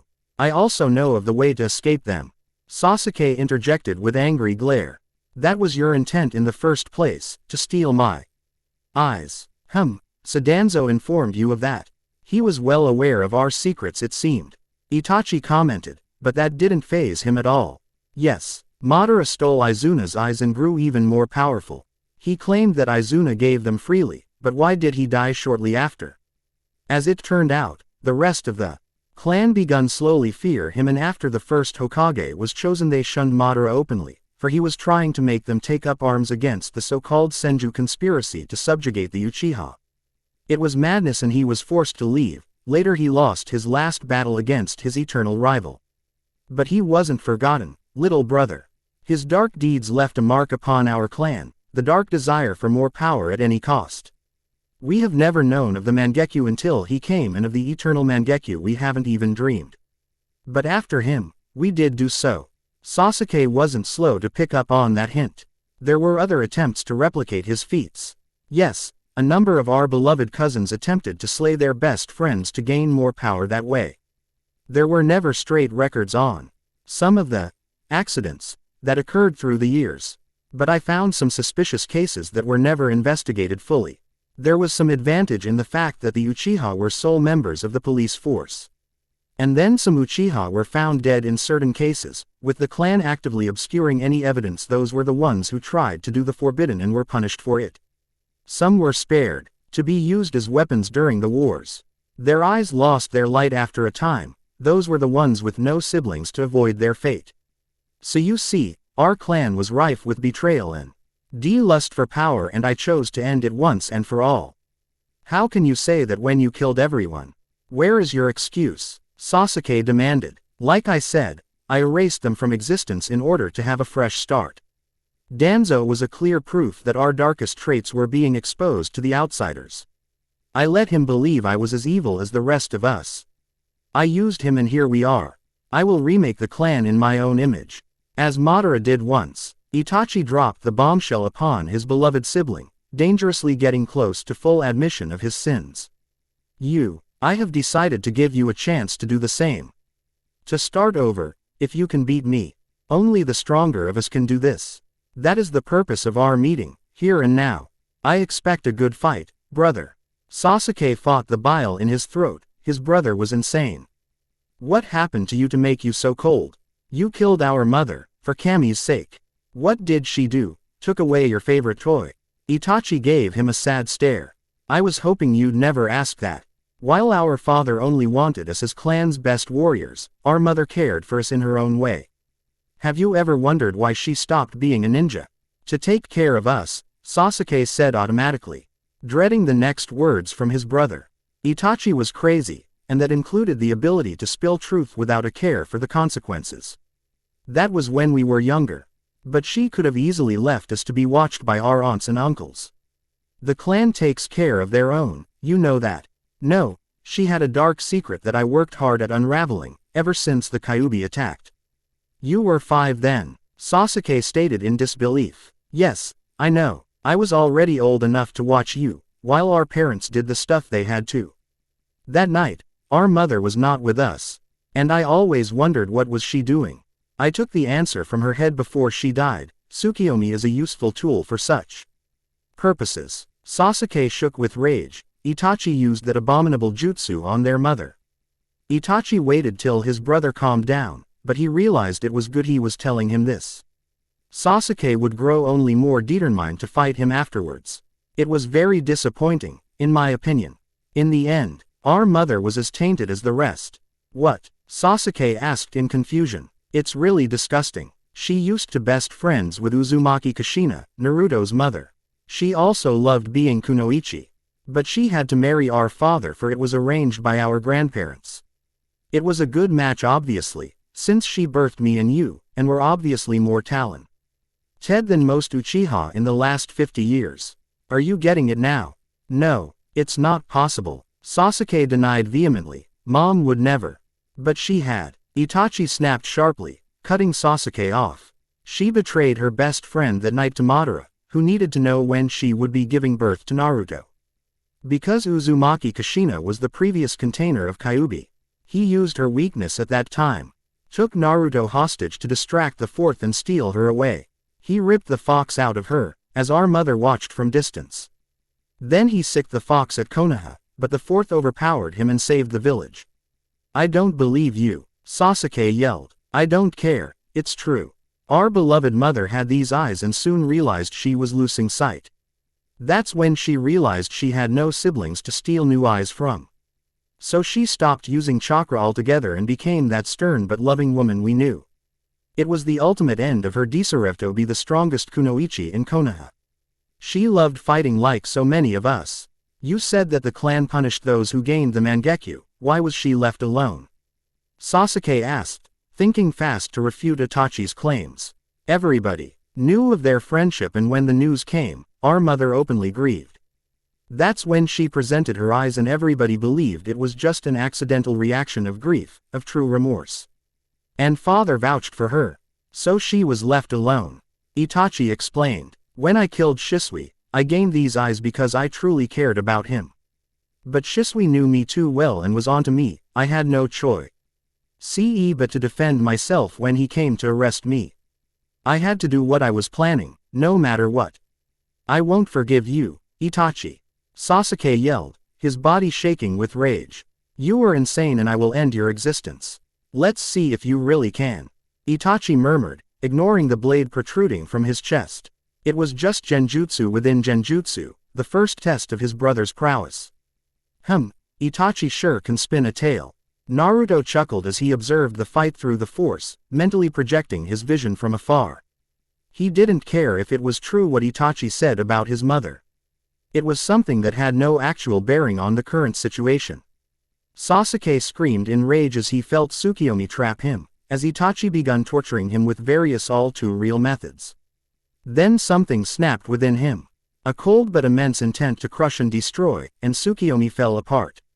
He was almost ready to collapse from the intense pain still lingering, like ghosts of torture still clinging to his limbs, and he watched as Itachi also stopped to gain breath. His left eye was bleeding. Most impressive, Sasuke. You broke Tsukiyomi. You were strong, but I see you had some help. Sasuke looked at his shoulder slightly, and saw a leathery limb protruding from his upper right back, a monstrous wing hand appendage whose clawed tips tried to hurt Itachi. His cursed seal reacted to his distress and he partially transformed. He willed the thing to go away, and glared at Itachi. It's just a tool in my arsenal, nothing more. He sent a massive array of weapons at Itachi, pulling them from hidden storage seals on his wrists, an idea he got from Tenten, and watched as Itachi blocked each one. He smirked and pulled on the wires and renewed the attack, using his lightning chakra to make the various weapons much deadlier than before. But Itachi already had a Kage Bunshin emerging behind him, using a powerful Kaden burst to deflect the attack, while the real Itachi escaped, using his considerable speed to attack Sasuke from close up. Sasuke managed to keep up, grateful for all the physical conditioning Danzo forced on him. The bastard was a good teacher. He ripped off many of Guy's methods, no matter how ridiculous they seemed. Sasuke wanted to use lightning chakra on his sword, to increase its cutting power, but that was a waste of energy Danzo didn't tolerate. Itachi wasn't enhancing his kunai, so why should he do that for his sword? Sasuke swung expertly his Chikudo in short, dizzying arcs, using his larger range to keep Itachi at bay. Itachi was skilled with his kunai and managed to keep him away. Sasuke was on constant guard against his genjutsu, already dispelling two subtle attempts to make his perceptions askew. He attacked harder, pressing with his choku to in-stab hack pattern until his hand was just a blur. Itachi had to retreat, using space around him to evade the onslaught. Then he caught the tip of Chikudo between his kunai and lifted it aside, aiming a sidekick to Sasuke's knee. Sasuke activated his Chidori current and lightning coursed through him and arced in wide sphere around his body, hitting Itachi hard. Sasuke suddenly rolled, avoiding an attack from behind while Itachi in front of him faded into nothingness, signaling the end of that genjutsu. He glared hatefully at his older brother. I can see through your illusions, brother. Stop underestimating me. Itachi gave him a cold stare. This isn't a contest, Sasuke. I will not go easy on you. You still haven't learned what it takes to be the best. Sasuke retaliated with a barrage of Chidori Senbon. Itachi had to run at top speed to evade them.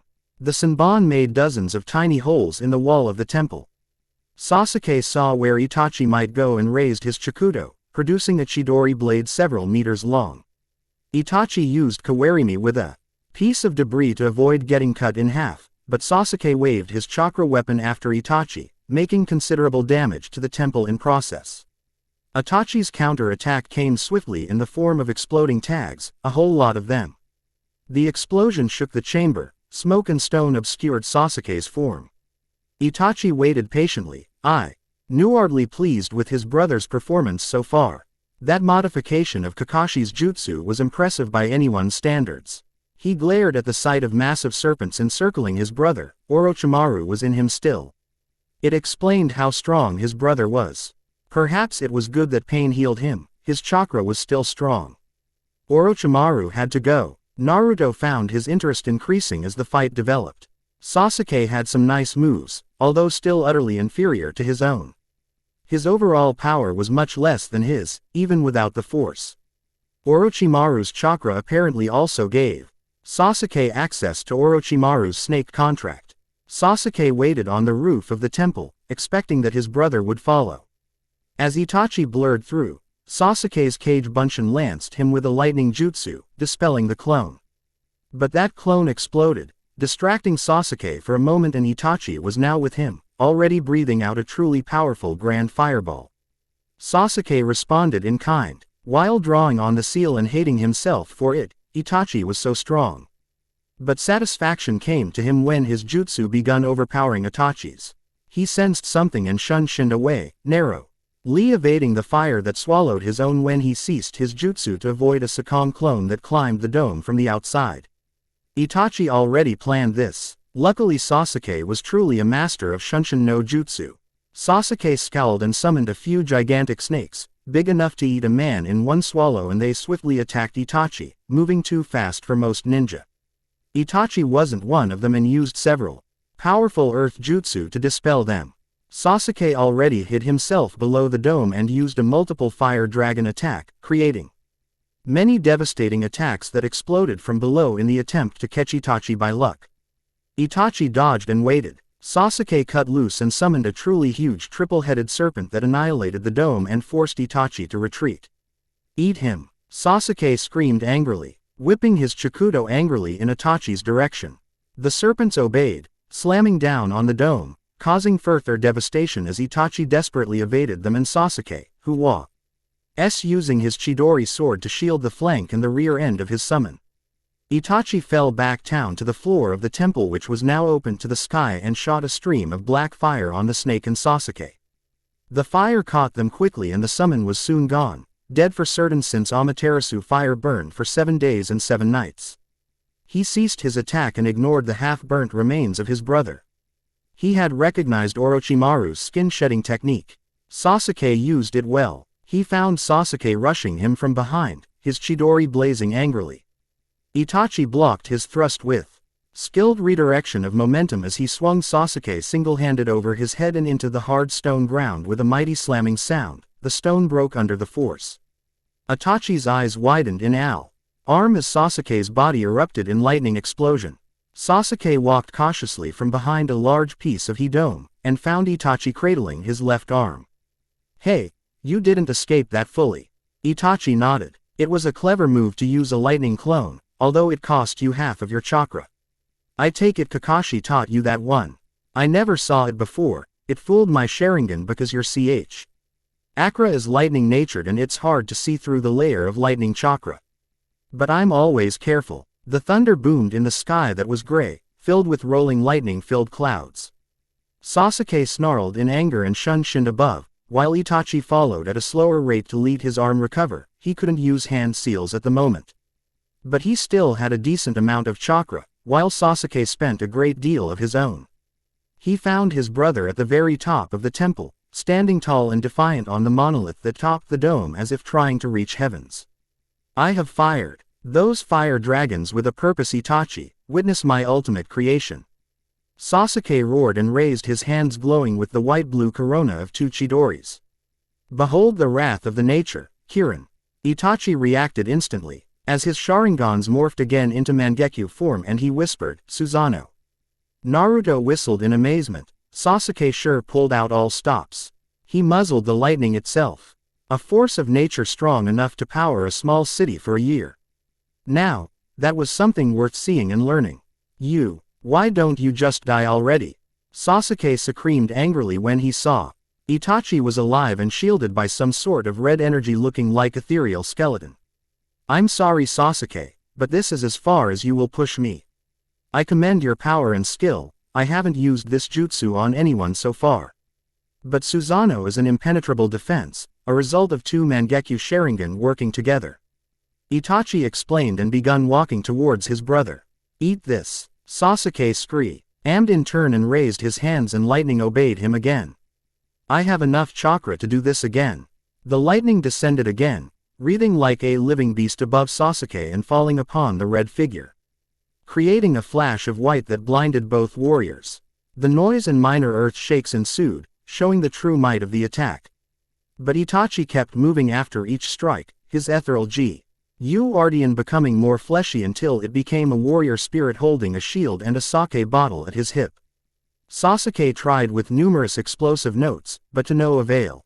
"I win Sasuke," Itachi said while slowly moving closer, making the younger Uchiha panic. "Your eyes are mine." Sasuke froze at those words, looking for a way to escape. He needed more chakra, so he drew upon Orochimaru's gift, Begi. His transformation, which was quick. His hair lengthened into a gray mane, his hand-like wings erupted from his hard and darkened skin, his nails became short claws. He fired a massive fireball at Itachi, but Susanoo was impenetrable. Sasuke jumped away, but had to stop his escape as Itachi cornered him with Amaterasu, cutting off his escape with a wall of black flames that burned all around them. And then Sasuke fell on his knees and cried out. Orochimaru finally set himself free. Itachi felt tired already, after pulling out Amaterasu again while holding Susanoo active. His cells were burning with intense pain and he knew he had a short time to finish the fight. The whole show was worth it. Orochimaru was out now. He watched with disgust as the snake Sannin appeared in the mouth of one of his multiple Hydra summons. Gleefully intending to steal his brother's body, he ended the fool's ambition with a single thrust of his ultimate attack, the legendary Totsuka sword that sealed Ichi's victims in a realm of eternal dreams. A fitting end for Orochimaru, who always dreamed of power and immortality. He'd have the second, in a way. Naruto stared in surprise, his true sight still locked on the area far away, making him seem comatose. He had just witnessed a surprising turn of events. Orochimaru got free from Sasuke, only to fall to Itachi's strange sword. The idiocy that Orochimaru displayed shocked him. He should have run away and crooned himself lucky for surviving. But no, he had to stick to his desire to possess the Sharingan. See where it lead him. It all happened too fast. OT. Her wise he'd have jumped Orochimaru and sucked his brains dry to steal his jutsu. Oh well, he could do without them anyway. Orochimaru was too disgusting even to him. It was time to finish this.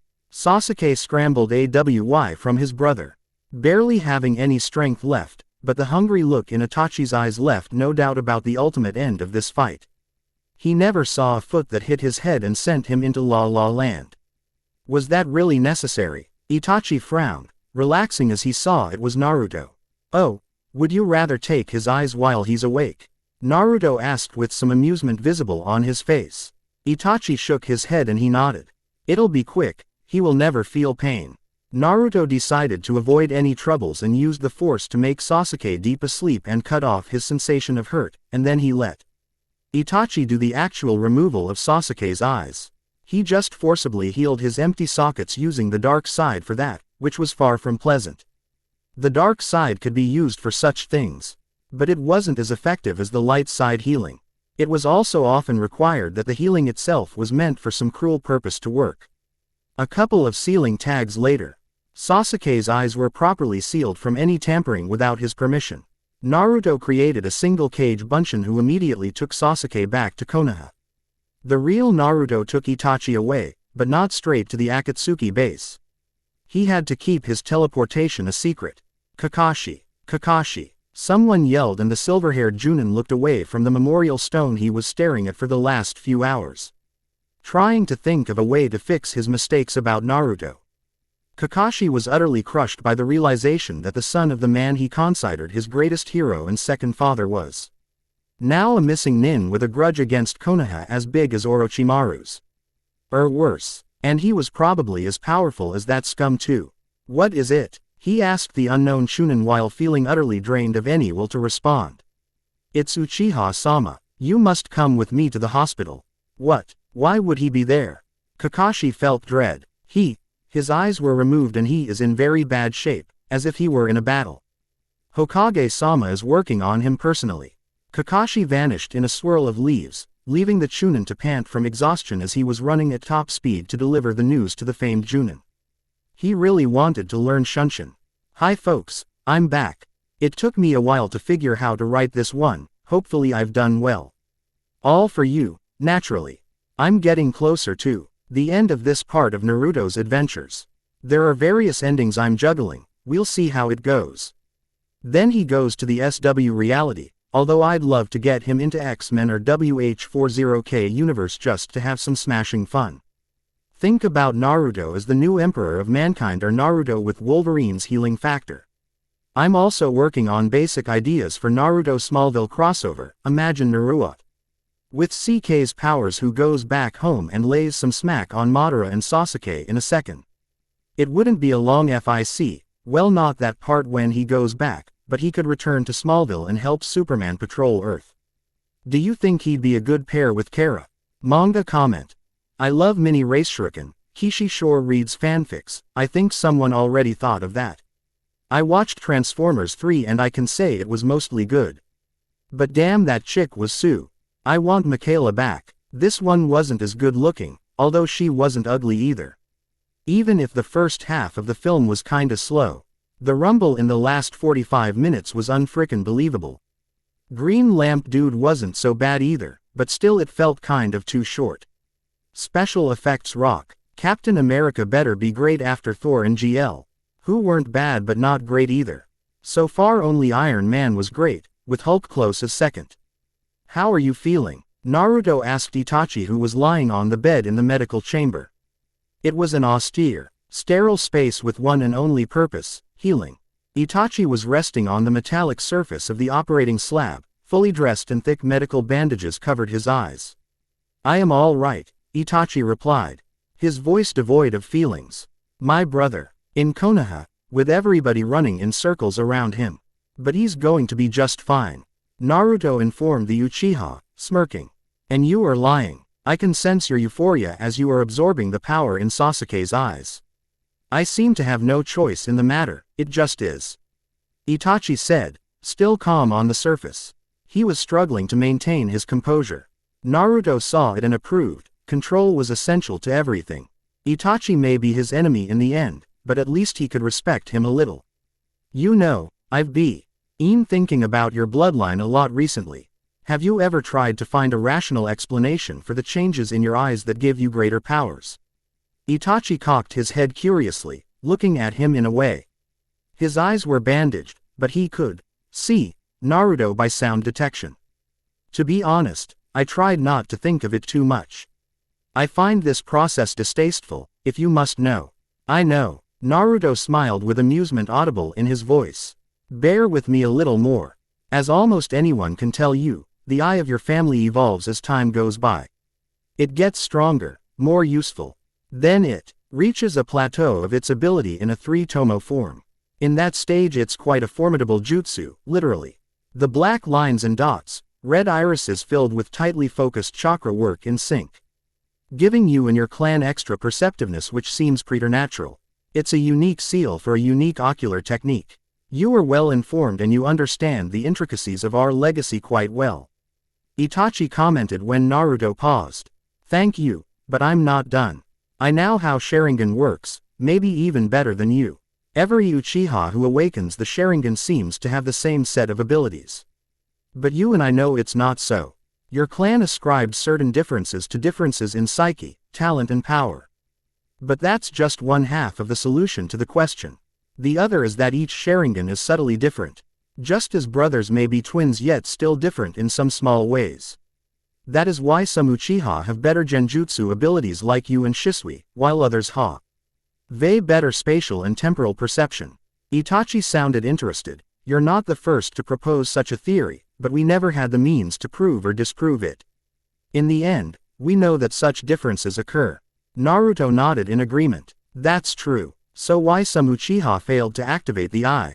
I mean, 70% of your number usually activated the Sharingan by the age of 13. Some isolated cases occurred even at a later age. Itachi frowned under bandages. That has never been completely explained, but it was usually blamed on bad genes. Certain lines were more erratic in producing Sharingan users. That's all. It was always hard to keep our bloodline stable and pure, while avoiding too heavy interbreeding. That was probably true, Naruto agreed. But why the instability in the first place? The Hyuga were always producing children with Byakugan available, only with individual degrees of power and skill. Why are the Uchiha different? They were even stricter in breeding than us in the past. Itachi explained. Our eyes slowly evolved into modern shape after many centuries of breeding, during which we still accepted outsiders. That practice was abandoned later when our Sharingan stabilized. I suppose your explanation seems sound, since nobody really knows that the Hyuga still take in the outsiders to refresh their bloodline. Naruto smirked. Itachi stiffened. That surprises you. Those Hyugas are a crafty lot. They do it every generation or so, by sending some of their branch family women to seduce carefully chosen men and come back to give new blood into their clan. It has made them quite safe from the effects of interbreeding and dilution of their vaunted bloodline. For example, Hinata Hyuga's grandmother slept with an outsider who was not of any clan and possessed no exceptional traits, save for being similarly built like all Hyuga men. Nobody ever noticed. Itachi wondered aloud, surprised a lot. No, why should they have? Everybody knows that they worship the purity of their blood. That's why they have to use that caged bird seal. Their bloodline is quite stable and could be bred outside the clan. Yet your clan has never seen fit to protect their bloodline, so Naruto said, watching with an interest as Itachi mulled over those facts. So, what makes the Uchiha so different? Your bloodline is still unstable, we know it.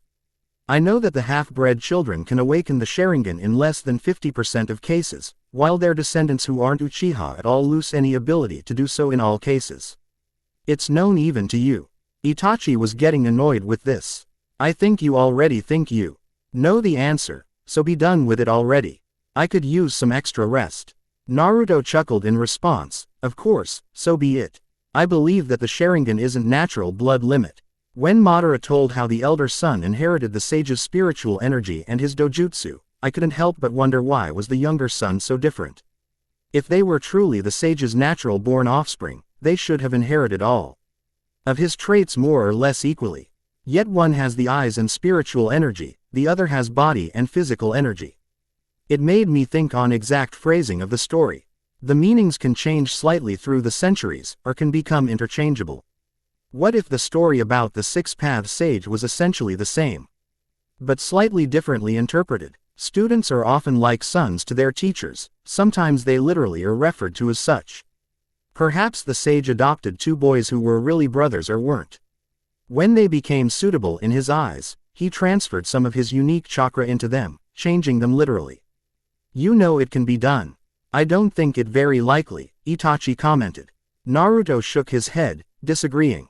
I must warn you to beware the arrogance and pride you have. It will only blind you to the possibilities outside your current experience. I do not need you to believe me. This is just a theory I find more acceptable than the centuries-old prattle drummed about by arrogant men who care only for their power and prestige. Itachi chuckled at that. I apologize for being a small-minded fool then. No need, after all you are a product of your upbringing. Naruto humored the Uchiha. Back to my theory. What makes it more likely is also the fact that the Senju are similar. While they were always naturally stronger, only a few among them showed really amazing powers like those of Hashirama and his brother. The same can be said for my clansmen, who were related to the Senju. Advantageous traits that occur naturally are prone to surviving and becoming stable, unlike those birthed by artificial means. It's a biological law, if you like. That's why I believe in my theory. Quote, that's fine with me, but you strayed from the original topic of our conversation. Itachi noticed. Ah, yes, Naruto chuckled. Well, let's get back to it. The Sharingan changes its appearance, or rather it reveals its true structure as the wielder gets stronger and more prepared to deal with new abilities. I think that Sharingan does not evolve. It actually just activates its hidden potential, its true shape. My belief is that your ancestor possessed similar or even better powers than what you think is higher level of the Sharingan, the Mangekyo Sharingan. Somewhere in your blood is written, inherited what he passed on. What you all are doing is simply trying to awaken that remembered shape. Of course, you all are too different and each Mangekyo is different as well. But basic traits are all there. A super genjutsu or super ninjutsu, and always Susanoo. You forget the blindness, Itachi warned Naruto. Yes, that too, but my belief is it's not due to the Mangekyo per se, but because your body and brain aren't capable to support such chakra flow correctly and that's why you go blind. It's like trying to use the jutsu you can't control well and it hurts you. And when you take your sibling's eyes, that slight hitch in chakra flow is adjusted for. A wrong flow in the right channel causes damage, but a wrong flow in the foe rain channel, in this instance foreign eyes that are very similar to the original set, becomes a correct flow that causes no damage. I find your explanation odd, because it means that we are practic ally born to literally grow our eyes for our siblings. It doesn't sit well with me, Itachi said, obviously not convinced. Whatever, Naruto shrugged. I just wanted to share my theories, that's all. I suppose I should go now. There's work to be done. Itachi relaxed as Naruto's footsteps receded in the distance, his mind still trying to wrap around the ideas the blonde casually threw his way. He couldn't help but truly consider that some were possibly really true. It was the cornerstone of the Uchiha's existence, their connection to the Six Paths Sage. Now, it was all just a misinterpreted truth, bent to suit the egos of their predecessors during the early days of the clan. Itachi knew of the reasons behind the feud with the Senju and found them petty. Now he thought them even worse. He thought quietly on how to proceed further. He would be healthy soon, and more powerful than ever. He was pretty certain that his life was nearing its end. Pain would have made certain he could be defeated quickly in the case he tried something, which meant that he was booby-trapped with some kind of death seal. Perhaps Naruto himself put it on him. He wouldn't think it beyond the blonde's ability and willingness. Naruto was obviously as dangerous as Madara. Maybe even more. Luckily he still had one ace up his sleeve. But who to use it on? He still didn't know who'd be the best target. Pain was undoubtedly the most powerful member of the organization, maybe even immune to his trump card. But Naruto, he scared him. He just was too smooth, always able to see things in the way no one else could. And he possessed the secrets of the Uchiha, which should have been impossible. Oddly, he was unusually certain in his theories about the sage. Was it possible that Kyuubi told him certain things? He had to be patient until the Biju were collected fully. Then he'd see who he could use better. It was now about the fate of the world that he was certain about. Even Konoha could be sacrificed for that goal. Light trickled feebly through the curtains, creating a gloomy shadowed space where people had to strain their eyes to see properly. It wasn't the best atmosphere for a hospital room, but the current occupant wasn't complaining. Uchiha Sasuke was lying on his bed, conscious and alternating emotionally between despair and hope. He was blind, his eyes were stolen from him. The memory of the fight haunted him, he was so close. But Itachi was far stronger than he or anyone else had thought. His sheer power enabled him to match Sasuke even with his curse seal. Orochimaru's power and the training and enhancement drugs Danzo provided in the last 3 years. He almost had him, were it not for that cursed power of the Mangekyo. Those blasted eyes proved to be an impassable shield. And terrifying blade against which even his strongest jutsu failed. But he had enough time to replay the battle in his memory, which was perfect. The truth was, he was closer than he had thought at first. He had seen the strain of those eyes, the way Itachi swayed a little while maintaining Susanoo. If only he had more chakra, more stamina to drag the fight on. Yes, he was closer than he hoped. Sasuke smiled to himself. It was worth it. Itachi would have his power and his last, hidden gift. For once in his life he had felt thankful for Danzo's teachings. Everything could be used as a weapon, even one's own eyes. For some time he was on a special drug regimen, a type of nerve poison that could kill slowly if given to a person unprepared for its ingestion. His whole body was saturated with it, making it a part of itself. It was an old trick used mainly by poison specialists. There were ninja who were literally walking poisons, able to kill with mere breath or touch. Sasuke didn't have to go that far. Just enough to make his eyes lethal to Itachi, who would certainly take them for himself. That knowledge kept him sane, happy even. He was free of his past, of Orochimaru, and he had Itachi to thank for that. The only thing that concerned him was those damnable seals Naruto put on him to prevent him from getting a new pair of Sharingans. The blonde bastard must have planned it that way from the start, but why? Naruto was the true enigma here, whose side he was really on. Hope and despair, it was such a bitter combination. Sasuke laughed, producing a dark, sad sound, yet it also carried a sense of relief. He just had to wait. He didn't dare say anything of his secret weapon to anyone, not until Itachi was presented dead in front of him. He wasn't giving that bastard any chances at surviving, not this time. So, what do you think? Asked Tsunade, staring through the window of her office, which gave her a beautiful view of Konoha sprawling far and wide. Kakashi asked, suddenly roused from his morose thinking. Tsunade glared at his lack of attention, so he hurried to find an answer. Honestly, I'm a bit concerned. Why was Sasuke left alive on our doorstep? Why did Itachi spare him? As for Sasuke himself, he seems fine, for now. Maybe it was a message, a display of Itachi's power. Perhaps he wants Sasuke to witness his ultimate victory. Did you study those seals on Sasuke? As far as I could tell, they are only meant to prevent another implantation. Yes, that's it, Kakashi answered promptly. They are tricky, but I think I can solve them in time. Time that we don't have right now. Unfortunately, I can also safely guess that they were Naruto's work. It's all very similar to Jiraiya's style. Damn that boy, Tsunade spoke sadly. He knows Hiraishin, Kakashi. He is now probably the greatest combat threat we have to watch out for. You know what he can do, we all do. Kakashi swallowed heavily. He knew all too well what was Hiraishin no jutsu capable of. And he had no doubt that Naruto was as good as Sensei used to be. Maybe even better, considering that he also knew the secrets of the Sage Mode. The reports from Kumo's famous Killer Bee conference affirmed that Naruto was able to take on a tailed beast alone and win. No wonder he gave away Kyuubi, he didn't need the damn thing to win his battles. Tsunade turned away from Kakashi, staring at the village again. The village will be almost ready for war, all other villages as well.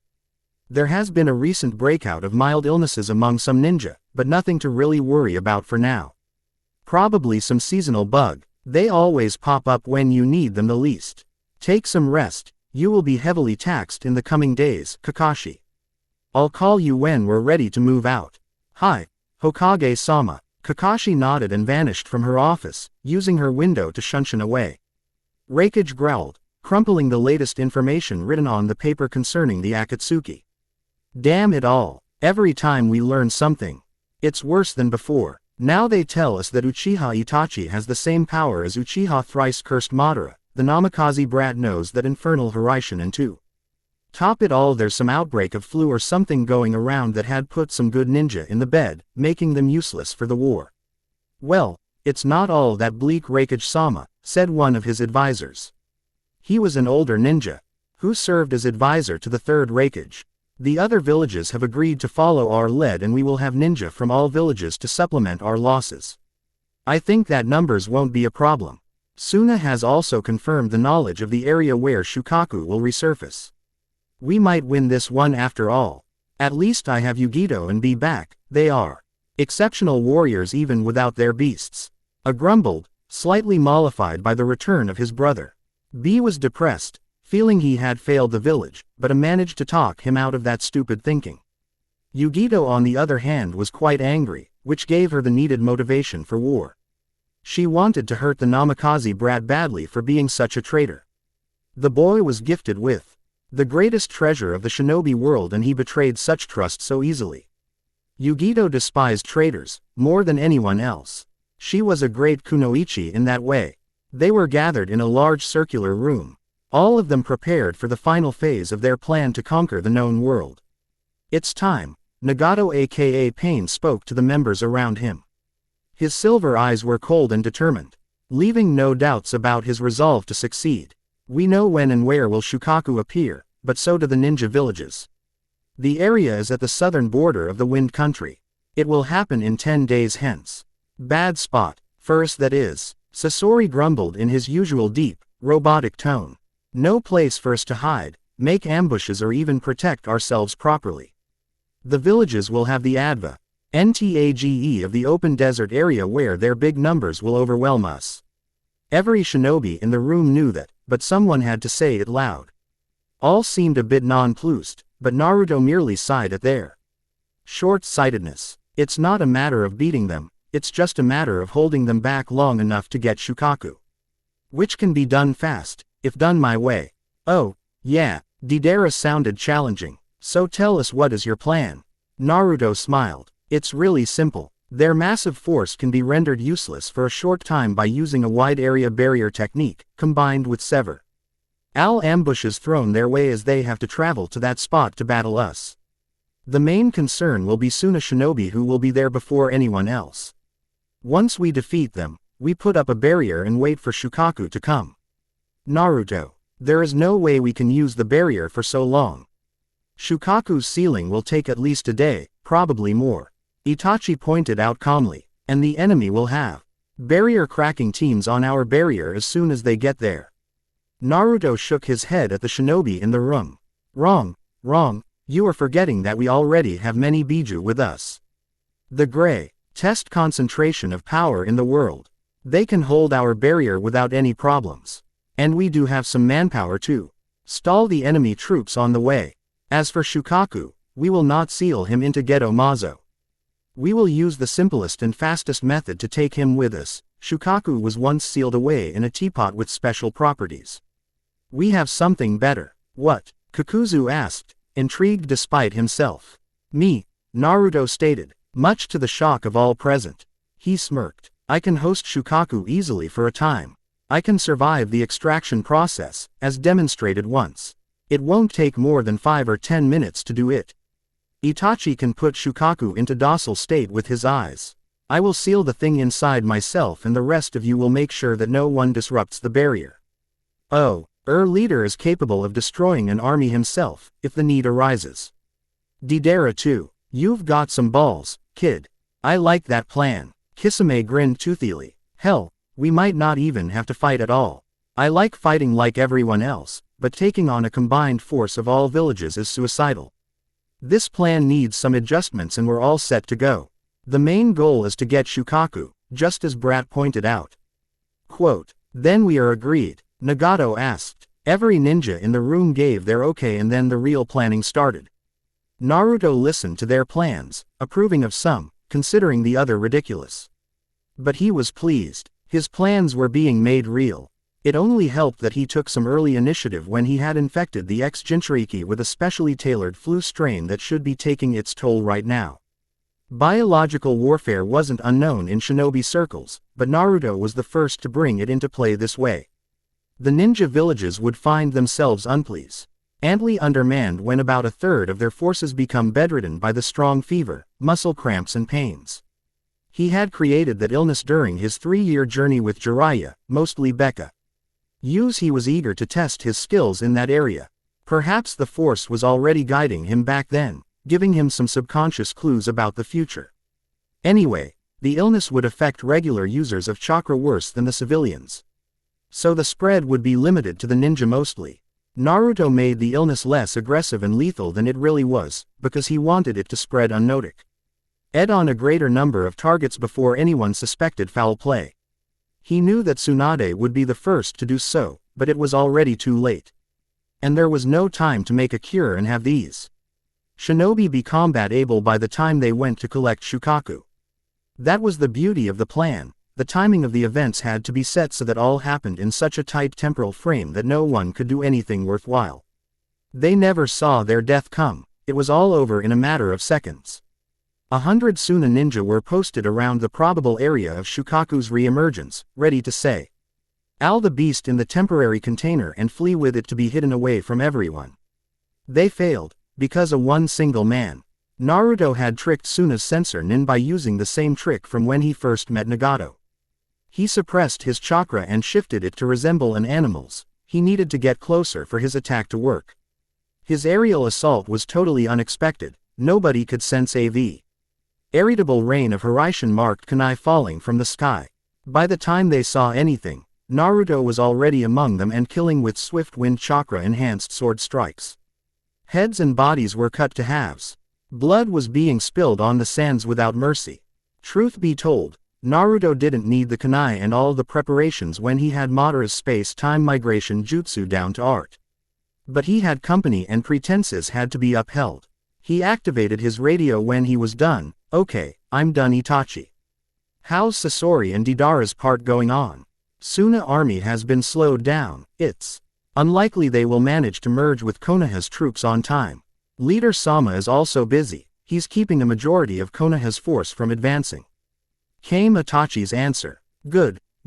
That will give us more time to prepare for catching Shukaku. Be ready to support me when I call for you. Of course, Itachi agreed. He ignored the corpses he left in his wake. Yeah, this is fun Sasori no Dana. Deidara laughed, riding on his clay dragon above the bewildered Suna shinobi who had just suffered a major blow when Deidara's clay mine field was activated. Hundreds of Suna-nin were terribly wounded, dozens dead or soon to die. Then Sasori's spies under his control turned on their comrades, increasing the confusion and chaos. One of the high-ranked officers under Sasori's control managed to kill Baki. The latest case and that officially broke Suna's force. Temari and Kankuro could do only so much, rallying the survivors in a hasty regrouping maneuver. It was bad enough that 20% of their shinobi had to stay home because of the sudden outbreak of flu, which was unusually fast and highly infective. It was worse when Deidara's attack virtually decimated them. But the Sud-en traitors among them caused a massive drop in combat readiness. "Look, what are they?" someone yelled, pointing towards the small army of shambling figures, looking like zombies gone bad. "Oh, no," Kankuro hissed to Temari. He recognized them. "Everyone, fall back. Those are Sasori's puppets." It was a wrong thing to say. The fear among the surviving forces increased. Sasori was the most feared Suna criminal of the age. The traitor who slew the Sandaime and was known to turn his dead opponents into his puppets. "All of you stay back," said the older woman, Chiyo. The ancient Kunoichi stared at the puppets with determination. Then she turned to Temari. "Girl, take the men to the rendezvous point however you can. I and those under my command will keep my wayward grandson busy. You must meet with Konoha's force or we will not be able to entrap the Akatsuki as they try to steal Shukaku. You might not survive these two, we need to stick together." Kankuro protested. Chiyo's brother shook his head. "No, that's all right. For the sake of overall plan, this is our best shot. Go youngster and make sure our sacrifice isn't in vain." From above, Deidara saw the portion of Suna's army run w.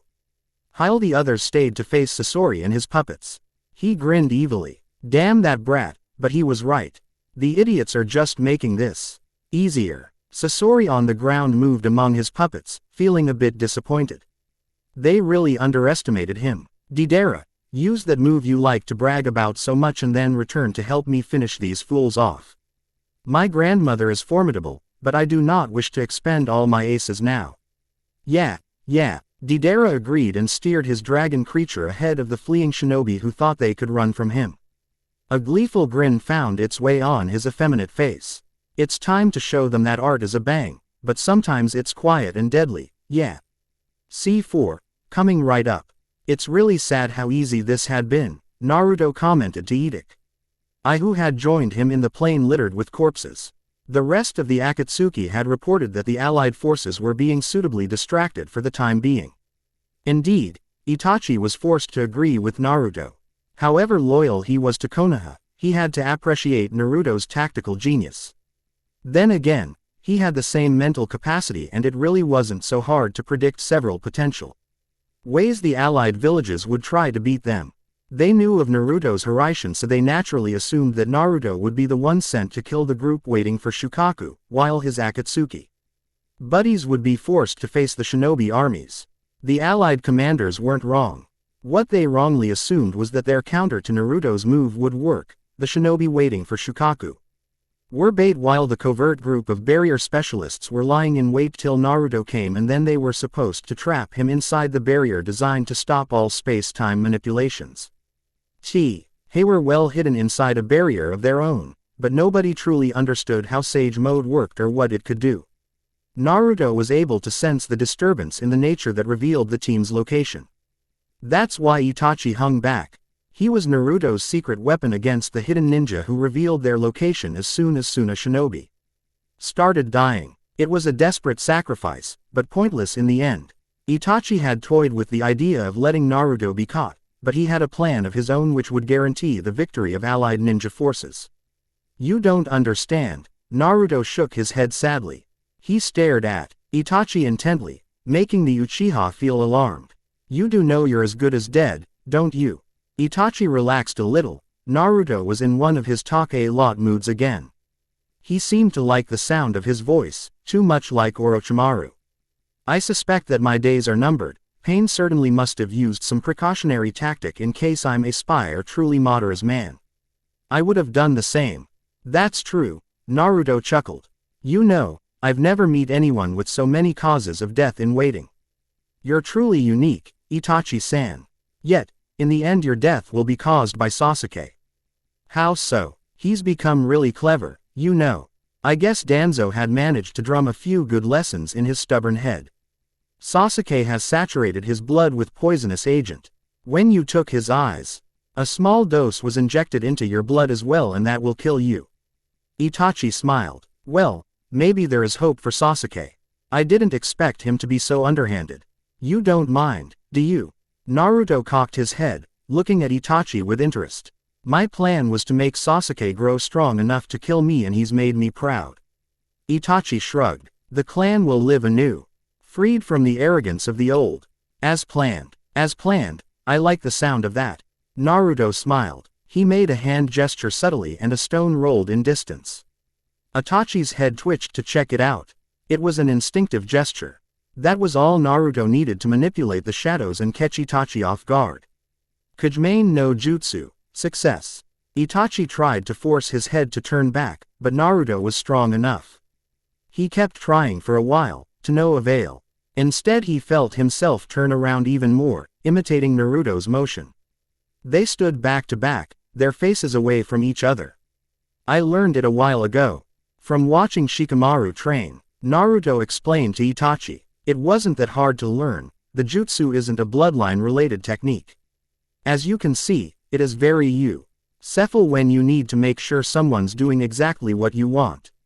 Your eyes are useless now, since you need to see your targets.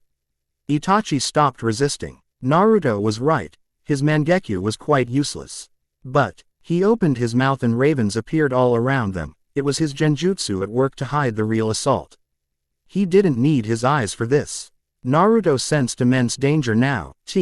Ensing as the world shifted into darker shade of itself and an immense flock of ravens raised a cawing storm, wings beating furiously in their gleaming eyes. The force trembled in that moment and Naruto drew on the dark side harder than ever. His eyes changed, becoming red-rimmed molten spheres of gold.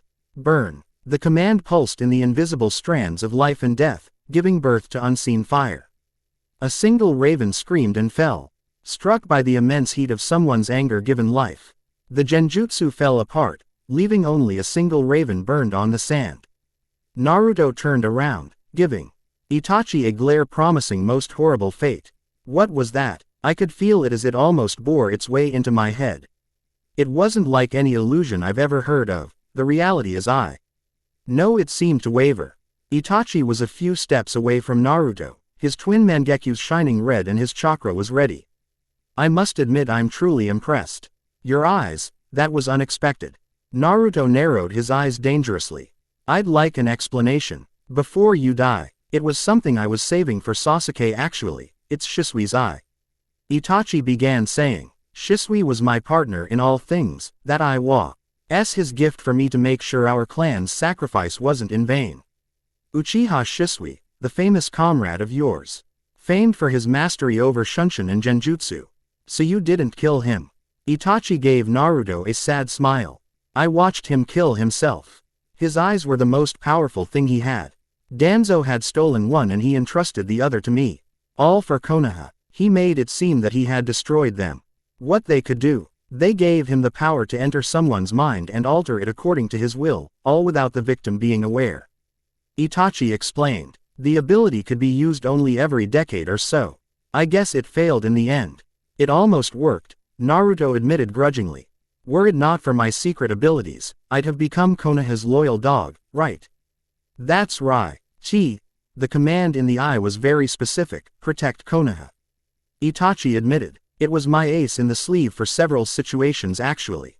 Although none predicted your defection. There was no defection, because there was no loyalty to begin with. Naruto snorted. I suppose this was inevitable, Itachi sighed, preparing to fight. His Sharingan started slowly to spin. By the force, will they ever stop underestimating me? Naruto whispered in annoyed tone and vanished from Itachi's sight. Itachi felt something behind himself, but it was too late. The blow to the back of his head CKED him out and revealed Naruto with thunderous expression on his face. He kicked Itachi in the ribs, just to vent his anger a bit. Did you really think you could match my powers, Itachi? I have to DMIT, you almost got me once, but that was your only chance and you blew it. I'd like to kill you now, but I told you that Sasuke would be the one to kill you. Naruto grabbed Itachi by hand and they vanished, reappearing on a small islet somewhere in the middle of nowhere. He placed a mark on Itachi, removing his ability to summon anything. Naruto looked around, seeing only vast expanse of blue ocean and endless sky. He chuckled to himself. Enjoy your last days here, Uchiha Itachi, it's a good place to die at. He vanished, leaving Itachi there to meet his end all alone and with knowledge that his plan to subdue Naruto and save Konoha had failed. Naruto had every intention of making sure his plan worked. Deepest apologies, my faithful readers. Really sorry for the long wait till this update. But you know, I've been mulling this part in my head in snippets almost daily and nothing seemed to satisfy my sense of how real Sith Naruto would have done it. Most ways seemed too messy, flamboyant and essentially involving massive battles and so on. That seemed just too much like anime and manga, too unoriginal, dare I say. It wasn't about battles, huge fireballs and zombie outbreaks, it was about being sly and clever. Ruthless and determined. I figured if anyone could take on Itachi at his best and win, it would be Naruto as I imagine him to be here. There is no glory and fame. Just power applied in the precise moment. But it's damn hard to do it right. Even this will most likely come as a big letdown to most of you, but it's the best I could produce with my muse tut-tutting on my shoulder. I hope some of you will find it satisfactory at the least. I can't promise swift updates again. My ideas come and go, but only rarely I have the time to properly sit down and write. It never seems like a good moment. It's hard to get going actually. The saying that stories write themselves isn't that far off the mark. It took me 2 evenings to write scond part of this. Chapter W. The first being written months ago and then left to stew in the back of my head preoccupied with daily life. These 2 evenings seemed proper when I sat and begun typing. Words and images flowed smoothly. Although I must admit I was again poor with details. It just didn't seem important during the writing. I hope my little twists worked and that some of you were surprised. To switch subjects, manga has gone better lately and anime is going to look awesome in a month or 2. There's still much to happen and Naruto may even last another year after this one. I can't wait to see Sasuke vs Itachi, round 2. Of the movies I saw in cinemas, Underworld IV. The series never pretended to be something of enormous quality, but it was decently done in that dark grim style. The third part one didn't watch. The fourth made me sorry for spending my precious money on the ticket. It just wasn't worth it. I should have waited for it on the DVD store. Honestly, they should stop making those vampires and werewolves already. Let's wait another decade before trying again. It worked with Blade, right? Until they ruined it as well. I'd like to hear which vamp movie was the best in your opinion. I'm always fan of Lost Boys. The sequels, not so much. Blade comes in the second place and then Bram Stoker's Dracula with Mr. Kenneth Branagh and always brilliant Gary Oldman. Can't wait this summer, really. With the Avengers about to assemble. This summer should be awesome. Spider-Man reboot. Kill the Hollywoodian money grubbers. What the hell are they thinking? Why reboot? The story was there, even if the third part sucked for me. Somehow it seemed too short, too literal. And honestly, if evil means dressing and looking gay and walking down the street with a creepy rhythm and stupid pointing act. No thank you. Toby must have decided that he was done doing the series if that's what was it coming down to. BTW, Kirsten Dunst is hot and all, but I just couldn't stomach her in this one. Her role She made me want to scream how pathetic she came out to be. By the way, what's with the post-Avatar 3D madness among filmmakers? It's not good, not in my opinion. 2D is just fine for me, really. I had to suffer through the last H-Potter movie. Because my cousins wanted to see it so I went along. It was 3D version and I sat through it somehow always wondering what was the hype all about. I didn't see anything special that would make the picture more realistic, or something. It also gave me mild headache. Which is why it pissed me off when I heard of SW done in 3D. Come on, quit it already. Smurfs are my childhood favorites. I don't have the guts to see them on big screen today. I was told it would ruin my good memories of them. What do you guys think? Yeah, the last and the best. Acta, die, Die. May Sasuke burn you with his righteous Uchiha vengeance. Kuroshin experienced another agony of the extraction, and he'd fallen into the white world of the beyond, where life and death's borders became blurred. He started walking in a direction on a whim, drawing on the force again. In this state, there was no actual sensation, but pure instinct. The world slowly darkened, gained tactile dimensions, and he found himself in a familiar place of old.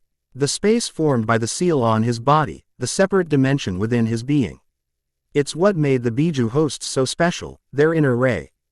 LMS, where their souls and minds met with their Biju. A shared dreamscape of a kind, but also an actual metaphysical realm where thoughts and feelings had actual physical consequences. It was a pity that these people didn't understand such a gift. The ground under him became water, and somehow light existed, or was just how he perceived the realm within his being. And a figure appeared, an old man with wrinkled face, red sharp hair and goatee. He had the Rinnegan. He also had horns growing from his brow. His skin had grayish tan, and he was floating in the air. There were 9 black orbs beneath him, forming a circle, and there was an odd staff behind him. One end was finished by a ring with more rings inside, and the other was a half-circle-shaped blade. The man smiled. Greetings, my son. It's been a while since I interacted with one of my children. Centuries at least. And now you come to me on your own. Kuroshin frowned. Why do you call me a son? While I sense no lies here, it still cannot be true. My father was Namikaze Minato, the fool. My mother was Uzumaki Kushina. And I know you are a dead man. Or a shade of one. Indeed. My name is Otsutsuki Hagoromo, the one who brought peace and order. I was once called Rakuto Sennin. 6 Paths Sage said solemnly. Okay. Kuroshin nodded. So why do you say I'm your son?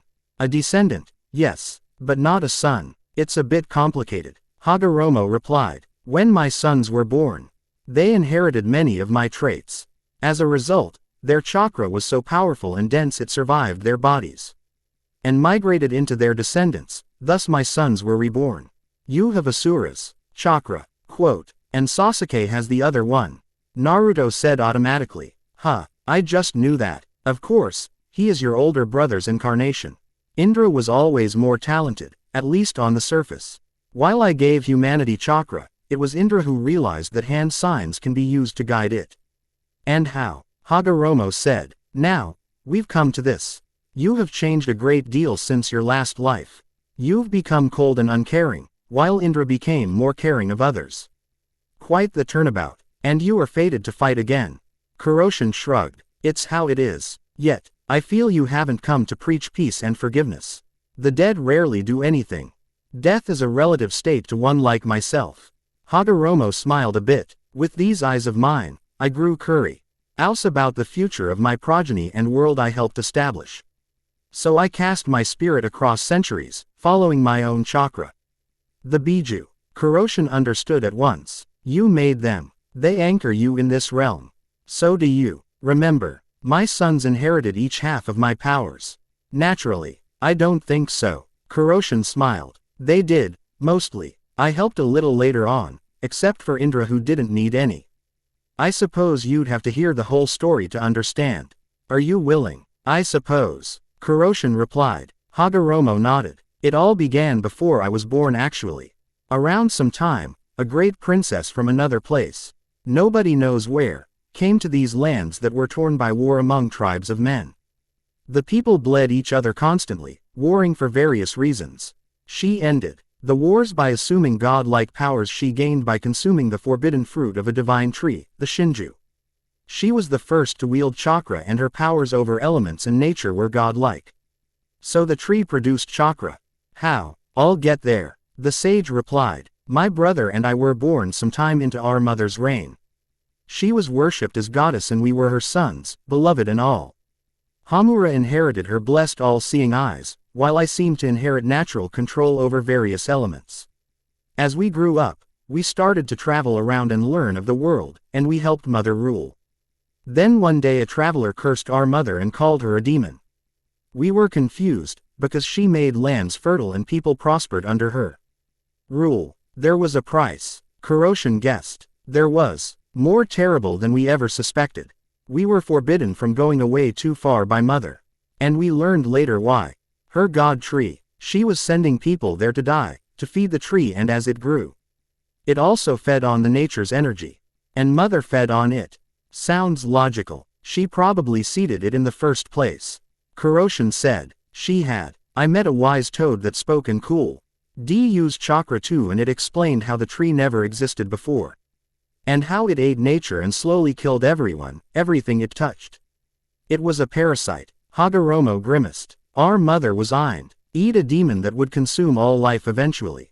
Someone I cared for was killed by the tree in a rite, and that was when I gained my Sharingan. I learned how to use it in secret and concocted a plan to confront Mother with Hamura's help. Quote, you won, obviously. Barely. Hamura and I developed sage powers quickly and battled Mother. We ravaged the planet in the process.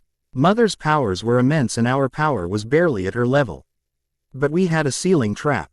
She was surprised and we sealed her away for all time on the moon, inside the Gedo Mazo statue. That is actually the dried husk of her true body. Hamura took it to the moon and his descendants became its guardians. I stayed on this world and took into myself Mother's immense chakra. I split most of it into 9 separate parts, each with its own shape and mind. Kuroshin saw it obviously. The 9 Biju, they are actually your mother's chakra. And some of mine too, Hagoromo said. My eyes allow me to combine my energy and imagination to bring forth new creations. The Biju were like my children. I nurtured them within my being, inside the seal for Mother's chakra. And when they were ready, I sent them around the world. My plan was designed to prevent Mother's chakra and body from ever being reunited. Which failed. Oops, Kuroshin said. I might have had something with that. Yes, you did, although I suspect you had different motives. I was going to blackmail the Biju into sharing their chakra with me freely in order to become more like them. You know, immortality and all that. Kuroshin admitted freely. He knew he was not in the power here. His father was. Interesting. Hagoromo said, considering it. It is also possible. I could help you. But I have realized that you and your goals differ from mine greatly. But you don't want to destroy everything. Unfortunately, Mother may be revived soon. And the first thing she will do is take back her chakra. All of it. Oh, by that, you mean chakra we all have. Yes, she tried to do so with Hamura and I before. In her mind, chakra, all chakra belongs to her. She is mad. Hagoromo sighed. And she means to use a terrible genjutsu. The infinite Tsukiyomi. The moon's eye plan. Naruto raised his eyebrows. I killed the guy who was going to make it true. He was just a pawn. Hagoromo said softly. All Uchiha were, and their cousins the Senju. There is someone out there who wishes to bring back Mother. Some agency she left behind. It corrupted Indra and led him to attack Asura. It did so again and again throughout the ages in order to recreate the means to bring back Mother. These eyes of mine, you may believe them to be the ultimate power, but they are a gate through which another eye is born, the true source of the Sharingan. Here, he tapped the symbol on his forehead. Right between his eyes, Mother had the Byakugan and a third eye, usually hidden inside her forehead. It was the Rinne Sharingan. My Rinnegan is an offshot, so is the Sharingan. With that eye, she could cast infinite Tsukiyomi on her victims in order to give them to Shinju, where they are converted into obedient soldiers, all plant-like beings with chakra and strange empty eyes. Zetsu. Kuroshi realized. Then that Zetsu in the organization is one of her puppets. Most likely, all Zetsu are sealed inside Gedo Mazo. I suppose one of them somehow got out by Mother's last will. And it came to my sons and fostered conflict. I see. Do you? Right now you are at his mercy. Hagoromo said. Zetsu would recognize my son anywhere and act to prevent him from ruining his plans. Madara was his pawn, because he was somehow able to activate Rinnegan before he died. That's why I am here. My chakra was merged within Madara's, who was previous incarnation of Indra, as Hashirama was Asura. When my son's chakra merged, my eyes were reborn. And with them, a new chance for Mother's revival. All ingredients at hand. Your eyes, Gedo Mazo, Biju, pretty nasty. Kuroshin agreed. Yes. Hagoromo nodded. I was going to use both you and Indra, but your plans derailed mine. I must rely on you now. Our interests coincide then. Kuroshin smiled. I suppose Zetsu is going to dispose of me now. Unless you can prevent that, I can give you half of my chakra and abilities. Since you mastered the Sage Mode, you can use what is termed as Rakudo Senjutsu. I would prefer to use you and your brother together to seal Mother away again, but we cannot. You must do all you can in order to make sure she never returns. If she does, you and everything else will die for certain. Her abilities are so vast I cannot describe them properly. For example, she can shift dimensions as easy as breathing. So I free the Biju, destroy the Rinnegan and Zetsu guy. Kuroshin deadpanned. Just need some juice to jumpstart my body again. I'm sure Zetsu or whoever it is will simply kill me now. Indeed. Do I have your word that you'll not harm anyone else? I don't care for the others much, so yes. My own survival always comes first. Kuroshin was honest and he enjoyed it. Does that help? It makes me sad, more than anything else, but we are in such a bind. Take care, my son, Hagoromo said, and his shakuho came forth. Naruto grabbed it. I'll take over from now. Black Zetsu said to Pain, slithering off of his white half, moving like living shadow on the grow. Towards the still body of Uzumaki Namikaze Naruto with hungry grin. Pain frowned as the extraction was over. What do you mean? It's part of my powers. I can sustain a dying person and strengthen their energy. He will be comatose for a while, so I will nurture him back to full power. Zetsu grinned, stretching over the blonde quickly. That's what I've been doing for Madara-sama. I see. Pain said. What of Madara? He died. True, but he died years ago. You met only his disciple, a fellow believer in peace. Madara imbued him with much of his power and knowledge before he died of old age. As you know by now, Madara gave you those eyes in hopes you would complete his plans. Zetsu stretched Naruto's body. This one is strong. Like you were. What are you planning? Pain narrowed his path's eyes. To bring forth peace and order. Zetsu said, I know you begun to distrust me, but all I ever wanted was to fulfill our master's dying wish. We have come so close. It's time for you to find out what can really be accomplished with some chakra and knowledge. Madara intended to become another incarnation of Rakudo Sennin in order to truly understand chakra and the world. The eyes were only one part of it all. As the sage taught the Uchiha, what is needed is another part of the sage. His chakra. Pain eyed the statue he was on. This. Yes. Zetsu smirked. You see it now, don't you? The body and chakra, and spirit. Pain answered. What happens to Madara then? He becomes subsumed as the sage is reborn. Zetsu shrugged. But it must be Madara. The sage fathered the first Uchiha. Madara realized it. There has to be a body of the same bloodline. And since I'm using this guy's body and chakra, I can revive Madara. All I need from you is one of those eyes. Just one. Pain asked. Just the one. And I can bring back your friend Yahiko too. Zetsu promised. He knew Pain's weaknesses. Since you kept it in pristine condition and all. How can I trust you? Pain asked after a minute of silence. I will bring back your friend first. When the sage is reborn, he will fix you up too. You'll walk again. You will be happy again. Zetsu said in seductive tone. Only one eye, Nagato. Even if I try to trick you, you still have the other one. For the plan to work, we need both eyes intact. Wait, Pain said. He made a summoning gesture and all Pain bodies appeared, surrounding Zetsu on Naruto's form. Yahiko's body fell and another took its spot. He was an emaciated figure on a moving chair with numerous spikes and chakra transceiver rods. It was the real one this time, Uzumaki Nagato.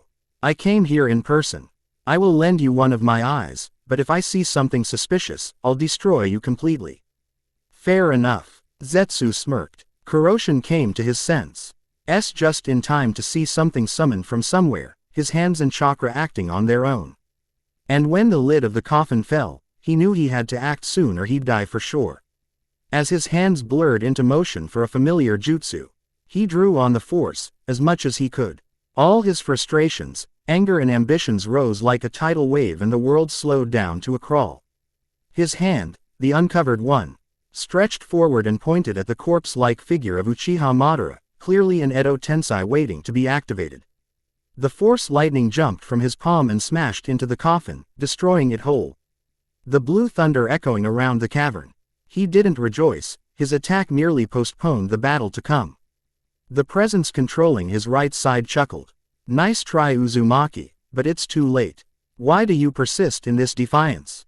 Madara will be reborn, stronger than ever. As Zetsu's words faded, a figure emerged from the dust, slowly coming into the light. A tall, wide-shouldered man with long, wild mane of black hair and two Rinnegan eyes. He eyed Nagato and Kuroshin, crossing his arms across red plates covering his chest. So, I am back and things are not under control. Zetsu, explain yourself. It's not my fault, master. The Uzumaki boy is incredibly resilient to my control. Pain here has agreed to aid us at least, in exchange for the revival of his friend. Zetsu said, I was going to use my current puppet to revive you both at once. He is resisting me, however. Madara eyed Kuroshin directly. I sense his strength. He reminds me of myself. He has those eyes. He is seeking something more than just power. Ha! Kuroshin smirked. I would be honored by your compliments, Uchiha, but a pawn's praise is empty air. This one has manipulated you so well, I'm actually impressed. You are a servant who doesn't even know it. Just like you did with Obito-san.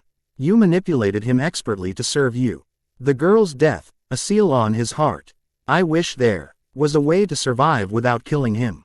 He'd realized your lies, Madara, and planned to betray you. Master, he is trying to buy time.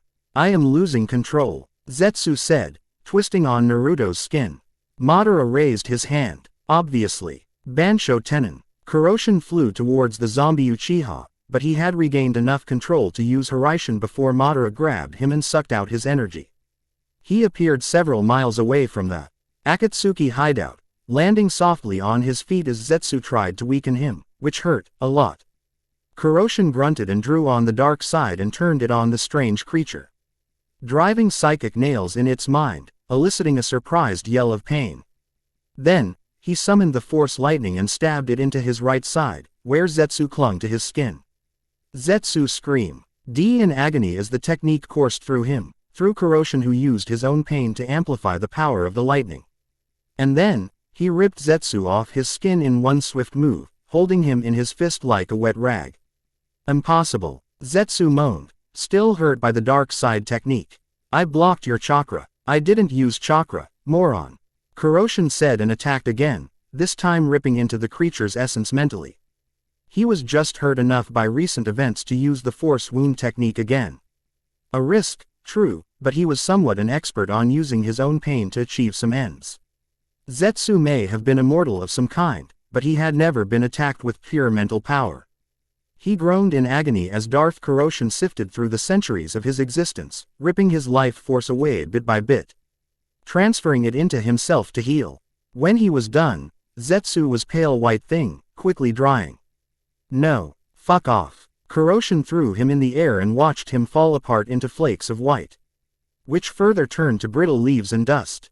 The Sith Lord rolled his shoulders, feeling Zetsu's energy merge with his own, strengthening him considerable. And he had all of Zetsu's memories.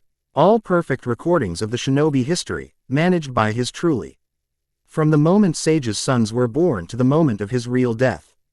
Kuroshin was probably the only person who could have killed Kagaya's tool. He blinked, sensing the power of Rinnegan in his eye. He already knew all about its abilities, since Zetsu knew them too.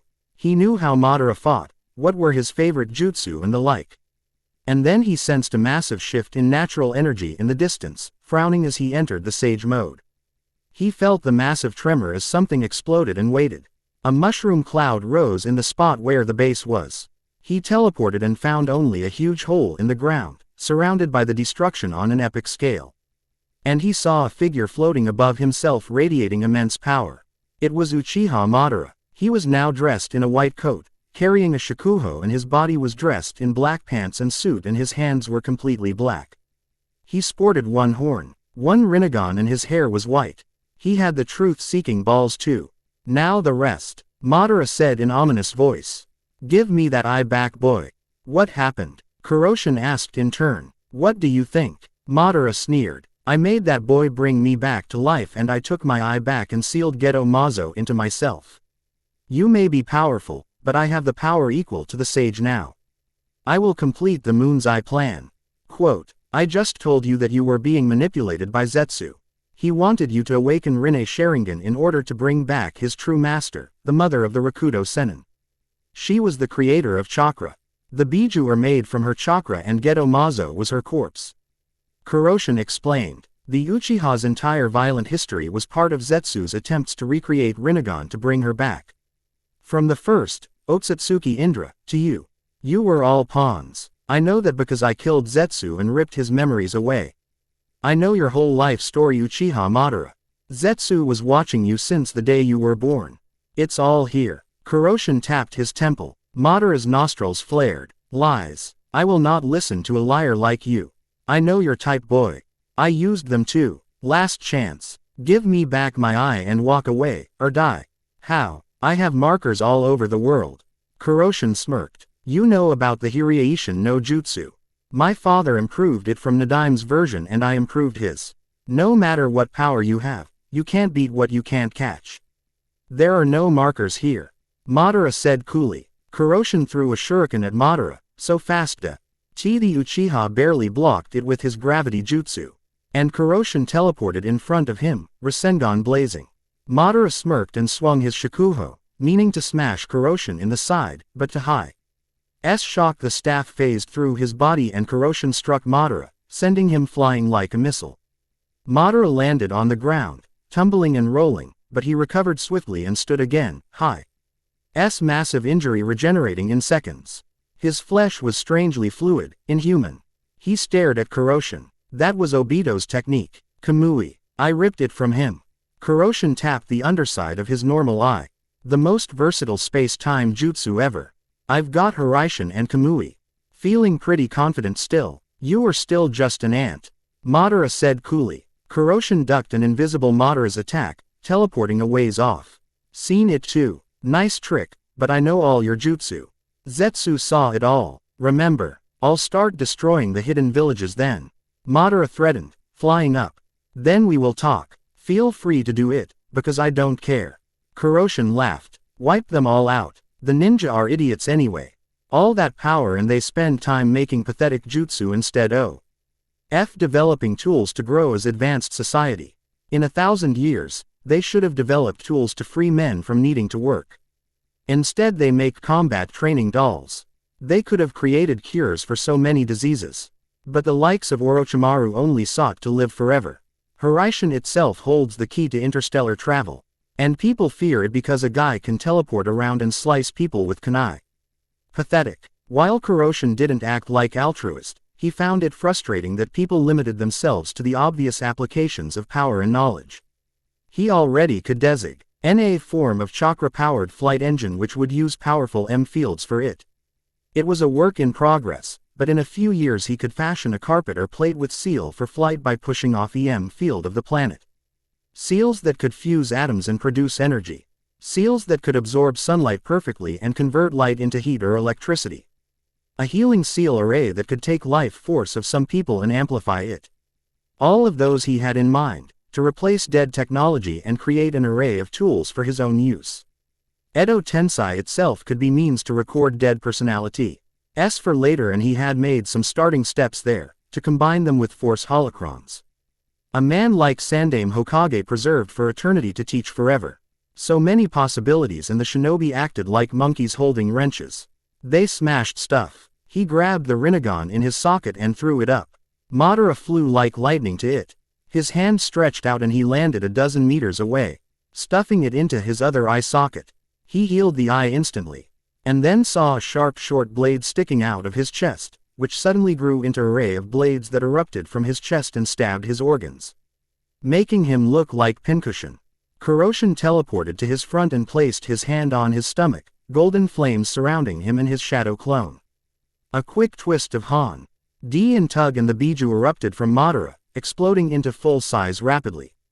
Chains came out of Kuroshin's hand and wrapped around Madara tightly, sealing him in his power. And then Madara's power flowed into Kuroshin. What remained of Gedo Mazo? Madara shriveled rapidly before his eyes, until he was an old, gray-haired man on his deathbed. Kuroshin let him go and watched him fall. Told you not to underestimate me, asshole. The eye. You marked it, clever boy. Madara smiled weakly. That chakra shroud. Rakudo Senjutsu. Kuroshin nodded. He gave me that power in order to save the world from your foolishness. Had you managed to awaken Rinne Sharingan, then you'd be consumed by that power and Sage's mother would be back to kill us all. You were a puppet for your whole life. Zetsu was not your will-given form, but hers. I only wished to erase the divide between losers and winners. Madara said and died. Kuroshin ripped the eye out before it died too and returned it into his right socket. It healed and he turned around to face Kurama and others. Looks like you guys are free now.